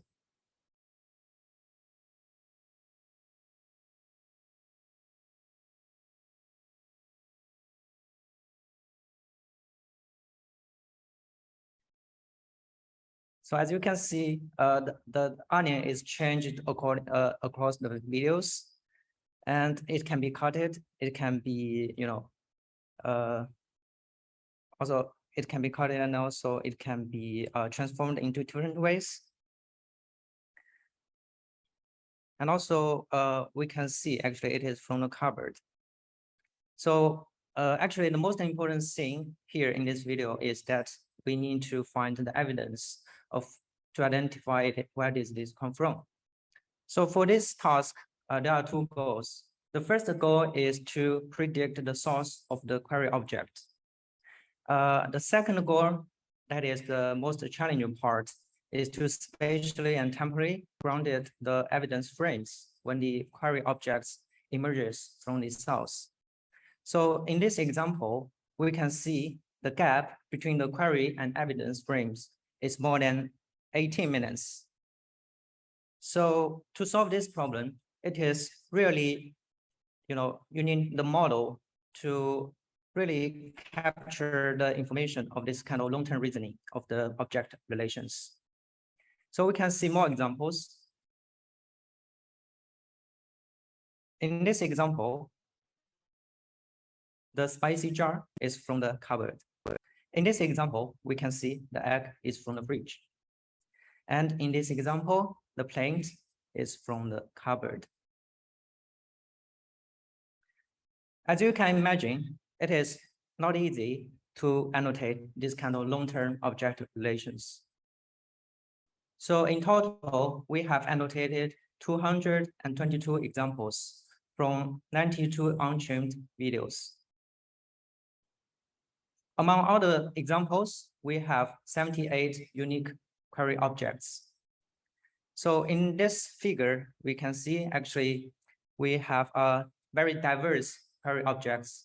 Let's say for the oil, we have 7 examples. For the milk, we have 8 examples. And also for the trackability, we used 15 sources that shows the query object emerges from. So here we show the distributions of the source classes. As you can see, the fridge and the cupboard occupy a large portion of the sources. Well, maybe for this kind of package or box, it's less common in these annotations. And also we show the gap between the query and evidence frames. You can see actually many gaps are lying within 2 minutes, but also we have roughly 20% of the data are longer than 10 minutes.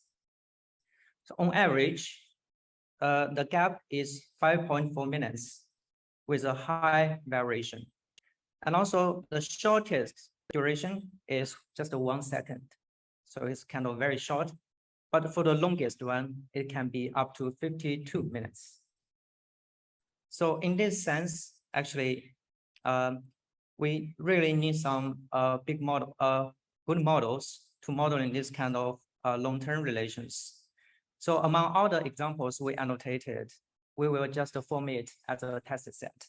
So we really encourage self-supervised method to address this task. Where does this come from? Thank you. So I will hand over to Dima. Thank you very much.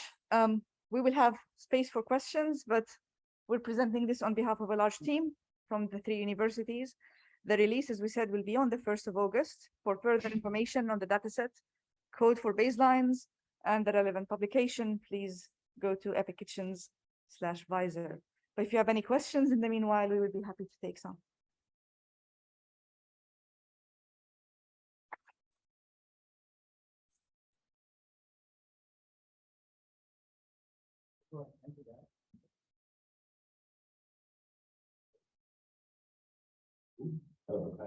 Yeah, first of all, That's it. I wanted to thank you. It's really great work, and I'm gonna can't wait to get my data. Super exciting. A lot of questions. Actually, one thing in Japan most. You said that you change the notation of the object when it changes state, right? When it mixes with flour. Yes. So how do you define when to do it? Yes. Like all the opposites, right? How do you define it? Yes. One of the interesting aspects, I'll just bring my plug to while I talk.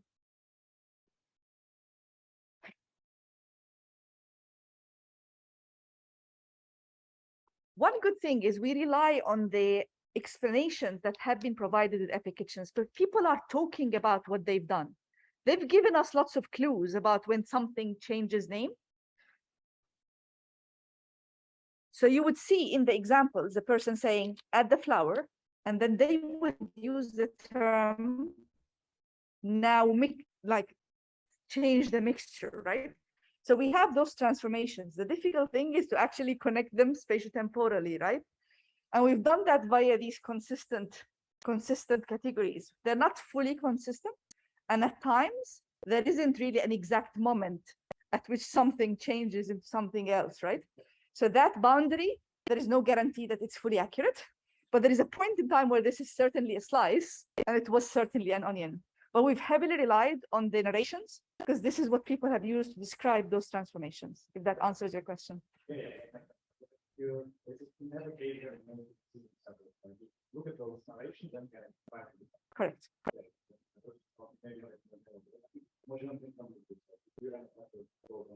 It's when people basically start calling something else, basically. Yeah. You're welcome. This is for you can really solve the problem of the interaction without estimating the volume of the there are a lot of false positives because of the perspective and of the dealing mechanics. Yeah, I think this is something I'm very interested in as well, which is what can you actually get? How far can you go from just an image, and how far can you go just based on 2D stuff? And I think the answer is, based on what the humans are able to label, maybe humans are able to do it okay, but they might be using a 3D model inside to figure out this is not a plausible one, this is a plausible one. I think what will be very exciting is there are lots and lots of these really challenging situations in Epic Kitchens compared to, say, holding larger objects. So I think this might be an area where like 3D type stuff might shine, because you might have to explicitly reason, okay, I can see the hand, I can see part of the object, and there must be some object which generates these small number of pixels, and maybe the pixels by themselves are not distinct, but based on the hand shape and based on what the person is doing, what the object should be. So I think this will be very exciting to see.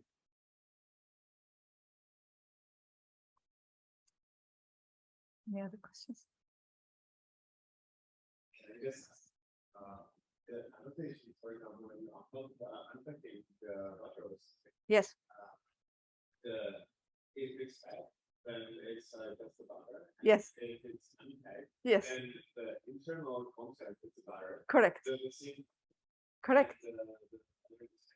Correct. So it's what would require some context, like temporal context. Correct. Like understanding the fact that the butter, the butter is butter. Correct. It's just the package kind of that can be the same shape without the butter is self-packaged. Absolutely. And I can give you like loads of those examples. What you pick out of the fridge is called milk until you open it and pour something from it, and then it becomes a bottle, and what comes out of it is the actual milk. It's mad. Yes.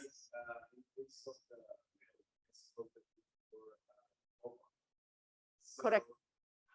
When does for example, in case of the butter, it seems kind of natural, or then the boundary is kind of probably much better defined. Correct. But in case of the milk, if you pour it, and there is half of the bottle is still full, how do you take that, or what? Yeah. So we have specific rules for transparency and non-transparency, whether we can see still what's inside or we can't. But at certain points, we're focusing on the role of the object in the action, rather than, so we basically are relying on what you call something, right? But yes, things are changing really shape. One of my favorite examples is the egg and the eggshell, right? So you pick something from the fridge, it's called an egg. Everybody's happy with it being called egg. And then once you break it, that is no longer an egg. What comes out of it is the egg. And what's in your hand is now called shell. There is a lot. Kitchens introduces lots of complexity. At the moment, we're giving you exactly the name you would call something at every point in time. And the links are really interesting to build for people. I think there was a final question or? Yeah.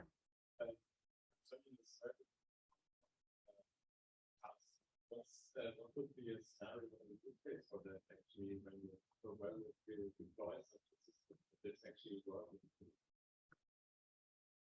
What do you mean by a system? Yeah, so you propose a task and then if someone actually would solve the task with a very high confidence, where would you deploy such a system or what would be the use case for that? I don't think we're targeting systems. I think we believe if a model is capable of answering that question, it has a very good spatial-temporal reasoning as a model, right?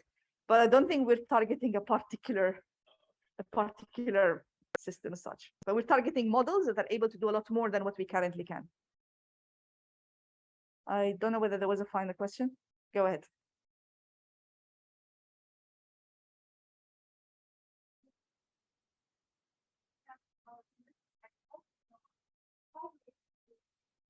Yes. Yes. Yeah, this was a very interesting question. Yeah. Yeah.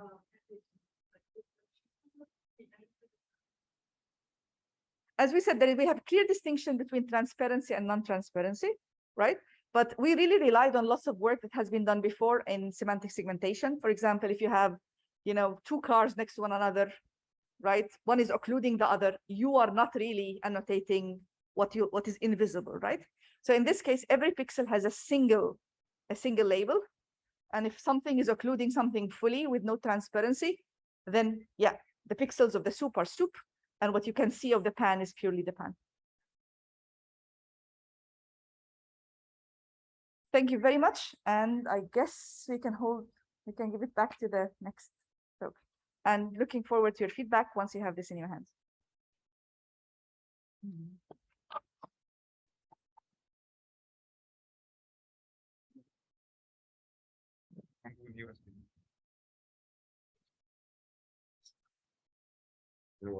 We are setting now.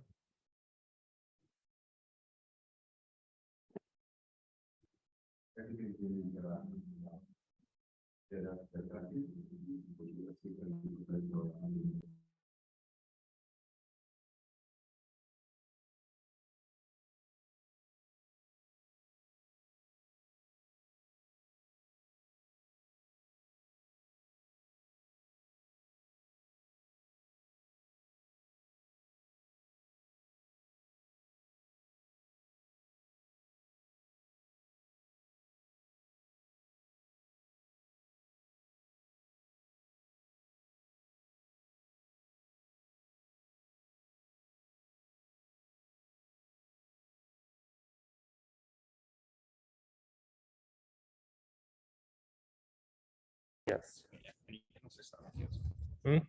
Start the video as well, maybe. Right. Thank you.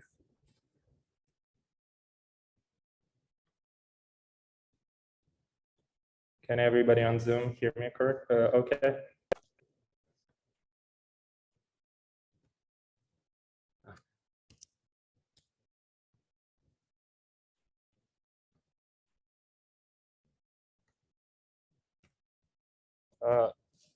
Is it okay on Zoom?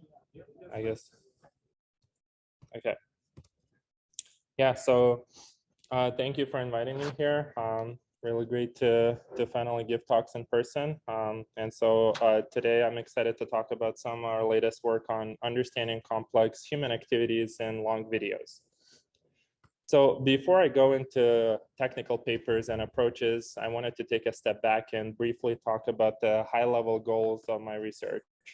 So essentially, the ultimate goal of my work is to build computer vision models for understanding human behavior.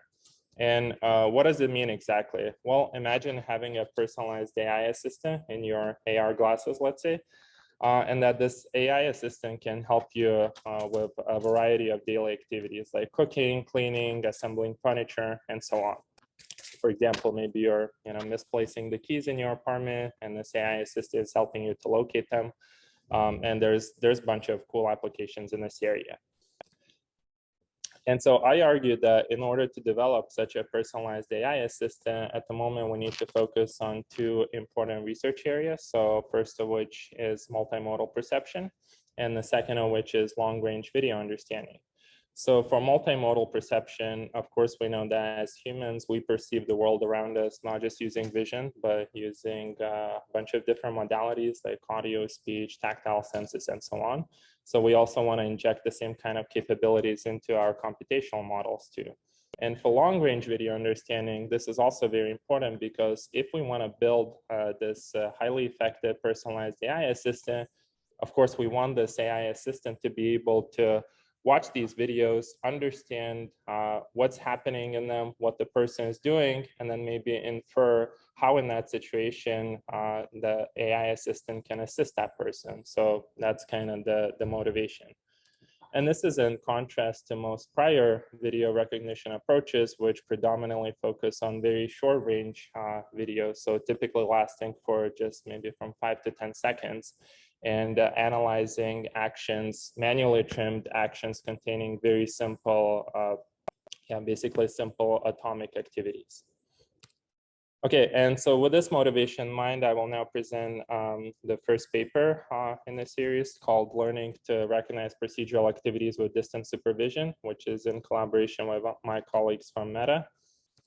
And so to start, to motivate this paper, let's imagine the following example. So let's assume it's Friday night. Maybe you're watching some Gordon Ramsay's cooking videos, and suddenly you get inspired to make one of his favorite dishes, such as beef Wellington.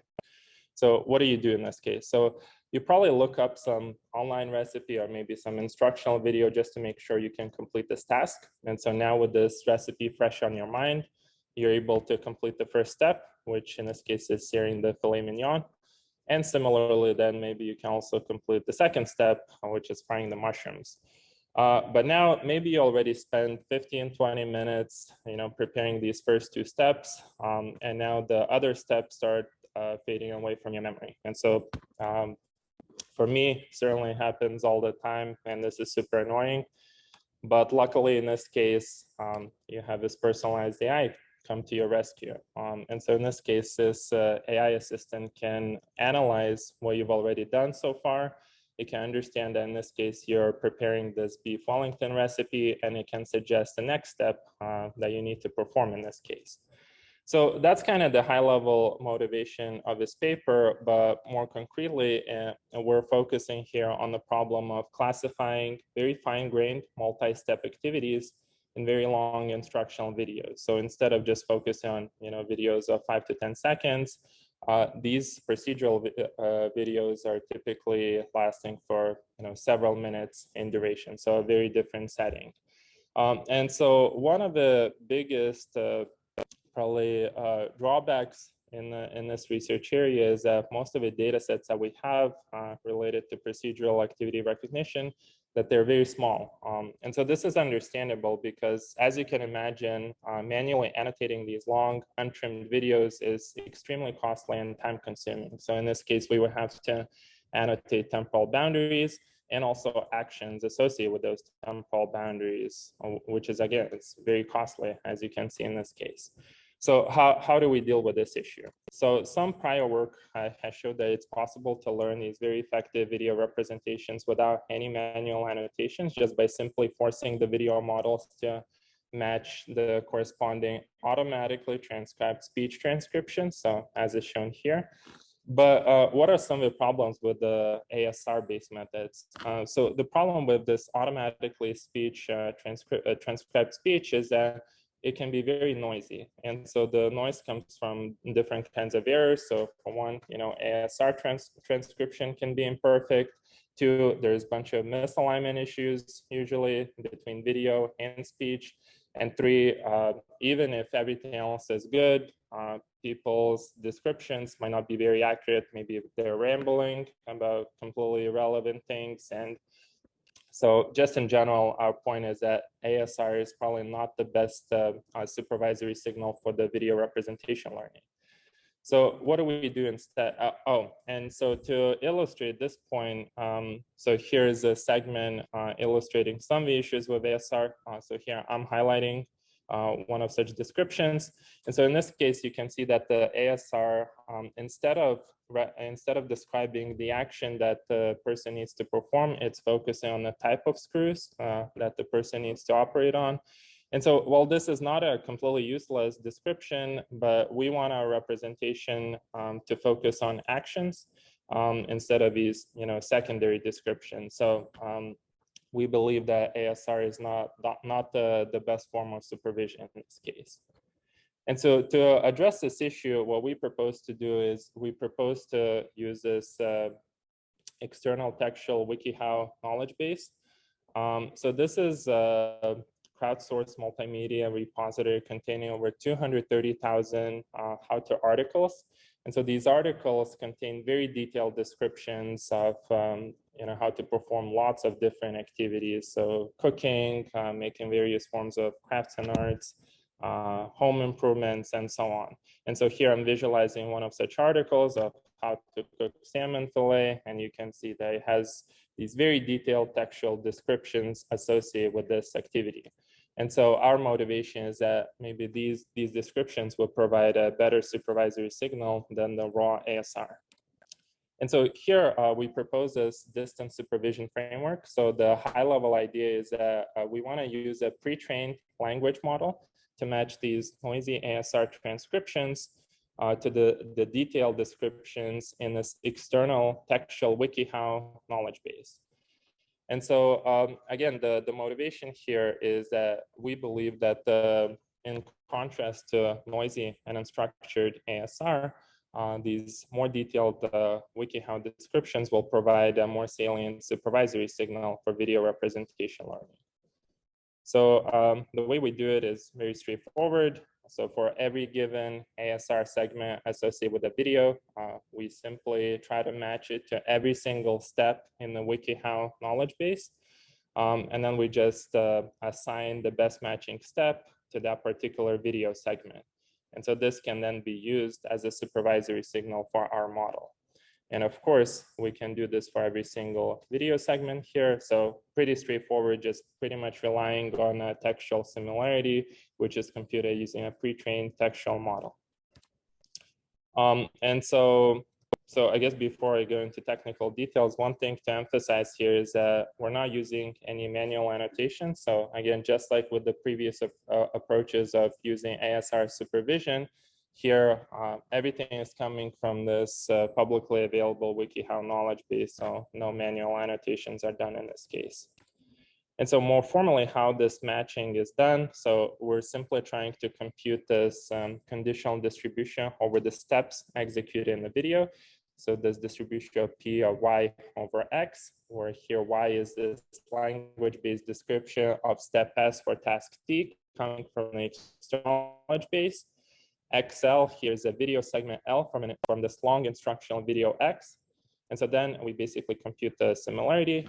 So here AL is ASR associated with the same video segment L, and Y again is the language-based description of step S for task T. And so here S is this the textual similarity that we use, which in this case is just simply a normalized dot product. So nothing really fancy here. And then to obtain a proper probabilistic distribution, we can normalize over all similarities, basically with respect to all step descriptions for all tasks. And this allows us to obtain this target distribution P. And so once we have that, we can then optimize our video model. So in this case, basically our video model in this case is denoted as FC. So we feed our video model, we process the video, we obtain a target distribution FC, and we basically use KL divergence loss to try to match it to the target distribution P. So that's kind of the simple idea that we use, but it turns out that it's quite effective. And so experimentally, the setup is as follows. So we do the pre-training on the large scale how to 100 million data set. So many of you are probably familiar with it. It's a large scale instructional data set containing more than 100 million videos, illustrating people performing a bunch of different activities, like cooking, making a bunch of improvements to home, repairing cars, doing all sorts of arts and crafts. So many different activities, more than 23,000 types of activities. And then once the pre-training is done, we do the evaluation on smaller, manually labeled procedural activity recognition data sets, so namely Coin, Breakfast, and Epic Kitchens. So Coin and Breakfast, they're these long procedural activity recognition data sets. Coin contains about 11,000 videos spanning 180 procedural activities. Breakfast is slightly smaller. It's about 2,000 videos spanning 10 complex recipes. And then Epic Kitchens, this is a large-scale egocentric video data set containing 100 hours of videos of people performing actions in the kitchens. And so now the first experiment that we conduct is just basically trying to compare different forms of supervision. And we do this on a Coin procedural activity classification task. So here, our method is denoted by this purple bar. So this is our distance supervision framework.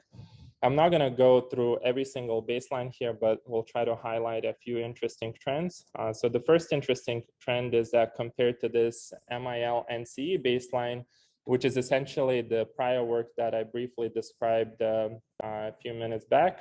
So we just try to force the video representation to match the corresponding ASR. So we can see that compared to this prior work, our distance supervision framework is much more effective. So we get more than 3% boost compared to this prior work. And then even compared to the fully supervised kinetics pre-trained baseline, which is depicted by this red bar, we can see that our model outperforms the fully supervised baseline by more than 2%, indicating the effectiveness of its supervision coming from the external textual knowledge base. And then we also compare our method on 4 downstream recognition tasks, so namely step classification on Coin, task classification on Breakfast, step forecasting on Coin, and egocentric video classification on Epic Kitchens. And so here we show that, especially on the first 3 tasks, we easily beat state of the art. Yeah, and so again, kind of showing that our model generalizes quite well to a lot of these procedural activity recognition data sets. And even on this challenging Epic Kitchens data set, we see that we don't get the best performance, but we get pretty competitive numbers. And again, considering the fact that we never pre-train on purely egocentric video data, I think this shows that the generalization of our framework is pretty solid. Yeah, so the main take-home message here is that the distance supervision framework that we provide, so essentially using this external textual WikiHow knowledge base, allows us to learn a very strong visual representation that generalizes on a wide array of procedural activity recognition tasks. So I'll leave questions to the end, and then I'll continue with the second paper. And so in this case, this is called Eclipse. For efficient long-range video retrieval using sight and sound. So this is a collaboration with my UNC colleagues. So in this case, the problem that we're focusing on is a long-range text-to-video retrieval. So given a textual query describing a several-minute-long video, our goal is to retrieve the correct video. And again, the motivation here connects to the same personalized AI assistant idea. Again, if we're sticking with this Beef Wellington example, if you forget one of the steps, it would be great to be able to just issue a verbal query and try to retrieve maybe a relevant several-minute-long video segment that would inform you what to do next. So that's kind of the motivation. And again, the prior work is not really applicable in this setting because most of it focuses on very short range videos, so typically lasting from 5 to 15 seconds in length. So you can't really apply these methods very successfully on these long videos lasting for at least several minutes. And so another prior work that I wanted to mention here, because we're going to be relying on it a lot, is CLIP. So as most of you are probably familiar with, CLIP is one of the most widely adopted vision language methods nowadays. And because of its strong pre-training and very good generalization ability, one of our goals in this work is to reuse CLIP. And so the key challenge is that, of course, CLIP is only trained on image data. And in this case, we need to extend it not only just to videos, but to actually very long videos. So that's a challenge that we're going to be trying to address in this work as well. So the motivation for this paper is quite simple. So our key observation is that while videos are, they're very rich in the information they store, but can also be very expensive to process, especially if we consider very long videos consisting of maybe hundreds of frames. And they're also extremely redundant. So if we look at the neighboring frames, typically we don't see a lot of visual change in there. So costly and redundant. And audio, in contrast, has very different and I would say complementary characteristics to video. So in contrast, audio is quite compact, and it also, as demonstrated by prior work, audio can be used to recognize objects, actions, complex activities, scenes, many other things. So even though it's compact, it can accurately capture lots of visual content as well. And so it's also much cheaper to process than the video. And so that's kind of our motivation. We want to leverage these complementary characteristics between video and audio.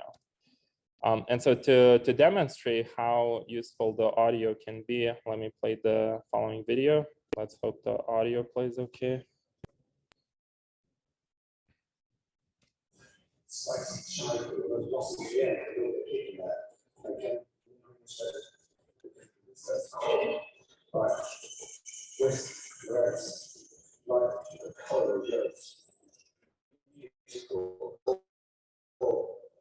So you can basically see that in this video, Gordon Ramsay is again preparing some recipe.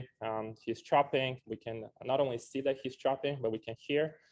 Then he's whisking, and again, the sound is very prominent. So just based on the audio, even without seeing any of the video, we will probably be able to recognize what's happening in this video. So that kind of motivates us to incorporate audio in this case. And so specifically, we propose this Eclipse framework, which stands for Efficient Clip with Sound Encoding. And the idea is pretty simple. So instead of operating on these densely sampled long videos, which can be very costly and wasteful because the videos are redundant, in this case, we propose to operate on sparsely sampled videos that are also accompanied by densely sampled audio. So that's the main idea. And so to do that, we propose this architecture that essentially extends CLIP from image setting to the long-range text-to-video retrieval just by simply adding the efficient audiovisual attention block into our architecture. And so let me now quickly walk through how we do this. So as our inputs, in this case, we're taking the video patches and audio patches. So just basically fixed embeddings that can be fed into a standard transformer model. And so for the video, we just patchify the video and obtain embeddings, similar as is done in VIT. For audio, we use a pre-trained audio encoder. So it processes raw audio spectrograms and outputs some features that we can then feed into this into our backbone. And we also use this same scheme for text. So we have a pre-trained text encoder, in this case, BERT. And so it processes our textual query and outputs features that we'll be able to then use to train our model. And so once we have these embeddings, now we can feed the video and audio embeddings into our audio-visual Eclipse backbone. And so the idea behind this backbone is that it allows us to inject relevant video information into audio and conversely relevant audio information into video. So here's how it happens. So it consists of three attention schemes. So the spatial attention, cross-model attention called audio to video, and then another module cross-model attention called video to audio.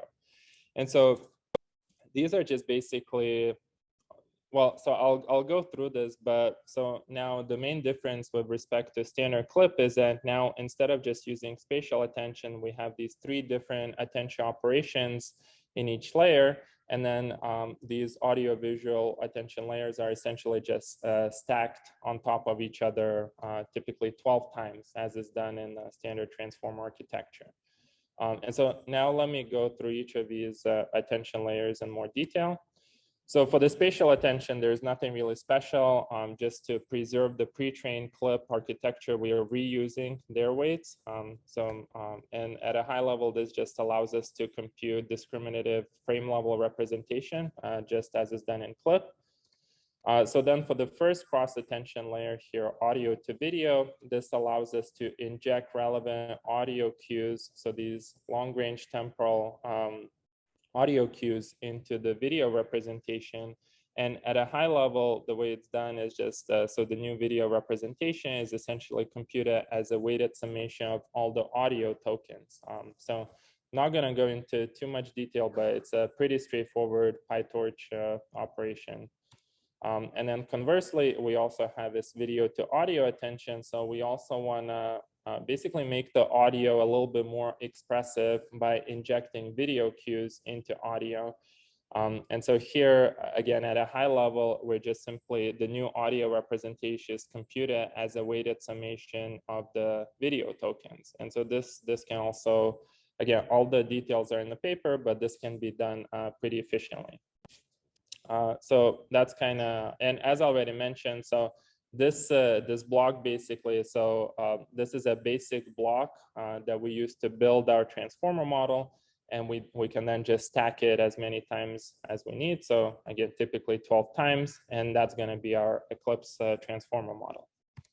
And so once we do that, we then train our model using a contrastive text to video loss. So I'm not going to cover this because this is very standard. Pretty much all the text to video retrieval papers use this.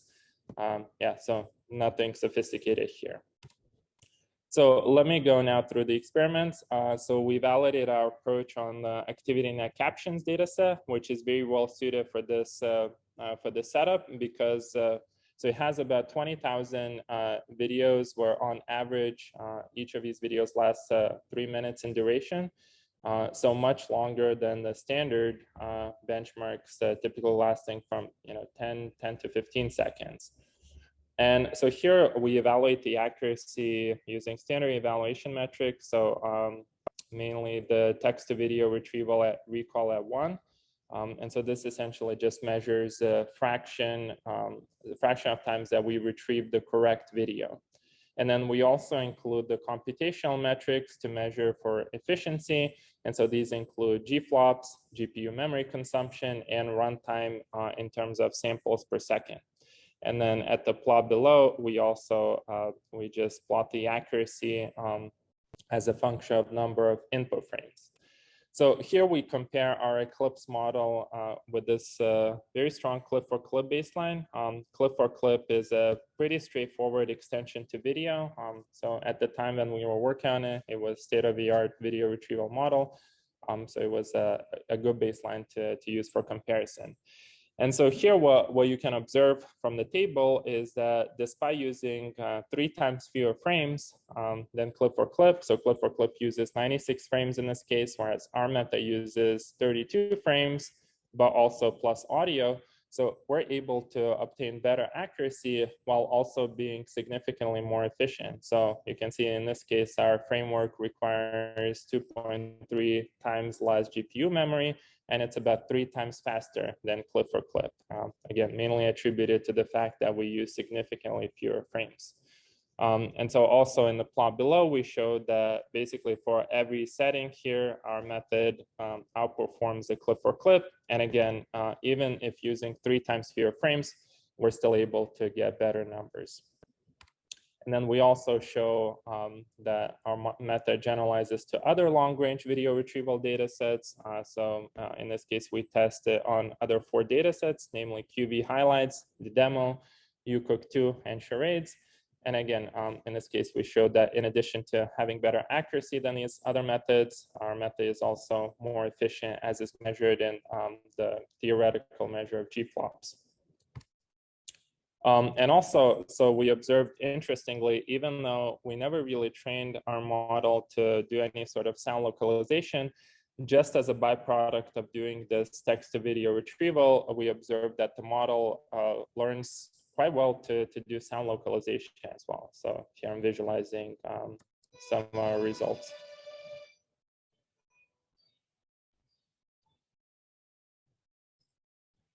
Okay, so the take-home message here is that we propose this Eclipse framework. And so we showed that in this case, maybe quite surprisingly, but audio can be effectively used to replace these redundant and very costly to process video parts. And this becomes very useful when we start considering long-range video inputs, and so specifically for this problem of long-range text-to-video retrieval.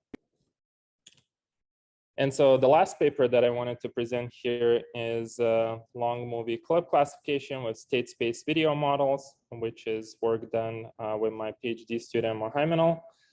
So the motivation here is very simple. So we all know that applying transformers to long videos is costly. And so just to illustrate this point, let's assume in this case, again, we're processing these long videos, let's say lasting for 60 seconds. So sampled maybe at 1 FPS.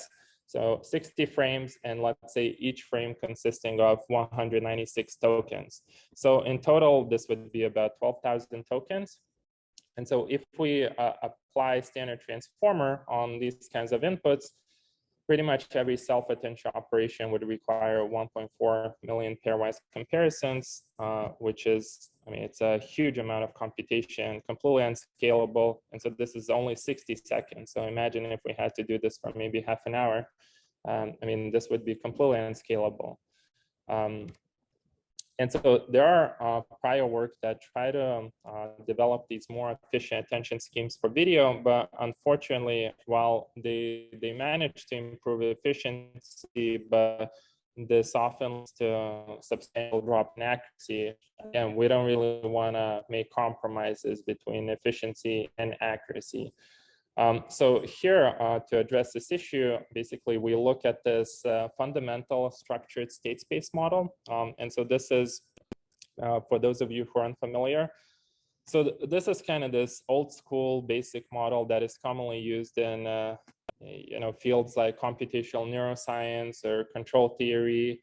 And there's nothing really too complex about it. It's essentially a recurrent model that's parametrized by these 4 matrices, A, B, C, and D.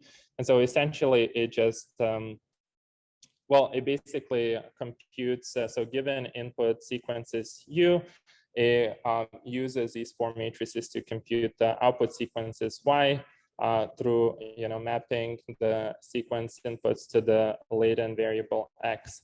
And so again, it's essentially, you can view it as a simpler LSTM model. It's just a recurrent model. And the reason why these models are not very popular, because while in theory they can be used to model long-range dependencies and sequential inputs, but in practice, when you try them, they actually struggle even with very basic tasks. So I think that's one of the main reasons why probably you haven't heard about these models. But the reason why we got into this is because recently there's been some theory on these models, so specifically this paper that I'm referencing here, that showed that if you initialize this matrix in a very specific way, then you start getting some theoretical guarantees that this model is gonna start modeling long-range dependencies quite effectively, but also empirically, it starts working quite well. And so to show the empirical effectiveness, the authors from the paper, they tested on the long-range arena benchmark. So this is typically benchmark used for NLP models. And so here they show that these structured state space models, which for short they stand for S4, they can outperform lots of these, so standard self-attention based models, but also all of these efficient attention schemes, as you can see in this table. And so even more interestingly, you can see that there's some of these tasks are actually very challenging, like PathX, and you can see that none of the methods are able to solve it, but these S4, so these state space based models are the first method that are able to solve it. So these results kind of got us interested in this model, and so specifically in its applications for video. And also the nice thing about this model is when you look at its theoretical runtime, we see that in contrast to attention, which has a quadratic dependency on the sequence length L, these state space video models, they're much more efficient. So they only have linear dependency to the sequence length. So again, sort of these quantitative results, as well as the theoretical runtime guarantees, got us interested in how these models would work in the video domain. And so here, basically, we proposed this VIS former model. So I'm not going to spend too much time on this because I already spent quite a bit of time on this presentation, but I'm going to try to cover high-level intuition. And if you're interested, check out our paper for more details. So the main motivation here is to basically combine the strengths of short-range modeling of transformers and then long-range modeling of these structured state space models. And so in particular, what we do here, given these long video inputs, let's say lasting for 60 seconds or even more, I mean, these S4 models can handle very long video sequences, so we're not restricted to 60 seconds. So it's just an example. But so the first step that we do is we use a short-range transformer encoder to extract short-term features. And so these transformer encoders, this can be a timesformer or a video swin or any other short-range model. And the intuition here is that we already have a lot of these models that are able to model short video clips very well. So we want to reuse it. But of course, a lot of these models are completely not suitable for long-range sequence modeling. So in this case, once the short-range transformer encoder extracts these features, we can then attach this long-range temporal S4 decoder to try to model very long-range dependencies over the whole video, so over this entire 60-second video. So that's kind of the high-level idea. And this S4 decoder, so it's a little bit more complicated that I'm showing here. And again, if you're interested, check out the paper. But at a high level, it basically tries to, it implements this operation that I listed previously. So using those like 4 matrices, A, B, C, and D. But so the nice thing also that the authors in the paper that I referenced showed that it's possible, you can basically eliminate this recurrent computation, which it's very inconvenient when training large models, and you can actually convolutionize everything. So in this case, instead of using directly these 4 matrices, you can just apply this operation here that I'm showing at the second row. And this K, it is essentially a convolutional kernel that now you can use to obtain the same result. And so now this can be implemented very efficiently. You can train it, you can enjoy these like parallelization benefits of convolutional models. And so there's no efficiency issues, and it still implements the same operation as a theoretical model. So that's kind of the main idea. And so immediately once we implement this, we can observe that there is huge efficiency gains. So for example, here we compare with the pure transformer baseline. So for example, here, if instead of this temporal S4 decoder, if we just attach a standard transformer, so that model would require about 41 gigabytes of GPU memory, which is, it's quite a lot. But our model, if we replace these self-attention based layers at the end with the state space layers, our model only requires about 5 gigabytes of GPU memory. So about 8 times savings. And then we also tested on the same procedural activity recognition data sets like coin and breakfast. And we showed that in this case, so compared to the baselines that use the same similar amount of pre-training data, so namely kinetics, we outperform those baselines by a pretty big margin. And then compared to the distance supervision framework that I introduced earlier, we're able to obtain competitive results. But again, as you can see, we're using, in this case, significantly less amount of pre-training data. So performance is also pretty reasonable in these cases. And we also compared to more efficient self-attention schemes. And so in this case, we do so on this long video understanding benchmark, which basically captures 9 movie understanding tasks. And in this case, we show that not only is our state space-based model more efficient in this case than these standard self-attention, but also more these efficient self-attention schemes like Performer or Orthoformer, but it also achieves higher accuracy on 8 out of 9 movie understanding tasks. And so the key message here is that this model allows us to combine the strengths of self-attention and structured state-space layers to build a memory-efficient, long-range video classification model. So that's pretty much all I had, and I'd be happy to answer any questions now.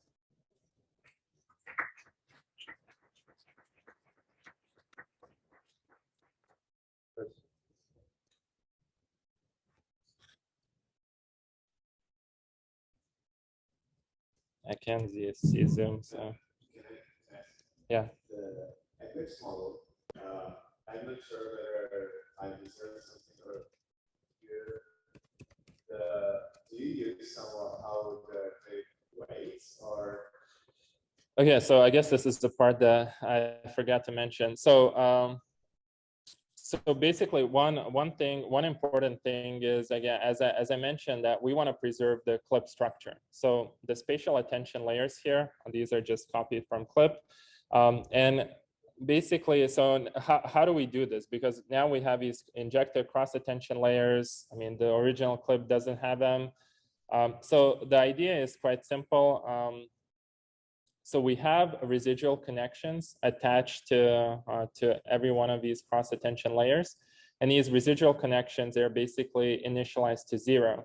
So at the very first iteration, once we start training the model, it's actually exactly the clip model. So these cross attention models are not contributing at all. It's just a clip. They're there, but they're not doing anything. And so once we start training, the model starts gradually learning to incorporate relevant audio information into video and vice versa. And so this kind of gives us the best of both worlds, that we're able to reuse a strong pre-trained clip model, but we're also able to gradually inject relevant audio information into video. Yes. Yeah. Other questions? If not, say thank you again to the speaker. Okay, thank you. Half-an-hour break, and we'll be back. It's a bit less. Yeah, bit less, yeah. By the way, it would be here at 3:15.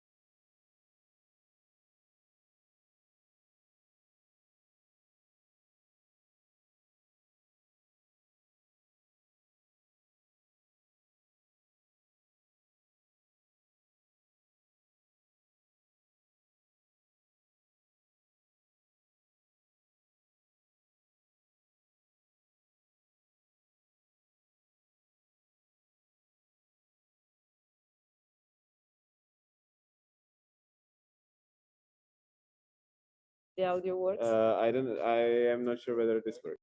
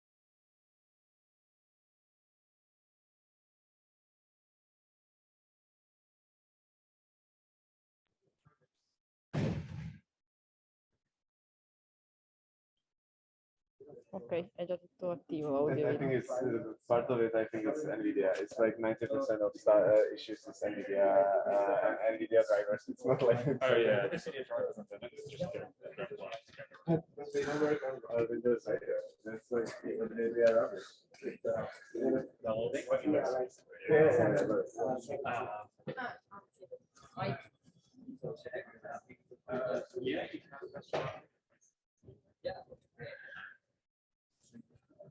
Did you get my email from the Zoom link as well? Got this. I think I'm in the chat. Okay. Hopefully you should just plug that in.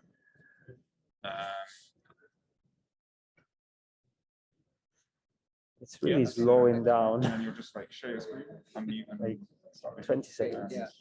That should be. Yeah. Thanks. This was this one, right? This is Gedas.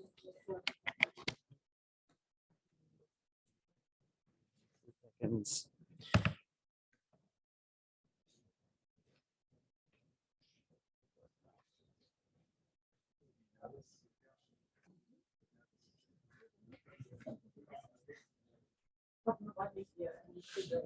Okay, so maybe we just very quickly.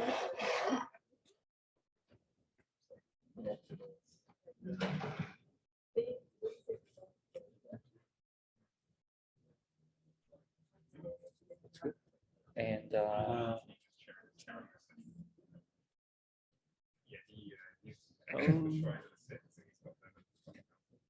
does it work? Some of the stuff. Yeah, it works. So I have. So how can I share screen? Yeah, I'll help you with that because I'm already in the call here. Yep, so I'll just share it from here and then you can present. Thank you very much. Okay.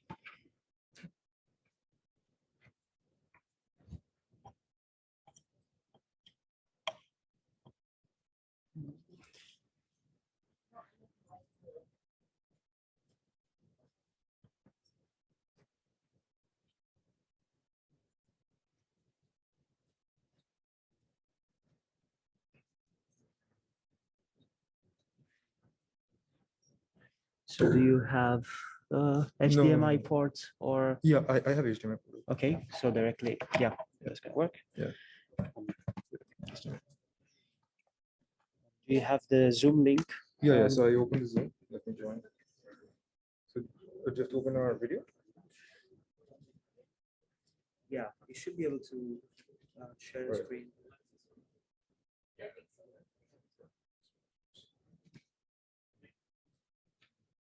Yeah, maybe start the presentation first, and then as you get two screens. Okay.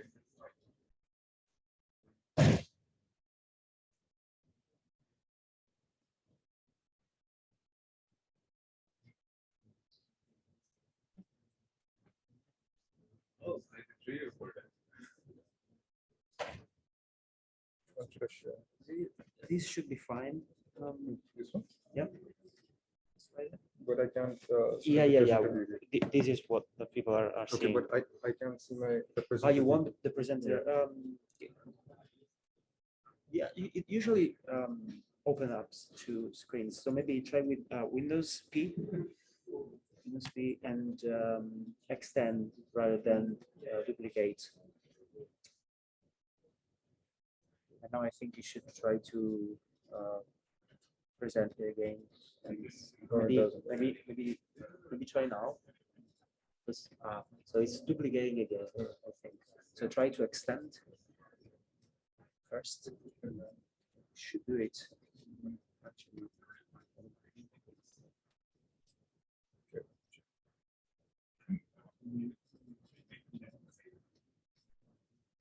Oh, yeah, that's right. We need to share the slides. Okay, so it's okay. You now have to invert the screen.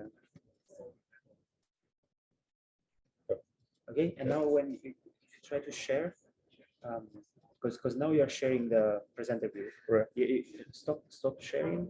Yes. And when you try sharing again, you should be able to select your screen. And you select screen share. Yes. That should. Okay. Yeah, now works. Yeah. Okay. Yeah, nice to meet you. So you want to very quickly. Can I unplug it? Yeah, sure. And I think we can use this to translate.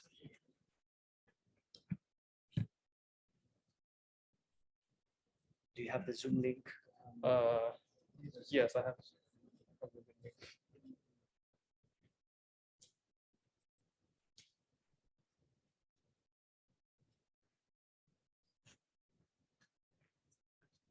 So I think it's pretty straightforward.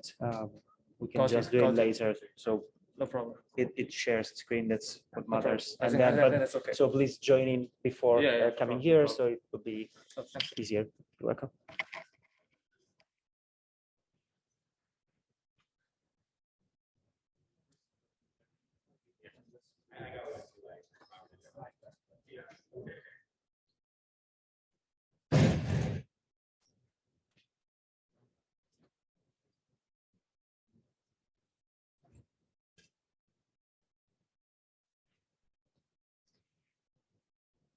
Okay, good afternoon. So now we have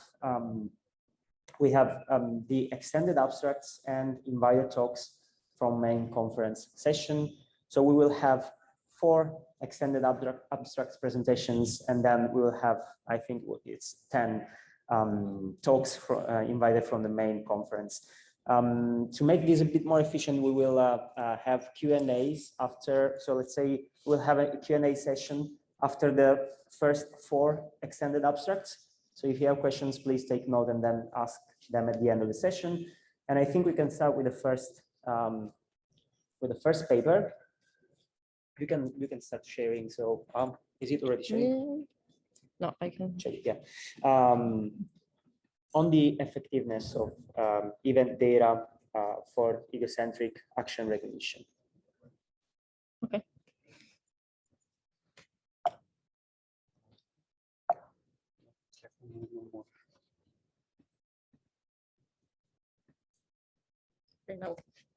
Okay.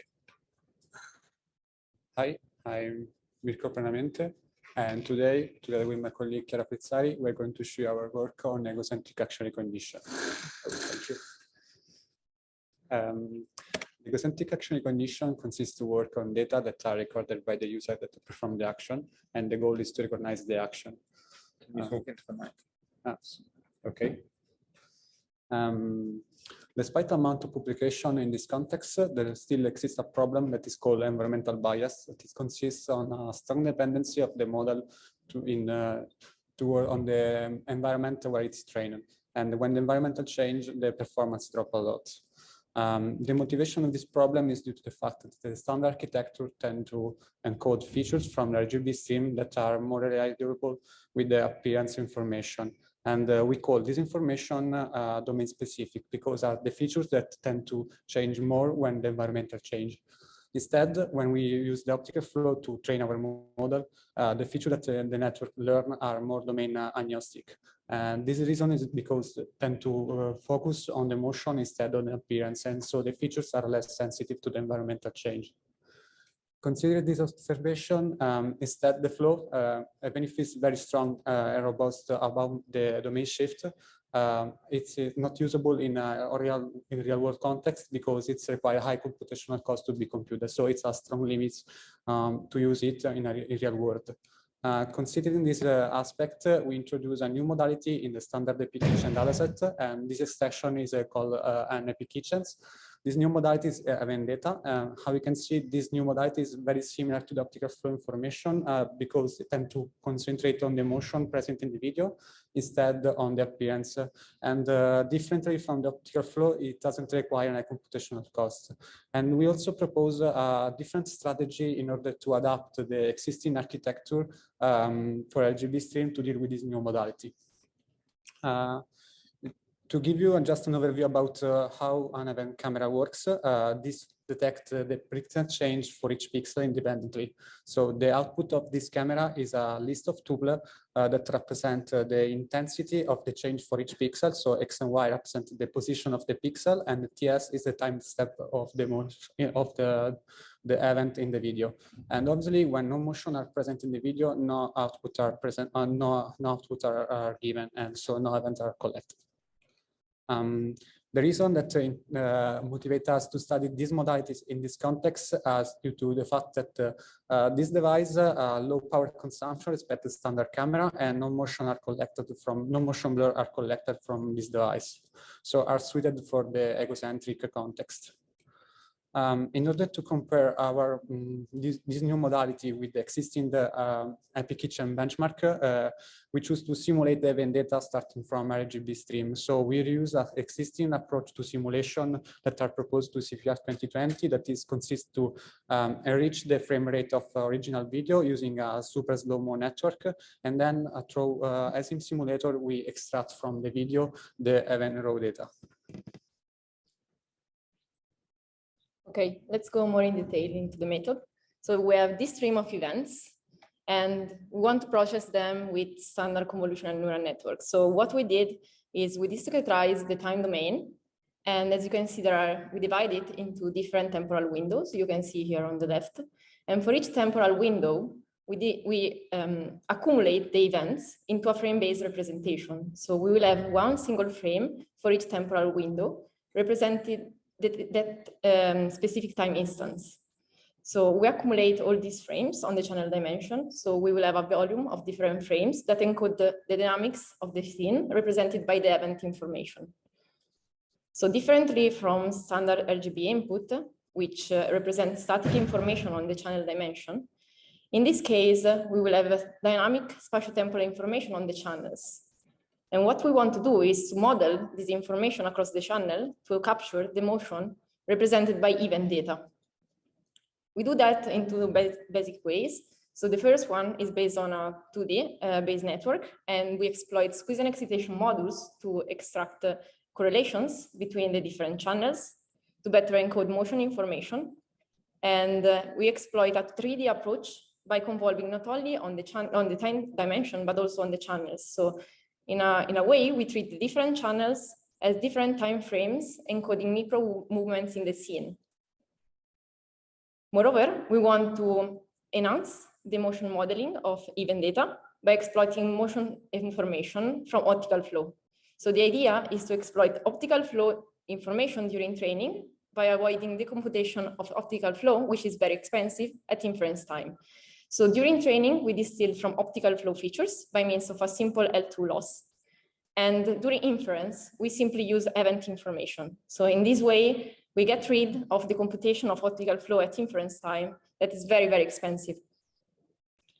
We test our model in two different settings. The first one we call scene because we are training on one kitchens and testing on the same, so it's the same domain. And the second one, it's unseen, so training on one kitchen and testing on a different one. In this case, we will have the domain shift, and we want to see how events are robust to this domain shift. And as we can see, the performance of events on unseen scenarios surpasses the performance of RGB, so proving that they effectively encode the motion information. That is what makes them robust across domains. And when we apply Ego 3D and Ego 2D approaches to enhance the modeling of motion dynamics, the results improve. When we distill from optical flow during training, results improve by up to 5% accuracy, proving that we effectively learning to encode motion from optical flow while avoiding the computation during inference. And the results obtained by event information alone at inference time by distilling from optical flow during training are on pair to the results by using both RGB and optical flow at inference time. So as a conclusion, we release NEP Kitchens, which is the first event-based egocentric action recognition dataset, and we benchmark it by comparing the performance of events with respect to RGB and optical flow information. We also propose two different basic approaches, which are Ego and EgoMo, by showing that event data can capture effectively motion information in the scene. Thank you very much. And if you have any question, we are here and you can come visiting us to our poster session on Friday.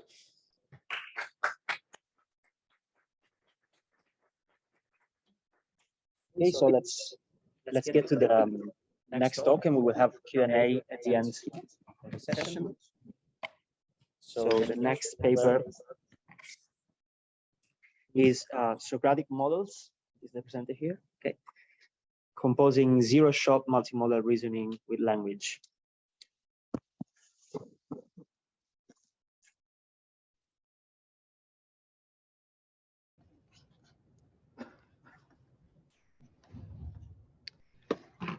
Hey everybody. You should share. You should share this. Okay, you're doing it. Sorry. Can you open your mic if it's? Is it closed? Hello? Oh, sorry. You're right. Okay, perfect. Cool. So I'll be presenting Socratic models composing zero-shot multimodal reasoning with language. Thank you to the organizers for having me. So a little bit of a background on prompt engineering. For those that don't know, this is a technique that recently has been quite popular in editing text inputs to elicit targeted response in language-based models. So one example is that if you took a visual language model like CLIP, which maps images and text into a shared and co-embedding space, you can do zero-shot ImageNet classification using nearest neighbors with this embedding space. Turns out that if you add in a photo of whatever class category you're trying to match to, that bumps up the performance by 5%. This is prompt engineering in the context of visual language models, but they also work in large language models too. So for example, if you had a logical reasoning task, maybe the language model might not be able to do it in the first round, but a recent iClear paper showed that if you add in a statement, let's think step by step, you can elicit this sort of chain of thought response with the language model to go into the correct answer, which is very cool. So you might think that this is hacky, but one interesting way that I interpret it is that it's a way in which you can incorporate a textual prior into your model to kind of coerce it towards a particular, zooming into a particular part of the data distribution that it has been looking at, that is most similar to the target application at hand. So these models, they have been trained on so much generic data that it kind of requires this active coercing to sort of get these sort of results. So in Socratic models, what we're interested in is prompt engineering contextual reasoning for egocentric perception. So for example, say that you had an image and you saw a staircase and you heard footsteps. One thing that's interesting to us is that you can actually prompt a large language model, give it that piece of information, and it can complete that it thinks the most likely activity is that you're climbing a staircase. And this is reflective of the kind of common sense knowledge that's already stored in the model beforehand. They've been trained on novels, spreadsheets and code and things like that.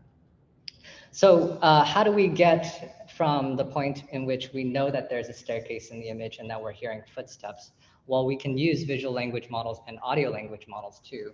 And recently, especially in the computer vision community, we have access to these wonderful visual language models that essentially give us a mapping from pixels to language, whether it's a clip, a line, LIT, VILD, MDETR.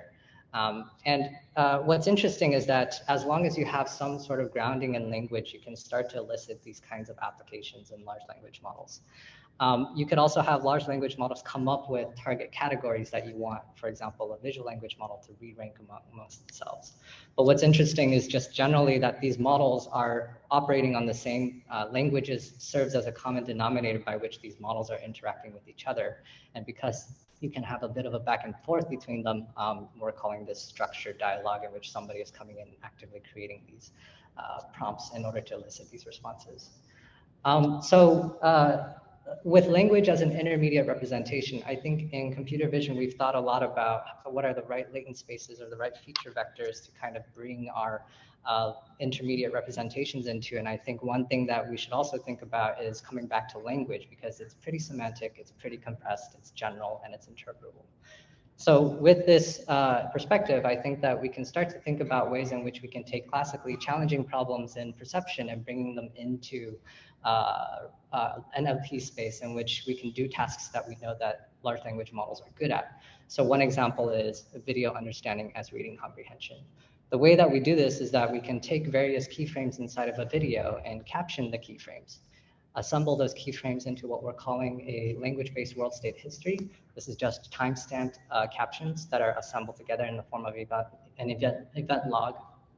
And then you can effectively feed all of this as context into a language model to have it do question answering. So this is how you can potentially formulate some interesting problems in the video understanding space as an NLP task.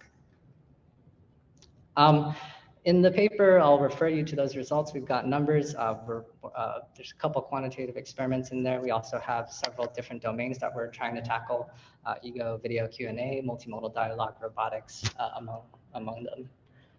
So I figured that I'd also spend a minute or so to give a live demo. So here, I'm feeding in as input a YouTube video that I hope will work, maybe after the ad. This is not a sponsored video, sorry. So this is a video by Cody Wanner on YouTube, and it's essentially an egocentric video that goes through time. He's doing different activities throughout the day. And one of the things that I really like about the video is that it's very organic. So a lot of the interactions that he has is with his family, and it's very nice in that sense. So I think this is the kind of video that we might expect to see from, for example, AR glasses. And I think that this is an example of how we pulled out certain keyframes and we're essentially capturing them with the activities that he's done throughout the day. So for example, he was at the front porch, and through the Socratic interaction that happens between the visual language model and the language model, you're getting a response that ultimately says, I am receiving a package. And also, for example, he's in the kitchen and he's washing dishes in the kitchen, etc. So we do this for the duration of the video, and we generate this activity log, which looks like this. It's a time-stamped various activities and over-parameterizing with also the places and objects that he's seen throughout the day. And what's nice is that now you can ask a variety of different questions. For example, was I happy during the day? This is a little bit more subjective, but some other questions you can ask is, where did I leave my mug? And based on the information that's available in the prompt or the activity log, it'll try to answer to the best that it can. So I left my mug on the kitchen counter. I was making coffee and tea. I need a mug to drink from. And the explain part is just appending this is because to the language model prompt. You can say, did I drive today? And what's interesting about this question is, I think typical recall systems for egocentric data, it's really easy to use nearest neighbor as a way to get a positive, but you might not be able to get a negative. So this here, it's just, you can actually respond, have a system that actively responds, no, I did not drive today, which is accurate because you did not drive. Things like when did I watch Netflix? So this is where the timestamps become really handy. you can have the system basically tell you when he was watching Netflix throughout the day.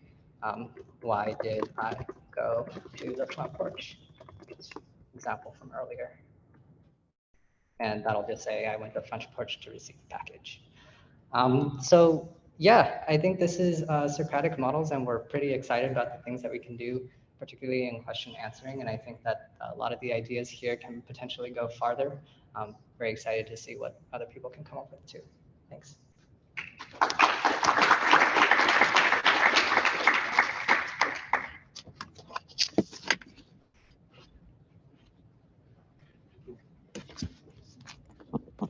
Okay, so let's now get to the next presentation.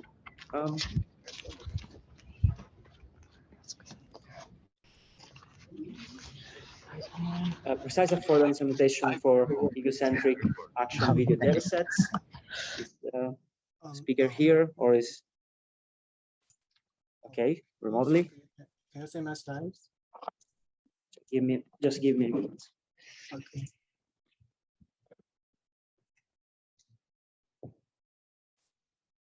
May I start now? Yeah, just a moment.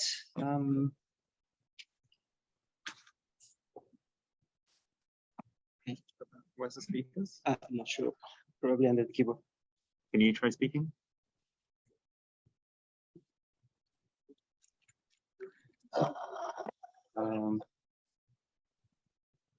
Let me check. It's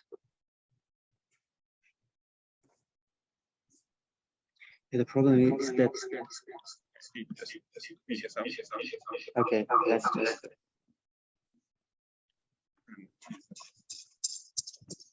I need to mute my.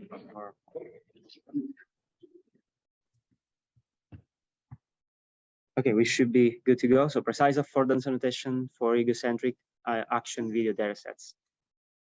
Okay, thank you. So my name is Zechang. I'm from the University of Tokyo. So today I will present our work titled Precise Affordance Annotation for Egocentric Action Video Datasets.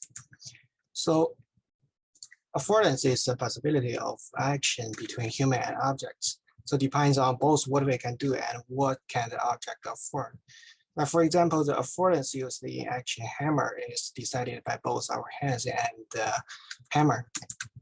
So in non-two-use actions where we directly interact with some object, we focus on the interaction between hand and the object. So affordance is important for both recognizing and executing these actions. But in two-use actions, our attention mainly focuses on the interactions between two and object. So the action possibilities between the two objects provide more clues for action recognition. But affordance is also important for understanding how to perform those actions. So we need an annotation to separate affordance from two object action possibilities, which could benefit tasks such as action recognition and action prediction. And our hands gives us a great flexibility for choosing how to interact with an object. For example, we can perform the action pickup with these different affordances. So annotation considering the diversity of affordance introduced by human motor capacities could benefit tasks such as robot manipulation. But most existing affordance datasets use actions as affordance labels to represent the action possibilities, mix up affordance with object functionalities and correlated action. So for example, scrapable and cut are the motor capacities extended by tools, not owned by human nature, so they cannot be used as affordance. And the turn-off is a goal-related action, then not suitable for affordance because affordance are goal-irrelevant, so that we can use the same affordance to perform different actions. And this datasets also neglect the human motor capacity, which is an important component of affordance.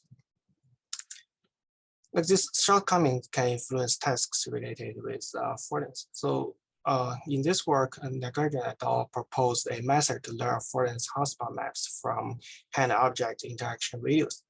By using action as affordance labels, the model failed to distinguish the regions interacted with hands and the regions interacted with tools. And the model also failed to model the diversity of hand-object interactions by neglecting human motor capacity. For example, we can perform the peak affordance, the peak action with different affordances. The model can learn the differences between these affordances by using actions as affordance labels.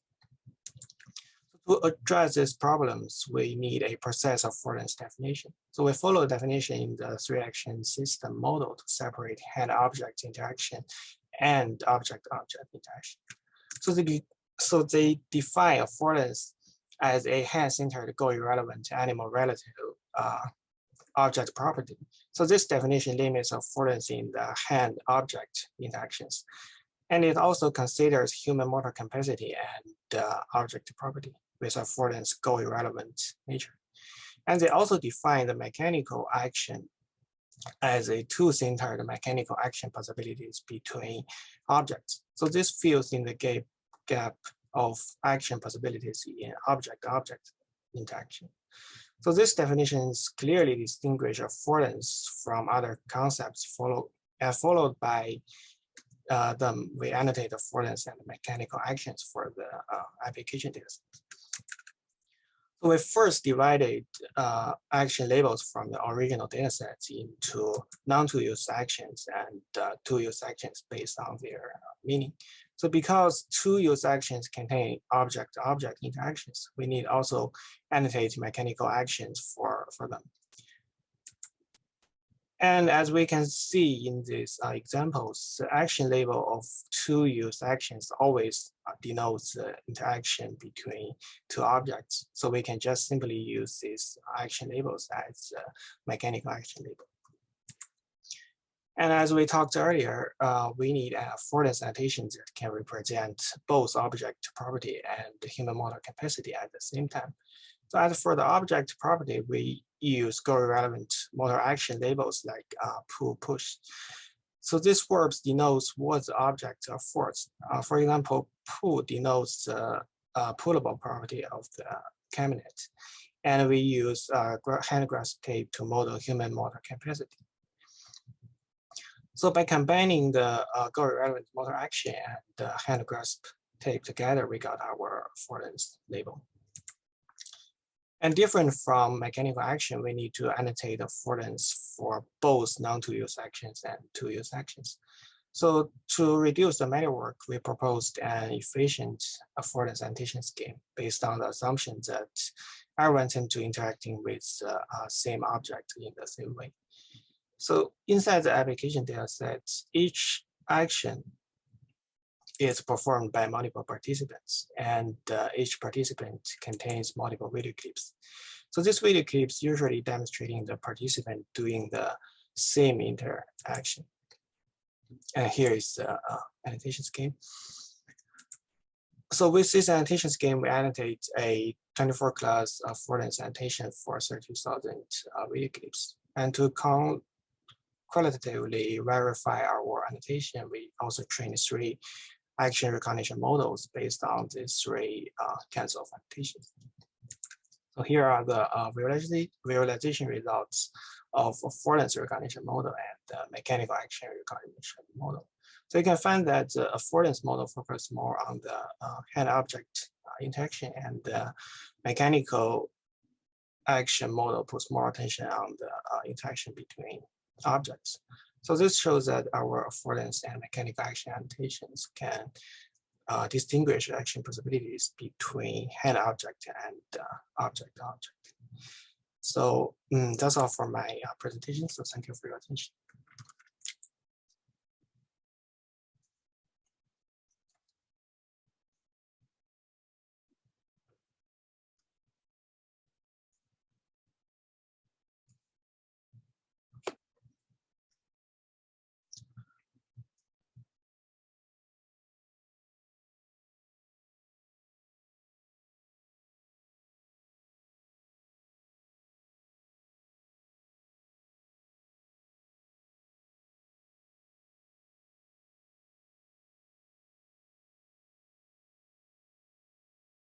can open the video so that people can see me, and then you can start sharing.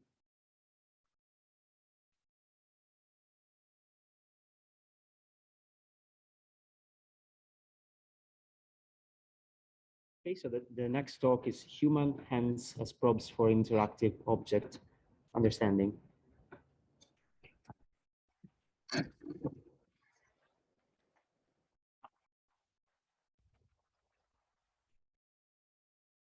Am I audible? Yeah. Hi everyone, I am Mohit, and today I will be talking about our work, human hands as probes for interactive object understanding. The goal of our work is to obtain an understanding of objects that enables interaction. Consider the cupboard shown in this video. For a robot to interact with this cupboard, mere localization and naming is insufficient. For successful interaction, we need to identify three things. What are the regions of interaction? How do we interact with those regions? And what happens when we do?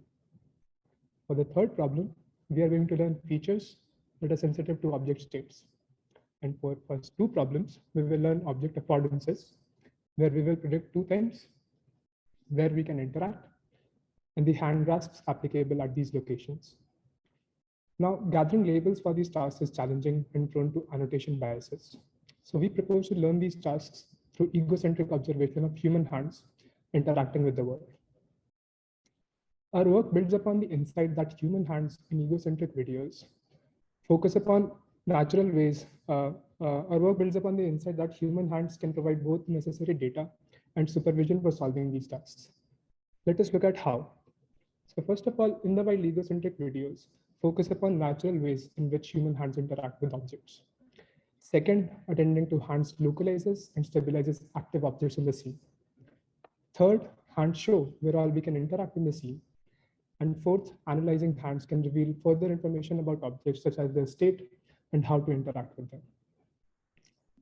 Now let us look at how we operationalize these insights. Now to solve the tasks, we need data and supervision, and we will obtain this by analyzing hands using off-the-shelf networks.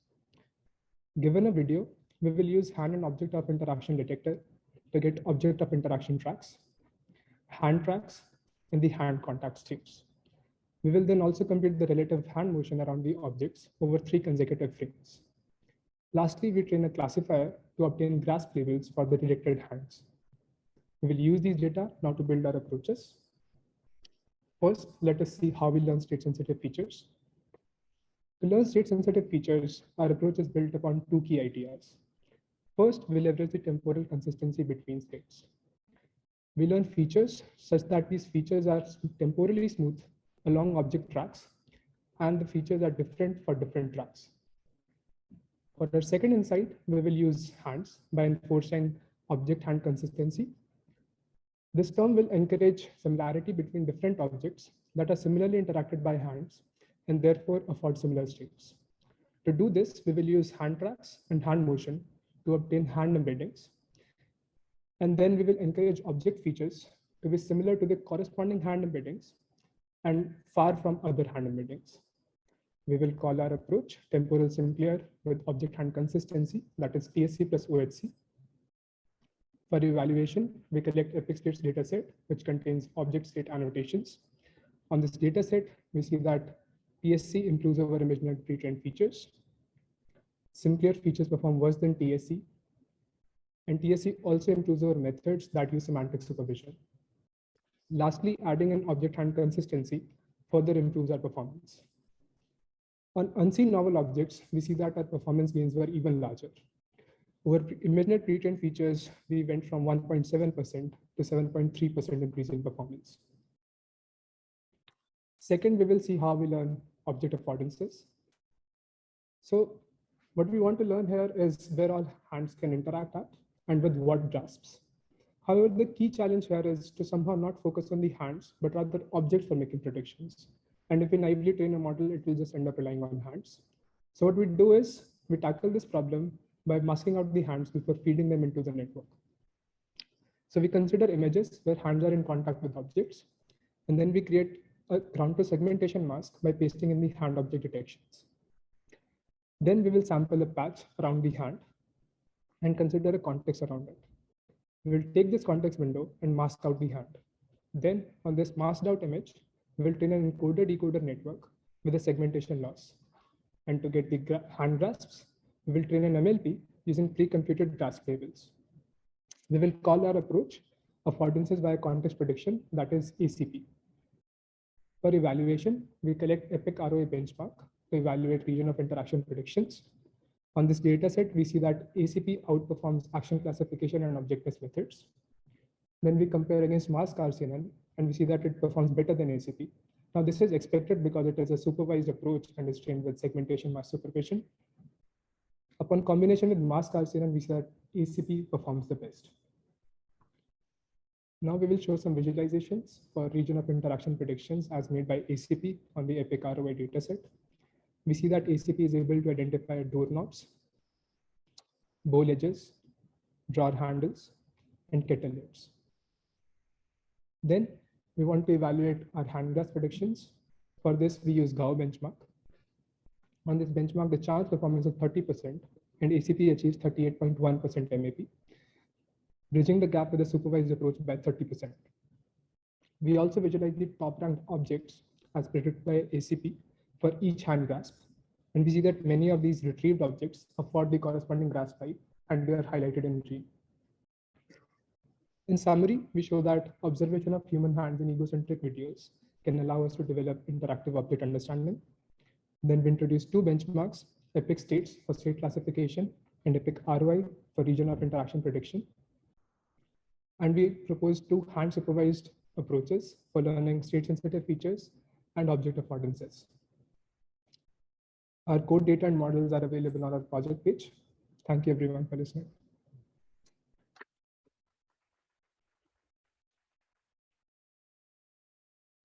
Thank you. You can stop sharing. Yeah. Okay. So we now have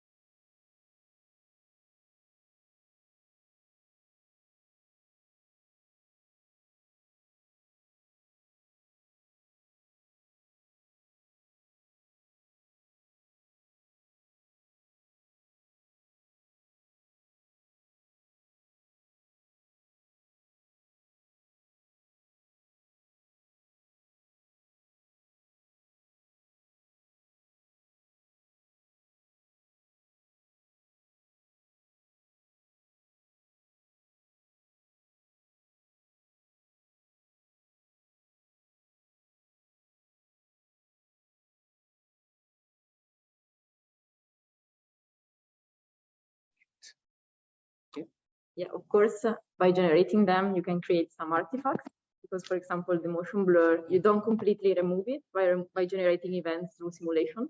But at the same time, there are many works showing that the gap between synthetic event data and real data is not so much.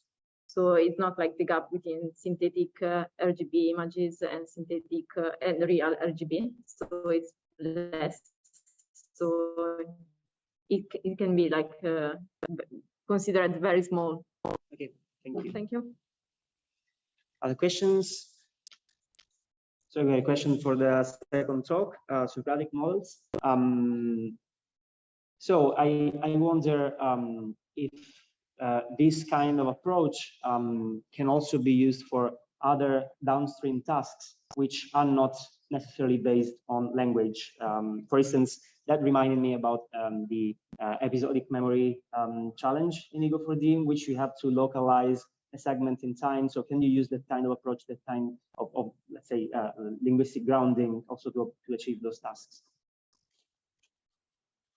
Yeah, that's a great question. You can definitely start to explore things like episodic memory recall questions. And I think one thing that's particularly interesting in that access is how rich do the language instructions or the language annotations, for example, from the system have to be in order for the recall to be precise? Because in terms of recall questions, you can ask almost anything. And you could either use a combination of, for example, matching against clip features throughout the video to find the best frames. Maybe it's a combination of that with fetching linguistic information simultaneously and having a bit of a back and forth. But I think, yeah, to the extent that you can be as expressive as possible in the construction of how you're generating captions for the images and things like that could determine how rich your recall can be.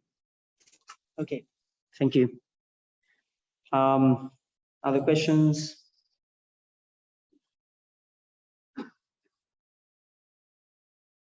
Okay, if there is no other questions, then let's thank the speakers again. And we go to the next, let's say, 4 talks, and then we have another Q&A. But let's do 3 talks and then Q&A. I can try HDMI. Yeah. Okay. Your laptop there.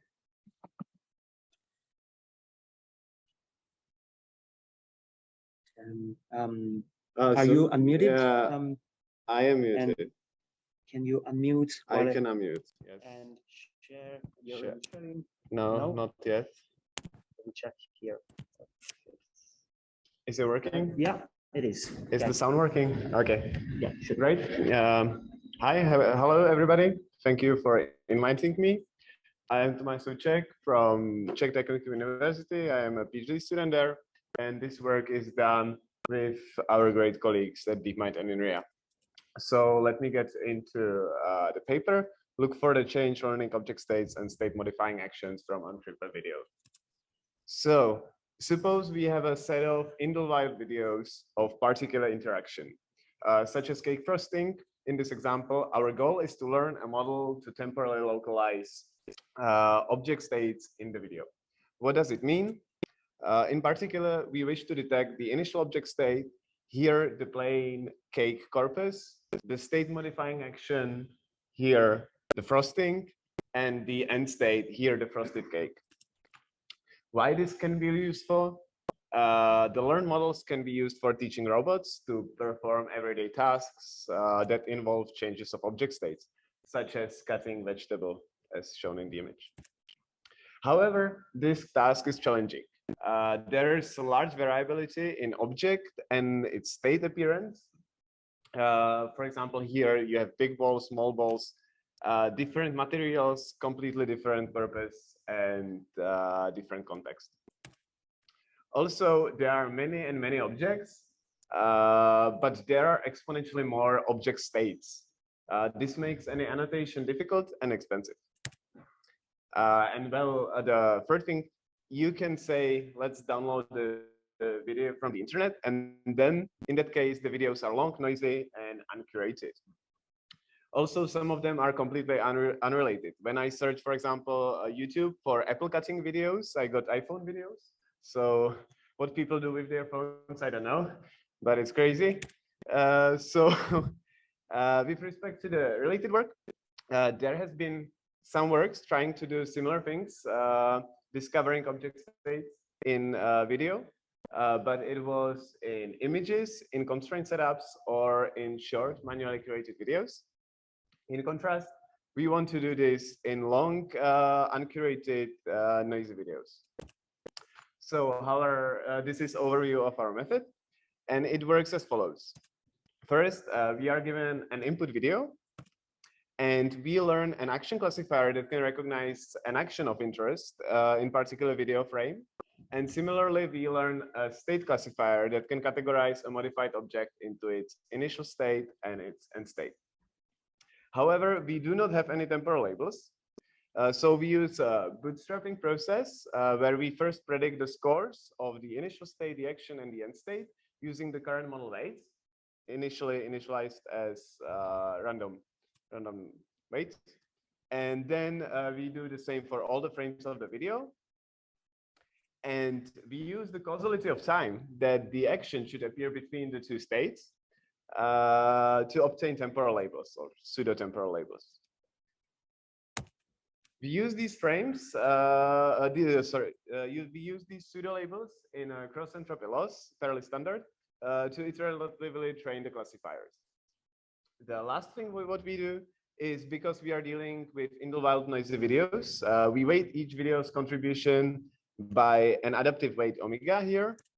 What it is, for this, we gather a handful of images representing the initial state and the end state.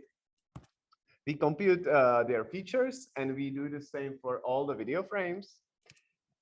And finally, we use similarity of these vectors to produce a video level score that downweighs noisy unrelated videos in the loss. So what do we train it on? We introduce our new changey dataset, which we obtain by defining 44 distinct queries, such as how to frost a cake, how to fold a paper plane, and so on. We query YouTube and download we query YouTube and download the corresponding videos.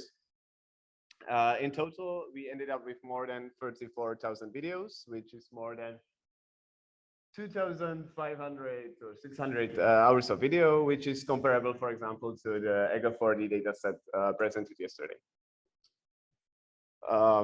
Besides these automatic labels, these video level category labels, we also annotate a portion of the data set temporally with temporal labels so that we can use that for validation. I'll skip the quantitative results for the sake of time, and I can show you some qualitative results. Here, those are long YouTube videos, and you can see our model can detect the initial state, here the action in those videos, and then the end state. And this is all done by training the model on long uncurated videos without any state or action temporal labels. So that's it from me. Thank you for your attention, and see you at a poster session. And afterwards, if you have any questions. Thanks. What do I do? What do I do? Thank you. So we go to the next talk, and we'll have Q&A later.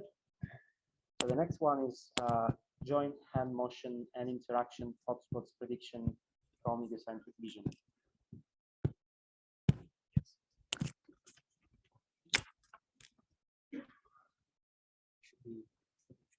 Is it okay?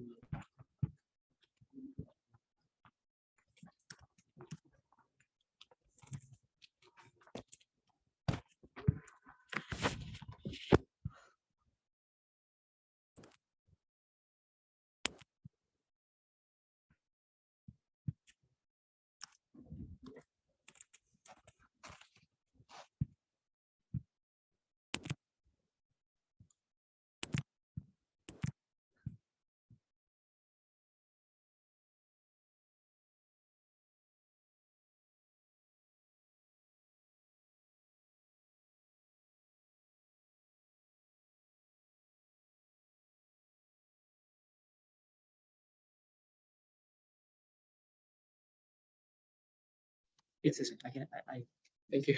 Okay, you can. Great. You great, can go. Great. Hello, everyone. I'm Xiaowei, and today I'm going to present our work of joint hand motion interaction hotspot prediction from egocentric videos. So in our task, we want to forecasting the future hand-object interactions. Just means that given an interaction egocentric video. I think we are not sharing the slides that people are seeing. So it's sharing them. Oh. Maybe the other window. So, okay, so I'm not sharing this. Yeah, it was sharing this here. Okay, so it's worth fixing that. Sorry for interrupting you. This one, right? You see, no. So maybe the whole screen. The whole would screen work. Let's try that. I can share the whole screen. So this one, right? Not sure what presented. Right. Let's see what happens. If that happens, is it okay? Yeah, is that fine? I think so. It's fine. Yeah, cool, okay. cool. Yeah. Sorry for the inconvenience. Yeah, let me reintroduce a little bit. So today I'm going to present the work of joint hand motion and interaction hotspot prediction from egocentric videos. So our goal is to forecasting future hand-object interactions given an egocentric video. Specifically, we want to predicting the future hand motions and interaction hotspot contact points in the future. So our input is some video observations of the past. So why we want to do this kind of task? So a simple motivation might be that in this case, for example, if you see this video and stopping at this point, imagine that if you can have a AI system can forecasting what the human would do next, and the AR headset could just give you useful guidance. So then a robot can collaborate with a human more smoothly. So that is our motivation for this task. So I want to point out some differences with our work with some previous works. So there are many works in this field like action anticipation, motion forecasting, and affordance grounding. So the first thing about action anticipation is that because action anticipation cannot give us, accurate labels of what the human will intends to do and nor the object the person would like to interacting with. So this kind of semantic labels cannot tell us more concrete, intentions of human. And for the second kind of, motion forecasting problems, the difference between our work with previous work is that we don't need manually annotated training labels. So in our sense, we can collect the training labels at a free cost. So we're using off-the-shelf models to collect labels, and so we don't need human annotations. And we can train our model based on this, and also we can give forecasting of trajectories of two hands. The third thing about affordance grounding is that in both previous works, affordance grounding is purely based on simple image as input. But in our sense, we want to, our task is more challenging because we want to localizing the next active object or the content object in a very cluttered scene because there are many, many objects in the scene. So as you see, so this is a more challenging task comparing with previous works. So in our work, we propose maybe three things. The first thing is that we propose to jointly forecasting the future trajectory and interaction hotspots. The second thing is that we're collecting the string labels with no cost. The third thing is that we train a novel object-centric transformer model based on collected data to give us predictions. And finally, we demonstrate that we have a byproduct is that our model can also benefit action anticipation task, which is a long-standing task in future anticipation. So let's talk about our input and output. So our input is observation frames in the past as you see, and our output is the coordinates corresponding to the last observation frame as you see the trajectories and the contact points are the hotspots. So another example is maybe like this. So these observations in the past, starting at this point, you want to predict where the hand is going to move and what is the object you're going to touch. So that's very simple. So how can we collecting training data? So in this sense, we don't need any kind of human annotations. We're purely using off-the-shelf models to collecting data. It's very simple. So we need to detecting hand locations in future frames and purely using the homography to projecting them back to the last observation frame. And in this way, we can form a complete trajectory. We also do some interpolations and something. And for also similarly, we can collecting the interaction hotspots. For more details, if you're interested in, please come to my poster session tomorrow afternoon.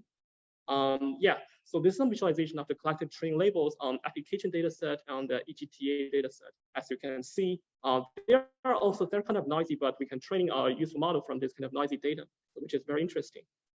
So given this collecting training data, we just train an object-centric transformer model to predicting this task. So taking the observation frames, in the past, video sequence has passed. We first run some detection models, taking the locations of hand and object, and we just extracting their ROI line features from the backbone network. So there are three kind of, features we used. We call tokens, the hand tokens, the object tokens, and also the global tokens. The global tokens is a global feature of the whole image. And we're sending them to the transformer encoder modules and their self-attention in the transformer encoder module.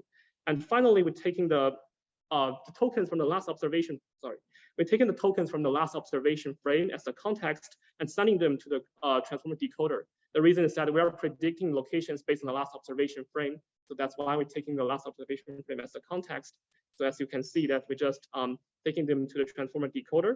And also our transformer decoder input is the detection result in the last observation frame, means the detected hand locations in last observation frame.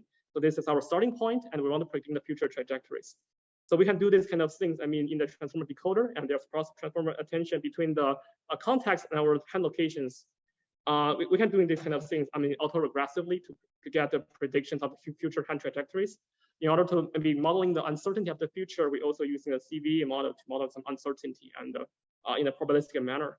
So finally, based on the trajectories of the predictions and also the trajectory of the prediction and also the context of the last observation frame, we just predict the future contact points using another VAE model for modeling this. So finally, we can get our prediction result like this, in the red lines of the trajectory and the interaction hotspots. We run experiments on application data set and EGTA data set. So we're comparing with some existing previous works. So for example, in the trajectory estimation, as you can see, if you're purely taking the previous hand location as input, but neglecting the video frame context, you can never get a very meaningful trajectory. But in our case, I mean, we can get a much better one. So, and also for the interaction prediction task, remember this kind of, previous work, the hotspot work is taking a single frame as input. So there is no history context or anything. So in that sense, it can also give us some affordances, but they can be way off to the ground truth because they didn't see the observation frames of the history in the past to reveal the human intentions. So this is the difference. But our model can give some reasonable close, reveal the human intentions, what object the human is going to touch based on the history. So some other examples of this. And also because our model has an uncertainty module that modeling the uncertainty of the future, so we can give a diverse future predictions as well. So yeah, more results like this. And so finally, we want to see that our model, because we collect and train data automatically without using any kind of automatically without any human efforts. So we demonstrated with the larger training data we collected, we can get a better generalization performances. So our model can generalize to unseen environments and unseen kitchens, and also do some cross data set generalization. So this is unseen environments. This model was just purely trained on application data set and directly testing their performance on the EGTA data set without any trainings, because the application data set, we have a very large training labels.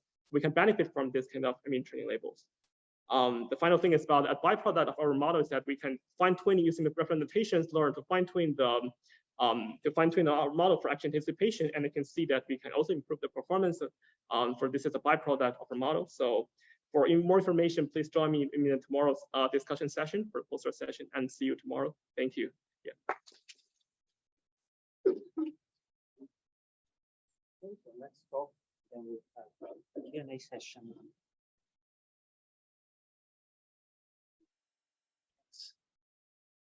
Slide.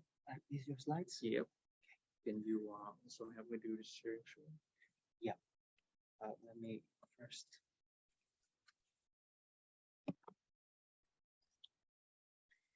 Do you need presenter mode? No, it's okay. Thank you.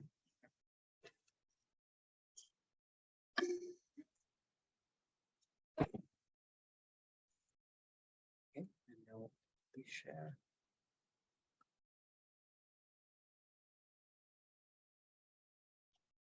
Okay, and it's muted. Okay. So the title of the next paper is Egocentric Scene Understanding via Multimodal Spatial Rectifier. Yeah. Good afternoon, everyone. Thank you very much for the introduction. My name is Tien. I'd like to present the joint work with Kim and Yungsu. Our work is selected as oral presentation.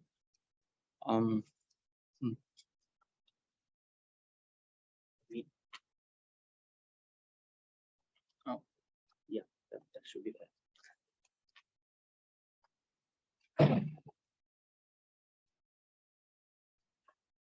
We need to refocus on the window in order to change the slide. Yeah. Is it working?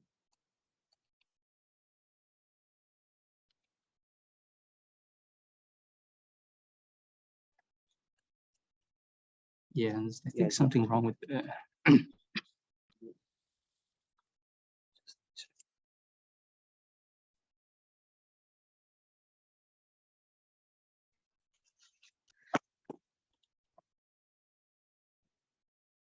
Okay, let's try again.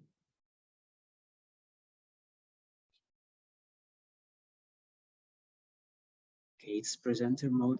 Can you check what we are sharing? Okay. Just to be sure that we are sharing these and not presenter mode. Okay, so we need to,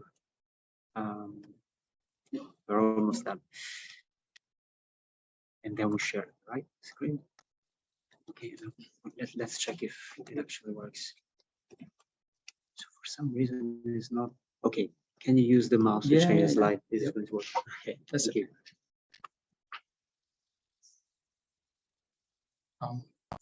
All right.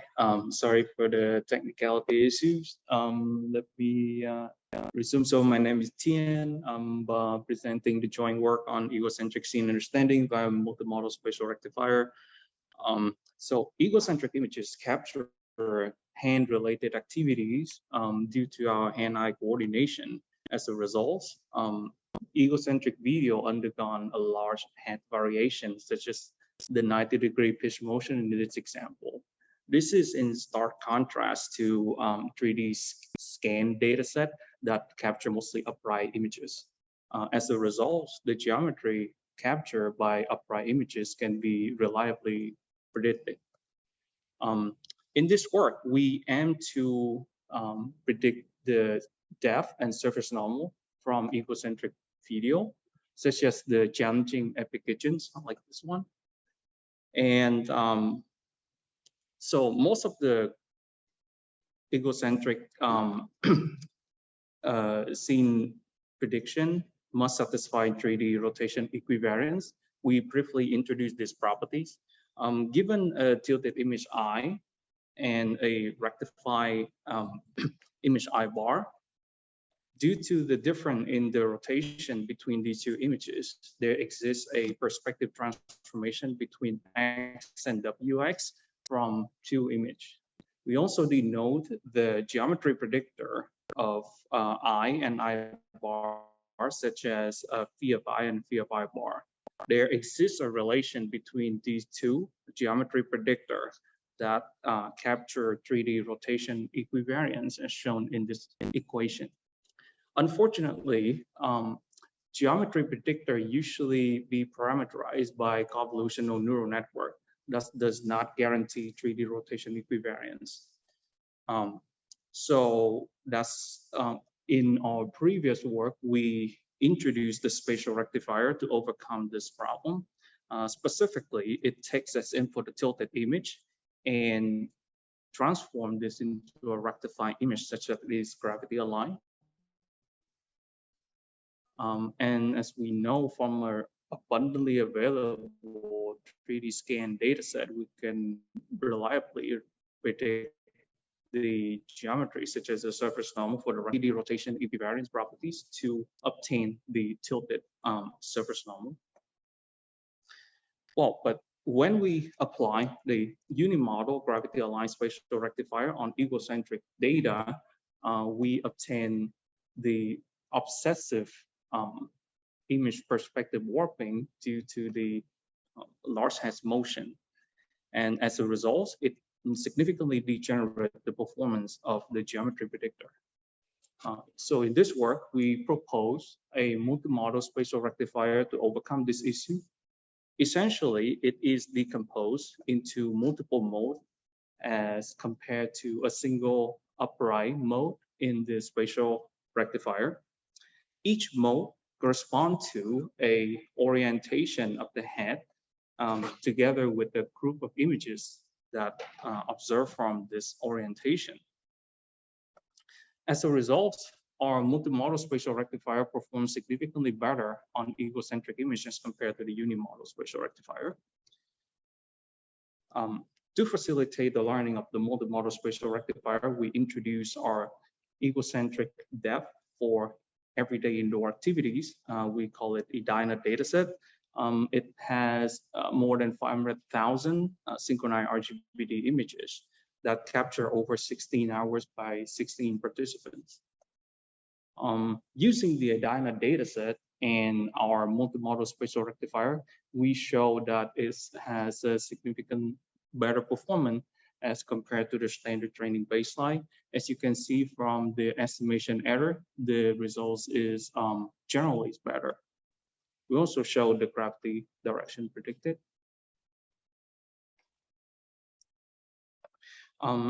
So the similar story we observed for surface normal prediction, as also the estimation error is lower in general as compared with standard training baseline. In conclusion, we introduced the multimodal spatial rectifier that works well with the geometry predictor and ensure its 3D rotation equivariance property. And we also contribute a new data set, EDINA, for 3D egocentric scene understanding. Our code data set is available. Part of our future work, we look into how to reconstruct the 3D shape of object that the hand interacting with in the 3D metric scale.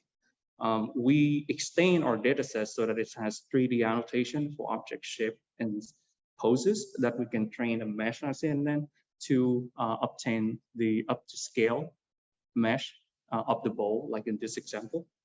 Then we can use our depth prediction to obtain the metric scale consistent for the object.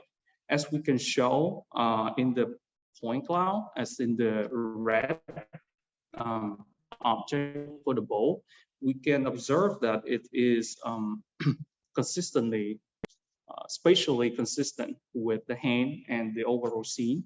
And our depth prediction show that it can work very well and almost on par with the ground truth depth, indicating that our depth prediction is of high quality and highly accurate.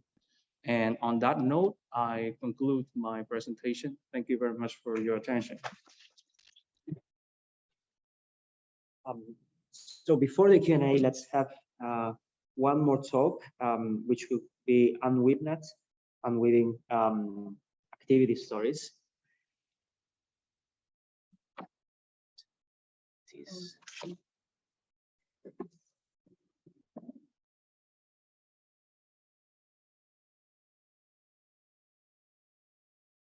Mute. Mute mine and share my screen.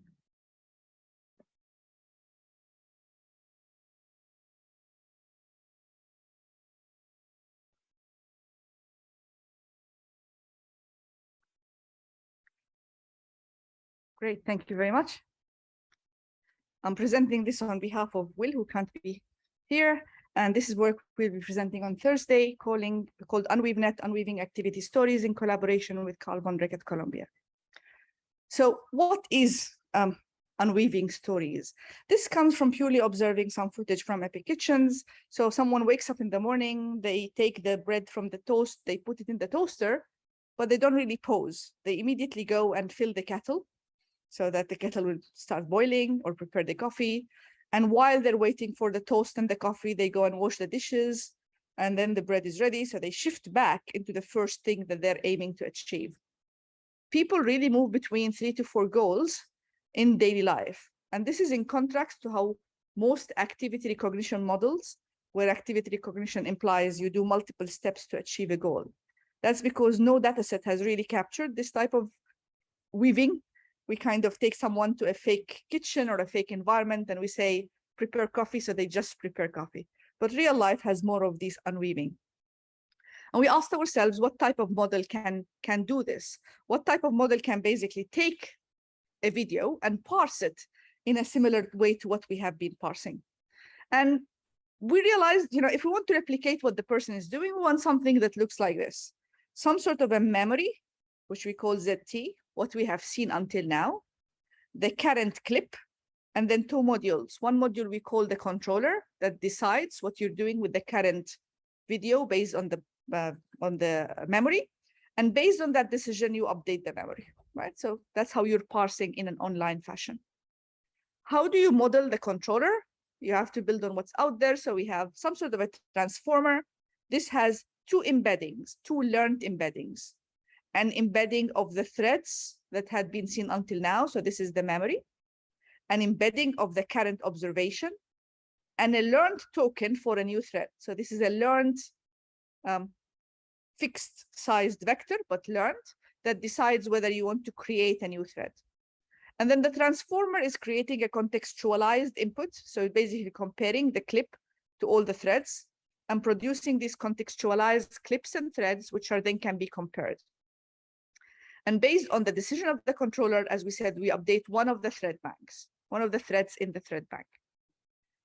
UnweaveNet is trained end-to-end, including the backbone, which is very critical because we don't know really what you want to embed in clips and threads. And the decisions made at each step are supervised in similar way to language models by teacher forcing. That means at each time step, the thread bank is populated according to the ground truth up to the moment in time. And the loss is only imposed on the current decision based on the outputs.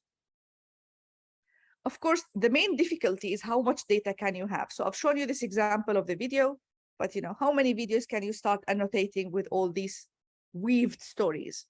And in this work, we relied on self-supervised pre-training to train UnweaveNet. And the idea is quite simple. We imagine a number of threads in the story and a variable number of clips per thread.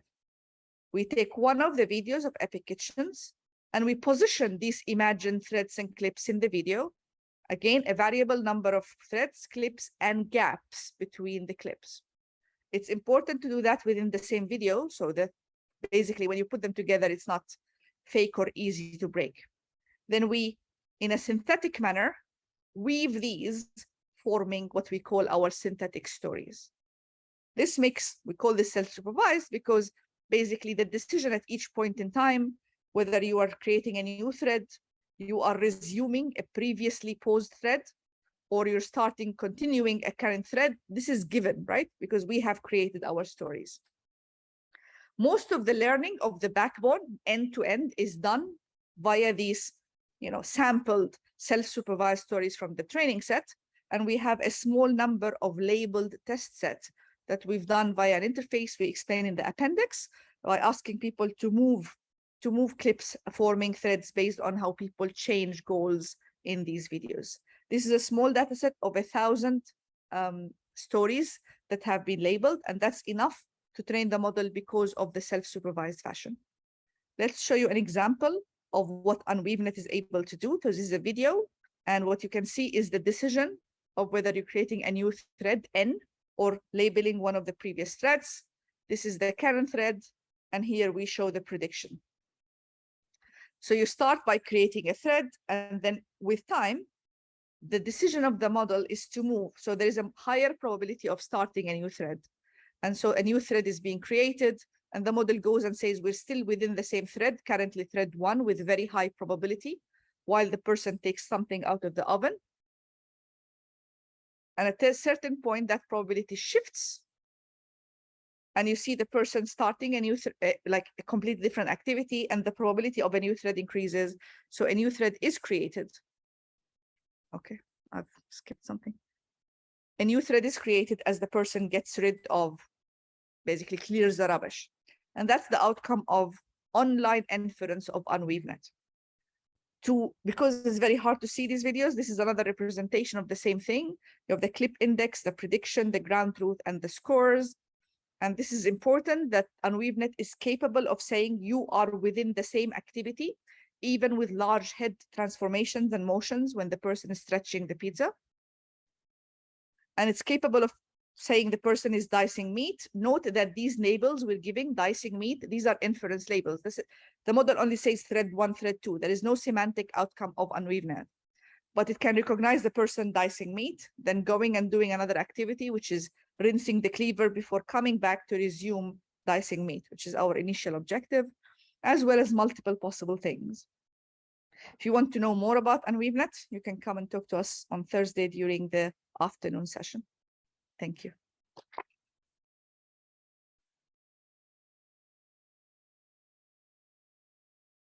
Let's now have Q&A. Is there any question about the 4 presentations? Yeah.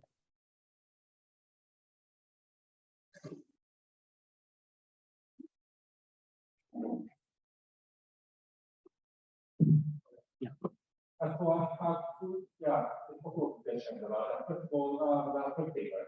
I found out about before, my question is that how much is the temporal bias that they have to interpretation have?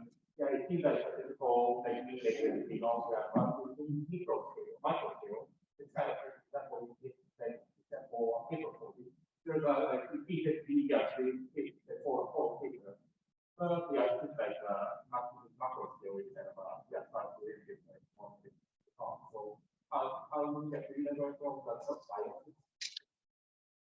I am not sure whether I understand the question correctly, but there is obviously the scale of the videos is in the data set. There are from 2 seconds, that's the shortest one, and the longest are 15 minutes, because that's just like we technically said, okay, we don't want longer videos than 15 minutes for technical reasons, because even though like at YouTube, there's on YouTube, there's most of the videos are up to 10 minutes, because it was like historically limited to it.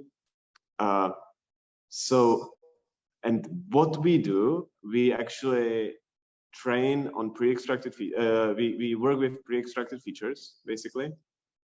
So we decide on the temporal resolution of the features, and we decided on 1 second or basically 1 second, one feature per second. So that's the smallest time scale, is one second. And that's also the scale that we have the annotations on. And what we do is that we, per each video, we basically pick 3 frames, three this 1 second intervals. And one is selected as the initial state, one is as the action, and one is as the end state. So that's the reason why I skipped the results, the quantitative results for the sake of time, but that's the reason why we evaluate state precision and action precision. That's also what previous work's done on similar data sets, so that you basically do like a retrieval in the video, and you don't do like a classification accuracy per frame, but you do the retrieval. But I am not sure whether I answered like some of your concerns or not.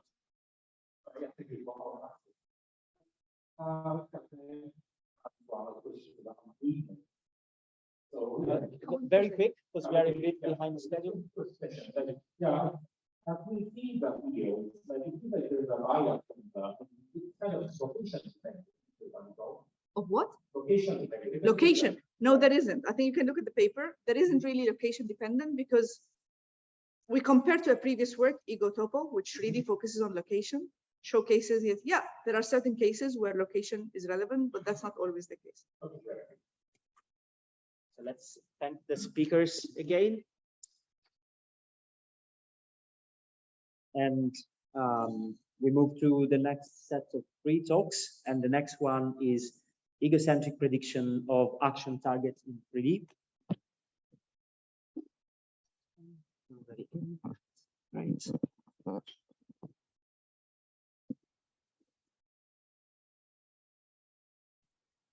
Share your screen.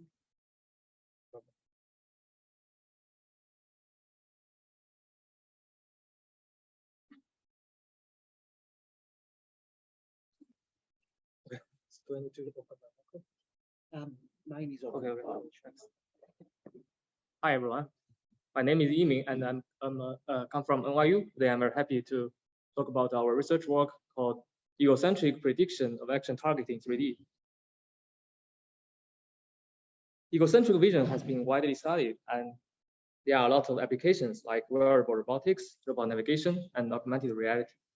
And understanding human intention is quite crucial to human-robot interaction. And prediction in 3D space can facilitate the subsequent robot planning and control modules. Once given the target point, and the trajectory optimization modules could easily find a collision-free trajectory to guide the robot motion to the target point. So that's why we want to focus on this problem. And for related works, most data sets focus on prediction on 2D image space. And there are currently no public data sets for egocentric target prediction for human manipulation actions in 3D space. So in this work, we formulate a problem called EgoPath 3D. And for our problem, the input is historical colored point cloud streams. And also, we include dynamics information like inertial measurement unit recordings. And our target is to achieve online prediction of the human action target as early as possible. And for the output, for each frame, we will output a 3D action target location. And noted here, although the target location is different in each local frame, but they actually represent the same global location in the world frame. Our problem has several challenges. The first one is multimodal information fusion. How to adaptively fusion the visual information like RGBD camera and motion information like IMU streams. Image that when you try to grab some objects, you firstly must move your head to search the object in your visual field, and then you will fix your head and then try to use your hand to reach out to the object. So we believe that both motion information like your head motion and the visual perception information can help this task. The second challenge is early prediction. How to achieve early prediction when there is a very scarce information. And the third challenge is how to deal with varying coordinate systems, because although the target point is the same global point, but actually they have different coordinates in the different local frames. To solve this problem, we propose a baseline approach, which is based on a simple recurrent neural network. And here we use two different backbone networks to extract two modality features. And the first one is the point cloud extractor to extract visual features. And second, we use the multilayer perceptron to encode the motion information. And for the multimodality fusion, we just use a concatenation to fuse these two kinds of features. And then we input these fused features into a recurrent neural network to achieve the online prediction at each frame. To verify our method, we propose a new data set called EaglePath3D. And our data set is generated from RGBD first-person videos recorded by a Kinect depth camera.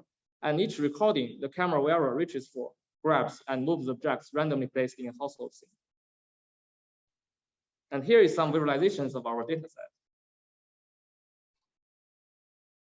And to annotate our data set, we propose a semi-automatic annotation procedure. And we firstly manually divide the long recording into multiple human action clips, such as reaching out for an object or placing an object. And then we use off-the-shelf hand pose estimation to find the 3D hand center in the final frame of each action clip. And then we use the ICP to calculate the transformation matrix between adjacent frames. And we can transform the hand location, which is used to denote the target position.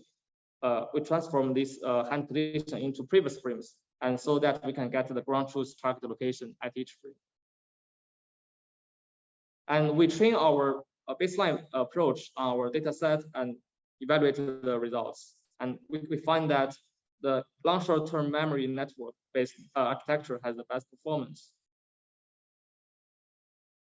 And here is some qualitative results of our prediction model. So in conclusion, in this work, we initiate the first study of the egocentric action target prediction 3D space. And we also build a novel data set called EaglePath3D and propose some evaluation matrix to evaluate the egocentric 3D target prediction. And we also design a simple baseline method to achieve online prediction. And we hope that more researchers can focus on join to investigate this problem and propose more advanced methods to achieve this task. And our poster session is this Friday afternoon, and hope to see you there. That's all. Thanks.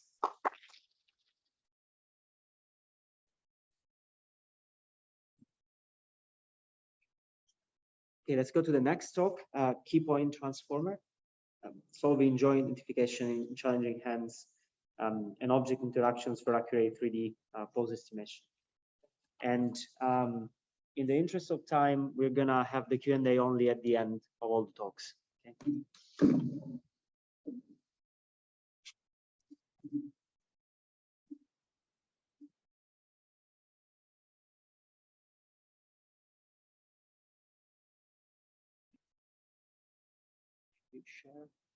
Share this.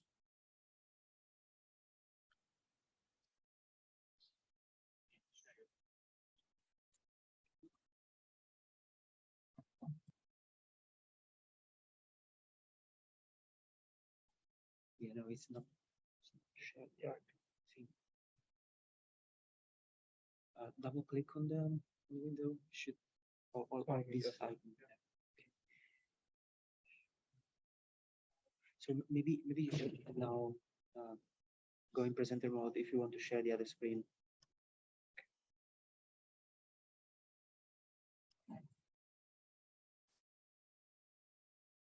Okay, now let's try to switch again.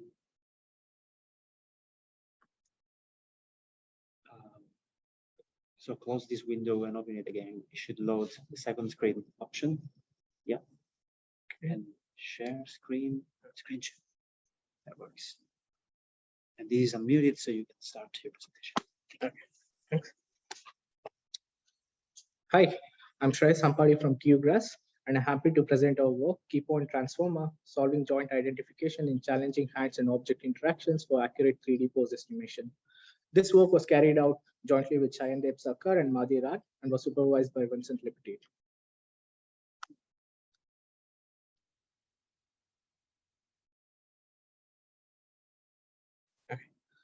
So we designed an efficient architecture called Keypoint Transformer to estimate the 3D pose of hands and object during close interactions. Our network trained in a fully supervised manner is quite general and supports multiple scenarios such as hand-hand interactions and hand-object interactions.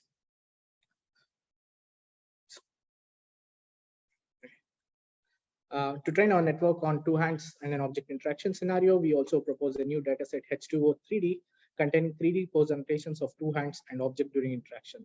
The annotations are obtained using a fully automatic annotation method proposed in our previous work, Annotate. We'll start by quickly reviewing existing works to motivate our own approach. Using per joint heat maps has been shown to result in better accuracy than other approaches. However, they have many limitations. Due to appearance similarity of the fingers, the heat maps tend to confuse the joint locations, leading to inaccurate poses during very close interactions. In cases of severe occlusion of the joints by the other hand or from the same hand, the regress heat maps can be ambiguous, further affecting the quality of the poses. Our conclusion is that trying to simultaneously localizing and recognizing each joint with heat maps is very challenging and is prone to failures in complex scenarios. Our approach to tackle this problem is to separate the underlying tasks. We first estimate the potential locations of the key points by regressing the single channel heat map using an unit architecture. The key point locations are local maxima of this heat map and can contain many false positives and false negatives. In the second stage, we associate the detected key points with corresponding joints or to a background class in case of false positives. As the number of detected key points varies from image to image, we employ self-attention layers that accept variable number of inputs and also builds a global context of the features that is necessary to classify the key points. In the post-regression stage, we learn query embeddings specific to each joint. These embeddings encode the identity of the joint and are used to match the key points whose identity matches with the query. The CNN image features at the matched key point location are then used to regress the pose of the joint. This task is realized using a single cross-attention layer. Our architecture learns all the tasks in an end-to-end fashion. We now show the detailed architecture. The key points obtained from the single channel heat map using an unit are encoded using appearance and spatial embeddings. The encoded key points are provided to the self-attention module that performs key point joint association. In the last stage, a learned joint query for each joint is provided to a cross-attention layer, which soft selects the key points whose identity closely matches the query and uses the key point features to regress the joint pose. The pose is obtained for each joint separately. When the complete task is network is trained end-to-end, we also provide supervision after each stage. We can estimate the pose using multiple representations as we use image features from the joint locations to estimate the pose. We show that our framework also facilitates estimation of pose of the object during hand-object interactions. This is achieved using object key points, which are randomly sampled locations on the segmentation map of the object. Sufficiently large number of key points encodes the appearance of the object and enables pose estimation. During the key point localization stage, we also estimate the object segmentation map from which the object key points are sampled. In the next stage, the object key points are associated with a new object class. This makes the key points identity aware. In the last stage, we learn two additional queries for the object rotation and translation estimation and use them to obtain the key points necessary to estimate the object pose. We analyze the key points selected by different joint queries by visualizing the cross-attention weights. When the joint is visible and not occluded, such as the left index, DIP, and MCP joints shown here, the key points at the corresponding joint locations are selected for pose estimation. The radius of the red circle corresponds to the magnitude of the cross-attention weight. When a joint is occluded, such as DIP joint shown here, we observe that multiple key points around the occluded joints are selected, resulting in a global feature for pose estimation.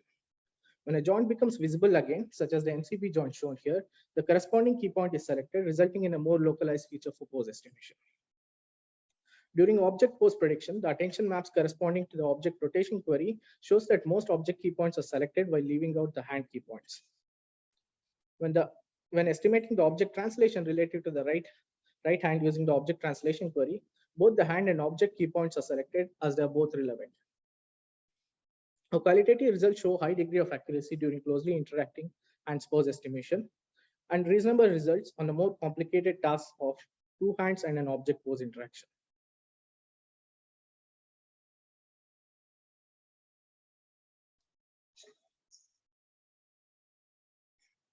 Quantitative results on Interhand 2.6M and HO3D datasets using the mean per joint position error show that our method outperforms most previous methods by a large margin. Competing architectures are larger in size owing to estimation of per joint 3D heat maps or part segmentation maps. Thank you for your kind attention and request you to refer our paper for more details.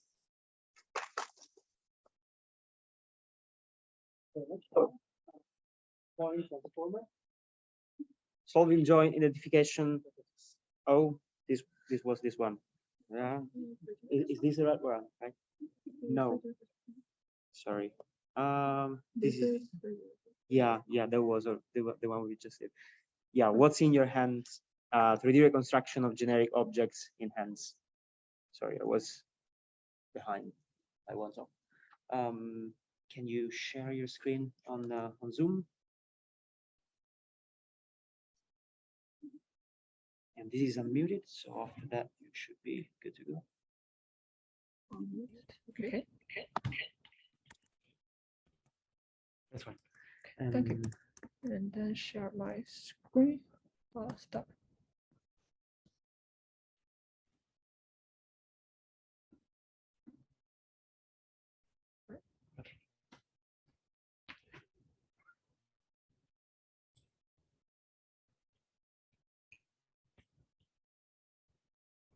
Hi, I'm Yu Fei. I'm presenting our CVPR work on 3D reconstruction of generic object in hand. Hand-object interaction has been studied for years. People have been building more and more spatial information into the problem, starting from a classification problem that tells what happens. We can also tell where the action happens in the 2D space.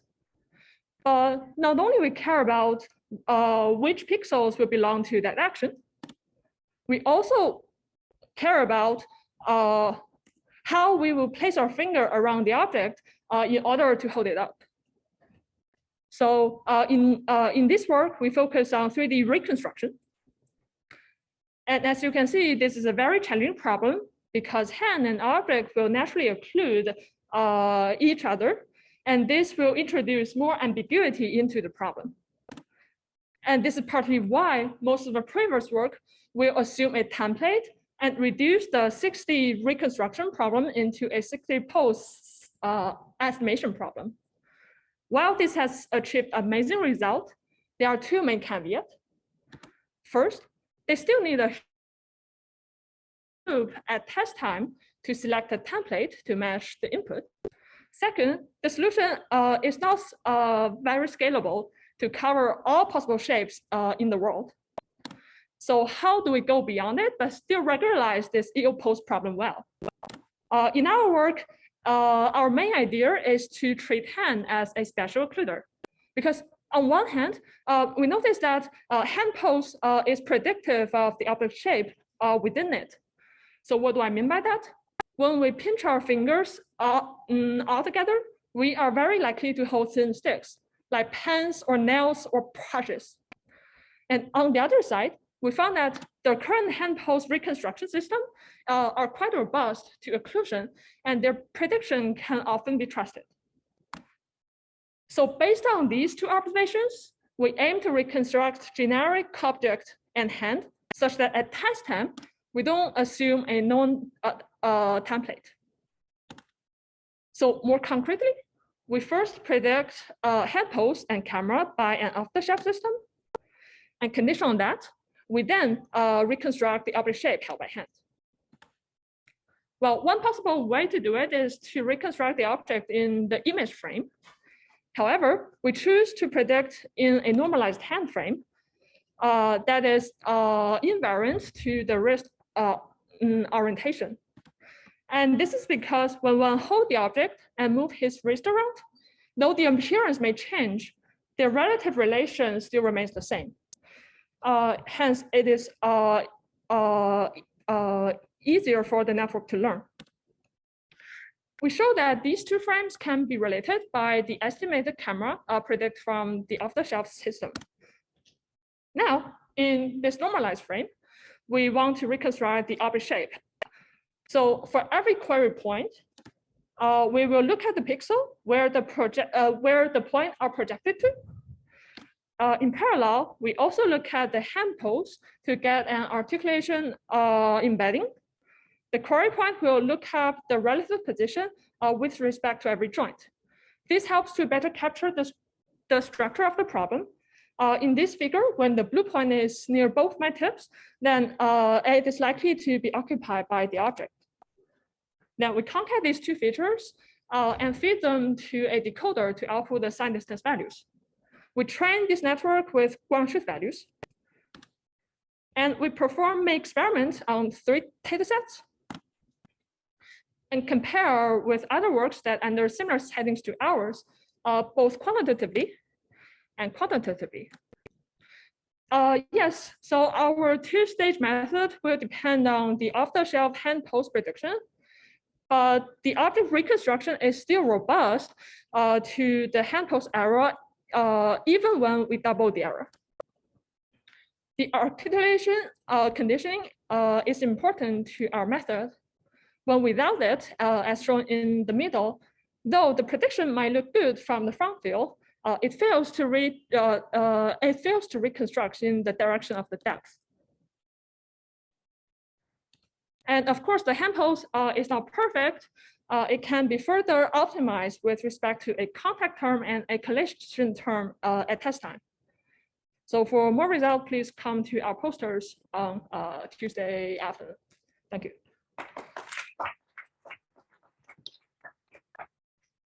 The next talk is revisiting the video in video language understanding.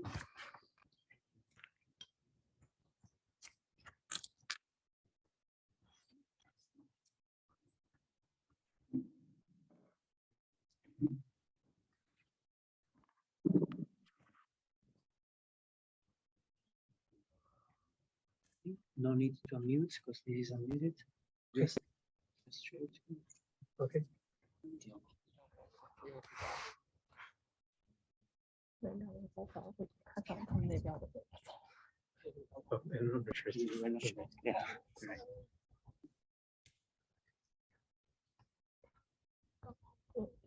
Okay, great. Hi, everyone. I'm Shamal, and I'm very excited to share our work on revisiting the video in video language understanding. This is a joint work with Cristobal, Adrian, Jajun, Afefe, and Juan Carlos. With videos, we have the ability to understand rich language descriptions and questions about event relationships over time. In this video, we see the person bends their knees because they are skiing.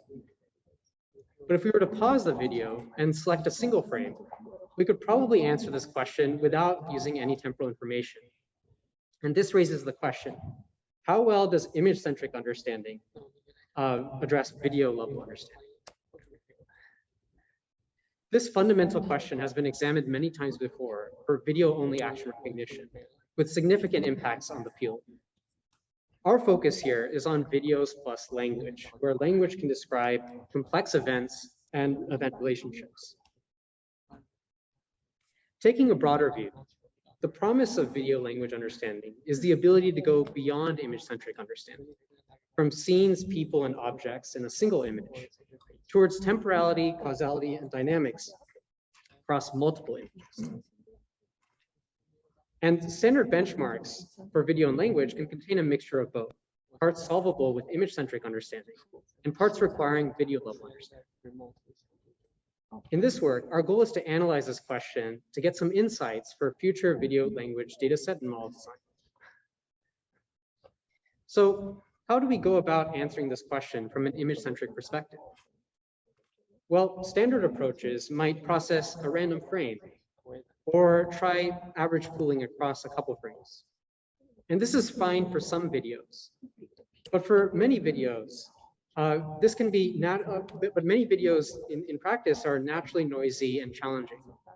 Some frames are clear, but others have camera motion blur or awkward angles. And this means that standard approaches may underrepresent what an image-centric bound for video understanding actually is. So let's revisit our core question, but now from the perspective of a well-selected frame from each video. And to do this, we propose the atemporal probe, or ATP. ATP is a new image-centric model which learns to perform the selection atemporally, or without temporal information. ATP builds on top of a frozen image language model like CLIP. And specifically, we take as input the video and language from the dataset and sample a sparse, unordered set of frames to encode with our image language model. Importantly, these representations are frozen and never updated during training. We then pass them into ATP without any temporal information. And ATP learns to make a discrete selection of a single image level encoding from the set. Importantly, this encoding is passed unmodified to the final video language task. It only contains the information we can get from a single image. And there's no downstream learnable parameters either. Please see our paper for details of ATP's design and training. And for now, let's analyze the standard video language benchmarks with ATP. Here we have two benchmarks on both general and instructional videos. And here's the state of the art. Here's the random frame and mean pool baselines. And now here's ATP. ATP improves the image-centric bound with surprisingly strong performance. For data sets, this suggests that large portions can be well addressed with image-centric understanding. And for models, this suggests that processing potentially noisy frames may be holding them back. We close the loop on both of these takeaways later.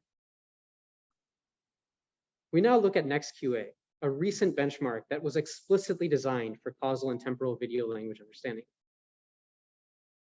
Here, ATP offers a surprisingly close accuracy to the state of the art, and our same takeaways hold. Qualitatively, ATP learns to select relevant frames from noisy ones. For some cases, one frame is enough. But for other cases, ATP selection is still not enough, since you need multiple frames. Our paper has more experiments and visuals. Now we can close the loop and show how ATP can help video language, dataset, and model design. First, datasets. ATP can help identify examples that need multi-frame video level understanding. By applying this to NextQA, we can see that ATP better disentangles temporal and causal subsets. And this hard subset better highlights contributions of time and motion design components in video level models. We think that ATP is a promising tool for in-the-loop dataset design going forward. Finally, ATP can plug into video level models as a kind of pre-processing step to surface meaningful frames to reason over. Our combined approach reduces noise and computation, substantially improving the state of the art on accuracy and efficiency. In summary, ATP offers a strong image-centric bound, can help improve video language dataset and model design. For more, please visit our oral talk tomorrow and poster session tomorrow afternoon and our project website. Thank you.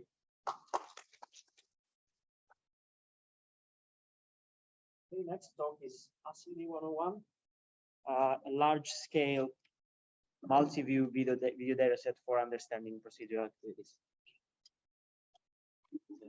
You don't read it after? No, I don't. Yeah.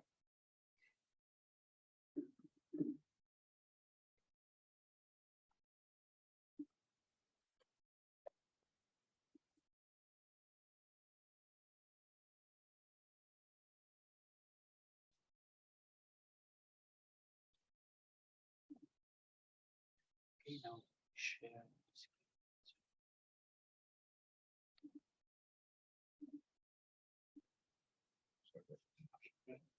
Hello.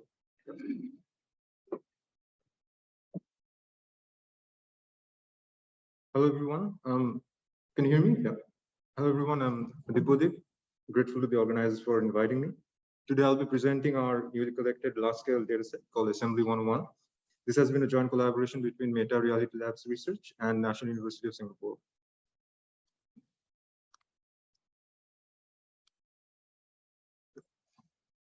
So in the context, we introduced the problem of assembling and disassembling these take-apart toys. So these are like toys having about 15 to 20 parts that you can assemble and disassemble. And we are interested in multi-step activities that last over longer periods of time. That is over a range of a few minutes. It can be like 6, 7, or can go up to 10 minutes. Also, we want to work with non-strict sequences. That means that these toys can be assembled in varying orders. For example, maybe starting with the chassis, or maybe the arm, or maybe even the wheel. So our dataset Assembly 101 features 8 static camera views and 4 egocentric views, all synchronized, thus having a natural ego-exo setting. To record this dataset, we built up a desk-sized cage on which we mounted 8 RGB cameras, which are like from V1 to V8. These provide the static views in a 1080p resolution, while the head mount has 4 monochrome cameras. So the head mount is basically a customized Oculus Quest VR, where the 4 E1 to E4 are the 4 egocentric cameras. And based on this setup, we recorded 362 sequences of people assembling and disassembling these take-apart style toys. And from all the views combined, we have over 500 hours of footage. For our dataset, we collected an extensive amount of annotations, including action labels at 2 granularities, mistake labels, and the skill levels of participants. So the fine level actions are defined by the interaction with 1 or 2 objects. An example of a fine action here is position first wheel. The coarse action can be considered to be goal-oriented, where each goal is related to a vehicle component. For example, in this case, detached bumper. And we merge several of the fine-grained actions into a coarse level action. For example, in this case, the detached bumper action is composed of 5 fine-grained actions. So basically, first we annotate the fine-grained actions, and then we compose these fine-grained actions to find out the coarse actions. What's really interesting about our data set here is that we have many instances where people make mistakes, assembly mistakes, then go back and correct them. As in this case, you can see that in order to attach the cabin, you have to attach the interior first, and then you have to attach the cabin. And in our data set, mistakes could be these kind of like ordering mistakes where you attach a thing which should be attached later on before attaching something, or it could be like the wrong positioning of objects. Hence, we annotate, I'm sorry. So hence we annotate the course assembly segments with a parallel set of labels. There's a mistake correction and correct labels. So we also have 3D poses for our dataset, like which are automatic annotations using MegaTrack, which was introduced in SIGGRAPH 2020. So summarizing, the annotations are collected at 5 levels of hierarchy, starting from the frame level 3D hand poses all the way up to video level, skill level annotations. So we benchmark our dataset on 4 tasks, specifically targeted at training a smart assistant for assistive robotic tasks. I'll mainly be talking about our action recognition and segmentation benchmarks, which investigates the different features of our dataset. So we define action recognition as classifying a pre-trained action clip into any one of the 1,330 action categories that we have. And as our baseline, we use a very simple and efficient video model, that is a TSM. We train the TSM model on the instances from both fixed and egocentric views. Here we report the performance on these views separately. The poor performance on the egocentric views highlights the challenging nature of recognizing action solely from the egocentric point of view. When we investigate the performance of individual camera views, we see that the overhead cameras V1 and V4 have the highest accuracy, while the side cameras V5 and V7 have the lowest accuracy. And in the egocentric setting, the top headset cameras E1 and E2 have the lowest accuracy since they do not capture fully the entire table. Like many recorded real-world datasets, our dataset also contains a natural long tail of actions. We have a total of 1,238 tail action classes. A separate tally reveals a significant gap between the head action accuracy and the tail action accuracy, which encourages us to develop few shot action recognition methods. Hand poses are commonly available from AR or VR systems and are significantly more compact and low dimensional than video representations, and is also independent of the domain. Our experiments on pose-based recognition tries to investigate if 3D pose and motion can be used to assist today's video-based action recognition models. In our experiments, we use the state-of-the-art pose-based action recognition architectures. The model achieves an action accuracy of almost 29%. However, its performance is worse than the video level TSM, the video-based TSM. The verb accuracy for pose-based recognition is higher than the video-based approach, but at the cost of object performance. This is unsurprising as hand poses can easily encode movements, but cannot provide much object information. Now, to assess the importance of objects, we had an oracle experiment by fusing the ground truth object information with the pose model. This results in a significant jump in action accuracy, which encourages us to exploring joint modeling of 3D objects and hand poses for action recognition. So temporal action segmentation assigns frame-wise action labels to video sequences. As you can see here, it's the pretty generic setup of temporal action segmentation. We applied to competing state-of-the-art temporal convolutional network architectures using frame-wise features that are extracted using TSM. We observed that seen toy scored higher than unseen, which is expected. We also observed that the segmentation scores of the assembly portion is consistently lower than the segmentation scores of the disassembly, which, it's due to the higher complexity of the assembly where there are plenty of loose ordering and ordering variations and mistakes. So to summarize, Assembly 101 includes multi-granular action segments to study goal-oriented sequence learning. Our dataset is designed to bridge video understanding and 3D geometry of hand-object interactions. We also introduce the task of mistake recognition. We will be introducing two challenges on CodeLab soon on 3D action recognition and temporal action segmentation, and the result will be presented in a workshop in this year's ECCV. Kindly stay tuned for updates. Also, do visit us at the Friday afternoon session. Thank you.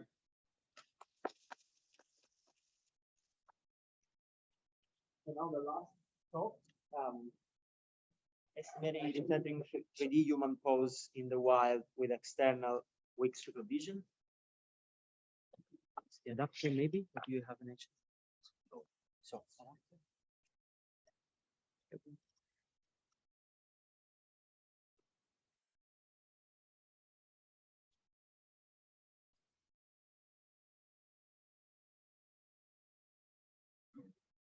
can you start the presentation and share? Yeah, I want to use the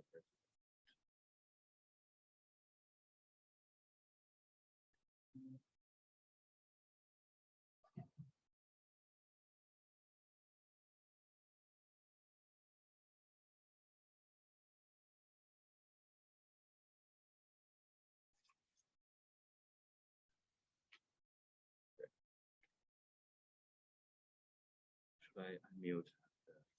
It's already unmuted, so you should share, start presentation. First to share. Yeah, whichever works. That's right. Okay. Should work. Okay. Thank you so much. Hello, everyone. My name is Weipeng Xu. I'm a research scientist from Meta-Related Labs Research in Pittsburgh. And today I'm going to talk about egocentric 3D human pose estimation. So today we have seen a lot of interesting presentations about human hands and hand-object interaction. But I believe a very important task is to also estimate the full body motion instead of only hands, right? Because I believe for a lot of interesting applications, only hands is not enough. We are also interested in the full body motion. So this is a joint work together with MPI for informatics in Germany. And egocentric 3D human pose estimation has been more popular recently due to its wide application in VR and AR. And the goal is to estimate the 3D pose using a fisheye camera mounted on the user's head. And the most important advantage compared to the outside-in human motion capture is that it allows the users to roam freely, right? For example, it can be used to capture the outdoor activities as shown in on the top image in Moto Cap2. You can use it to capture the biking motion or hiking motion, or even for playing soccer. And another related work, XR Ego Pose, shown in below. When the system is combined with a VR headset, it can be used as a method for natural human-computer interaction in VR. However, a big limitation of this existing method is they are only training the network using the synthetic data due to the difficulty of the ground truth data collection. And therefore, they suffer a lot from the demand gap between the synthetic and real images. And to tackle this problem, we introduced a new in the wild dataset of real images and a new method to train our network using a supervised, like a weakly supervised manner. And let's have a deeper look at our Ego PW dataset. Now, our dataset is collected using a very simple setup. So we paired our head-mounted camera with an external camera, as shown in the image. And the external view is used to provide weak supervision during the training. And the external view is only used for training. And this simple setup can be used very easily in a very small living space and very cluttered living space, such as this kitchen, while you cannot put a lot of cameras in this kitchen. And we generate the pseudo ground truth pose using both the egocentric view and the external view. As you can see here, to generate the ground truth pose, we first estimate the 3D pose and 2D pose from the egocentric view by using the synthetically trained networks. And also we use the off-the-shelf method to estimate the 2D pose and the 3D pose from the external view as well. And in the end, we optimize the pose by using the external view and the egocentric view using a multi-view based optimizer, and to get a very accurate pose where we use as the pseudo ground truth. And here is a comparison of the generated pseudo ground truth. And from the left side, you can see if we only use the egocentric view, since there is a strong occlusion of the lower body, you can see the foot pose is very wrong. And on the right side, if we only use the external view, you can see from the image, there is also occlusion, but this time it's on the upper body. So the upper body pose is also wrong. But in the middle, if we combine those two and use the joint optimization with the egocentric and the external view, we can get much more accurate results, which we can use for as supervision. And we train our network both on the synthetic data as well as the Ego PW dataset with the pseudo ground truth. And during training, we use the adversarial domain adaptation to mitigate the domain gap between the synthetic and real datasets. And we also leverage the representation learned from the external pose estimation network to help our egocentric network learn a meaningful representation. And from the visualization, we can see with the external feature supervision, our network is more concentrated on the human region in the egocentric image, as shown on the right image, right video. And here are qualitative results. You can see our method can really generalize to different actions and different environments. Even with strong occlusion, our method can still generate accurate and robust pose. And that's all. Thank you for your attention. And our poster session is on 23rd in the morning. So welcome. Thank you.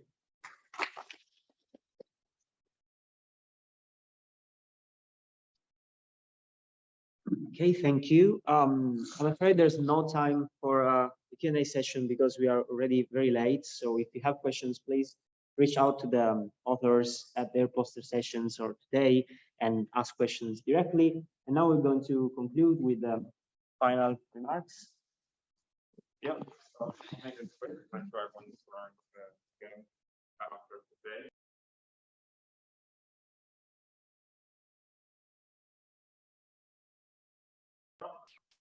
Just some kind of next steps. Okay, I'll share this. Yeah, that's probably and unmute.